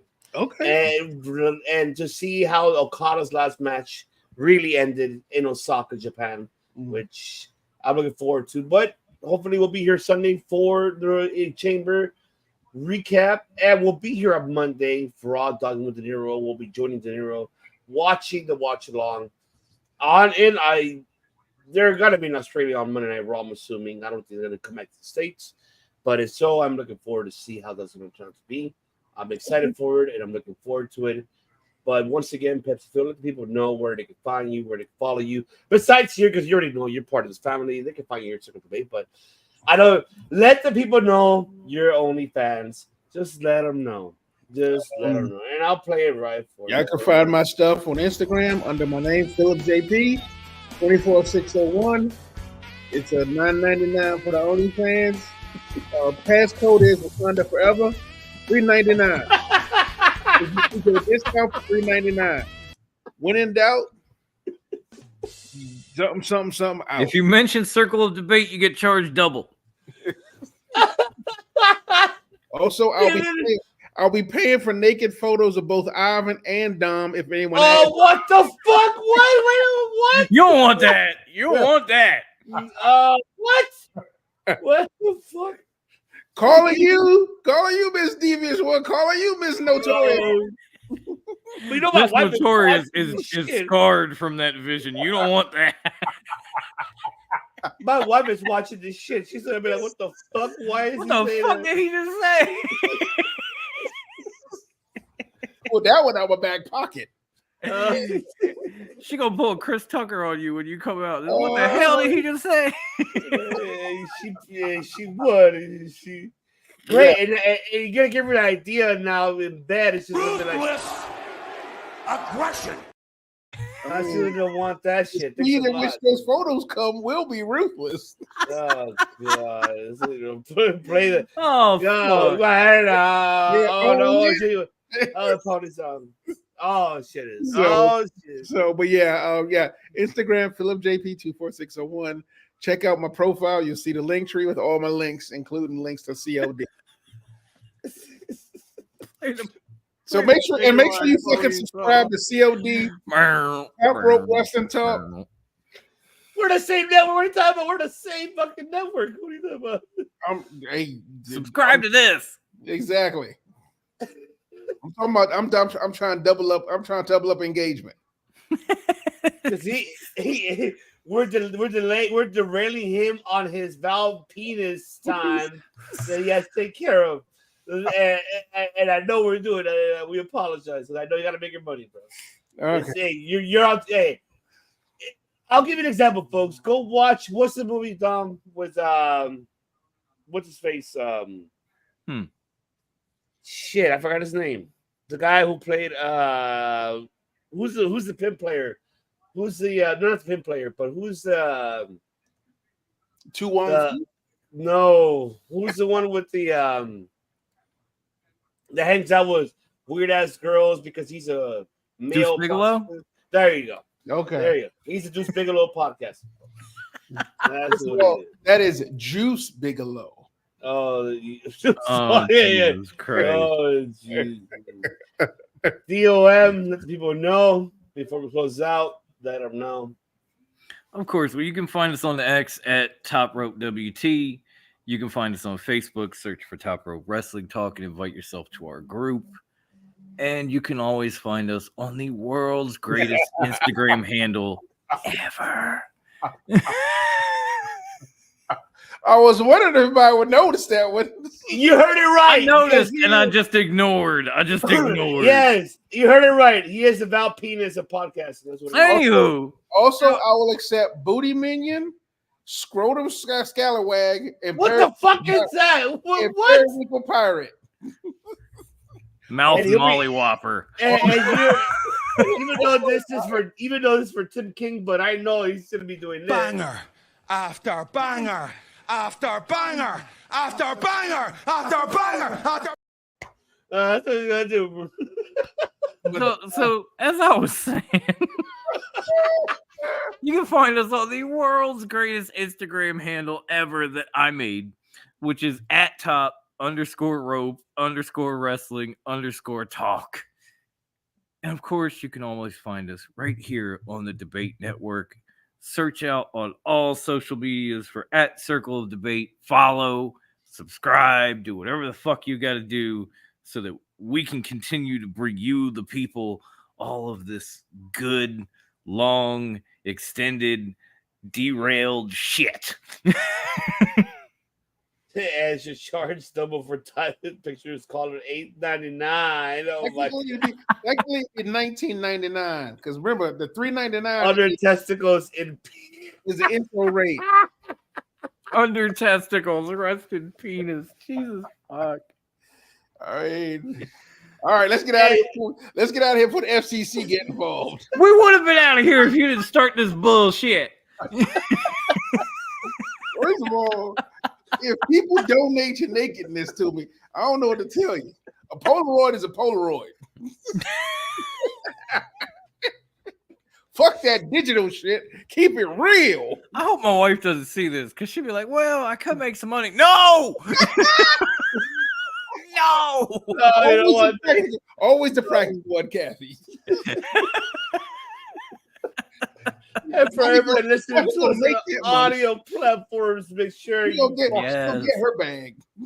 And we're the audio platforms. You guys listening to us on Spotify or Apple or on Amazon. Now that we're on Amazon, coming soon. We'll be on Spreaker. Is coming soon, and we'll be soon on iHeartRadio. So make sure you tune for that because those are very good announcements. But if you're listening to us there around the world, everywhere in the world, we appreciate you guys for taking the opportunity time to listen to us. And you already know, follow, subscribe on you. You want to see us live on here on YouTube and on Twitch. And pretty coming soon on Discord. A lot of things are coming soon, folks, because we're growing because of you guys and we're making it bigger because of you guys. We're giving you your demands. Remember that. So that's what we're doing because we love you guys. We're not here to say we don't. But on that note, you already know. Got a top rope wrestling talk. And of course, the Val Penis of podcast is right here. Down here, but I don't know me. $8.99 guy, not me and Dom. It's this guy.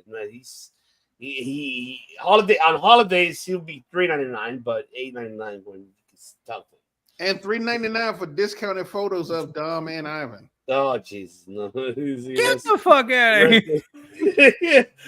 To all my ass, okay. So, and also subscribe to Temple. He brings up incredible gaming that he does. Follow that man, and also get your man. Follow him. Yeah, you'll find Temple on Instagram under Temple.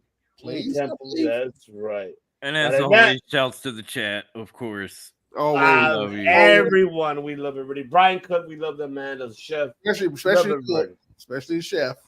Yes, but in that, yes. Let me see. Hold on, we got one more. Yes, we'll see you next week, Getcho. We'll tell you when. But on that note, folks. Also on Get Your Podcast, besides on Temple that does everything else, besides here on the COD, here on the Debate Network, Top of Wrestling Talk, everything I can mention, the rest of Delorean, and of course, Mr. Val Penis himself right here, Pepsi Penis Phil. We don't just do podcasting, and he does 6ix9ine, whatever he does. Penny Penis Phil. Penis Phil, whatever he does. I'm holding myself. Dom, go ahead and close it out. What are you saying? Oh, well, enjoy wrestling. If it's not your cup of tea, let somebody else drink it. Stop asking for nakeds. Pepsi, Mr. Penis Mania, Phil. Running wild. Because we fucking make all right, I'm exhausted. Making history. Peace out, folks. We'll see you next week. Must bid you adieu. Goodbye. Mwah. And good night. Oh my God, it's so great. Bang! Yes!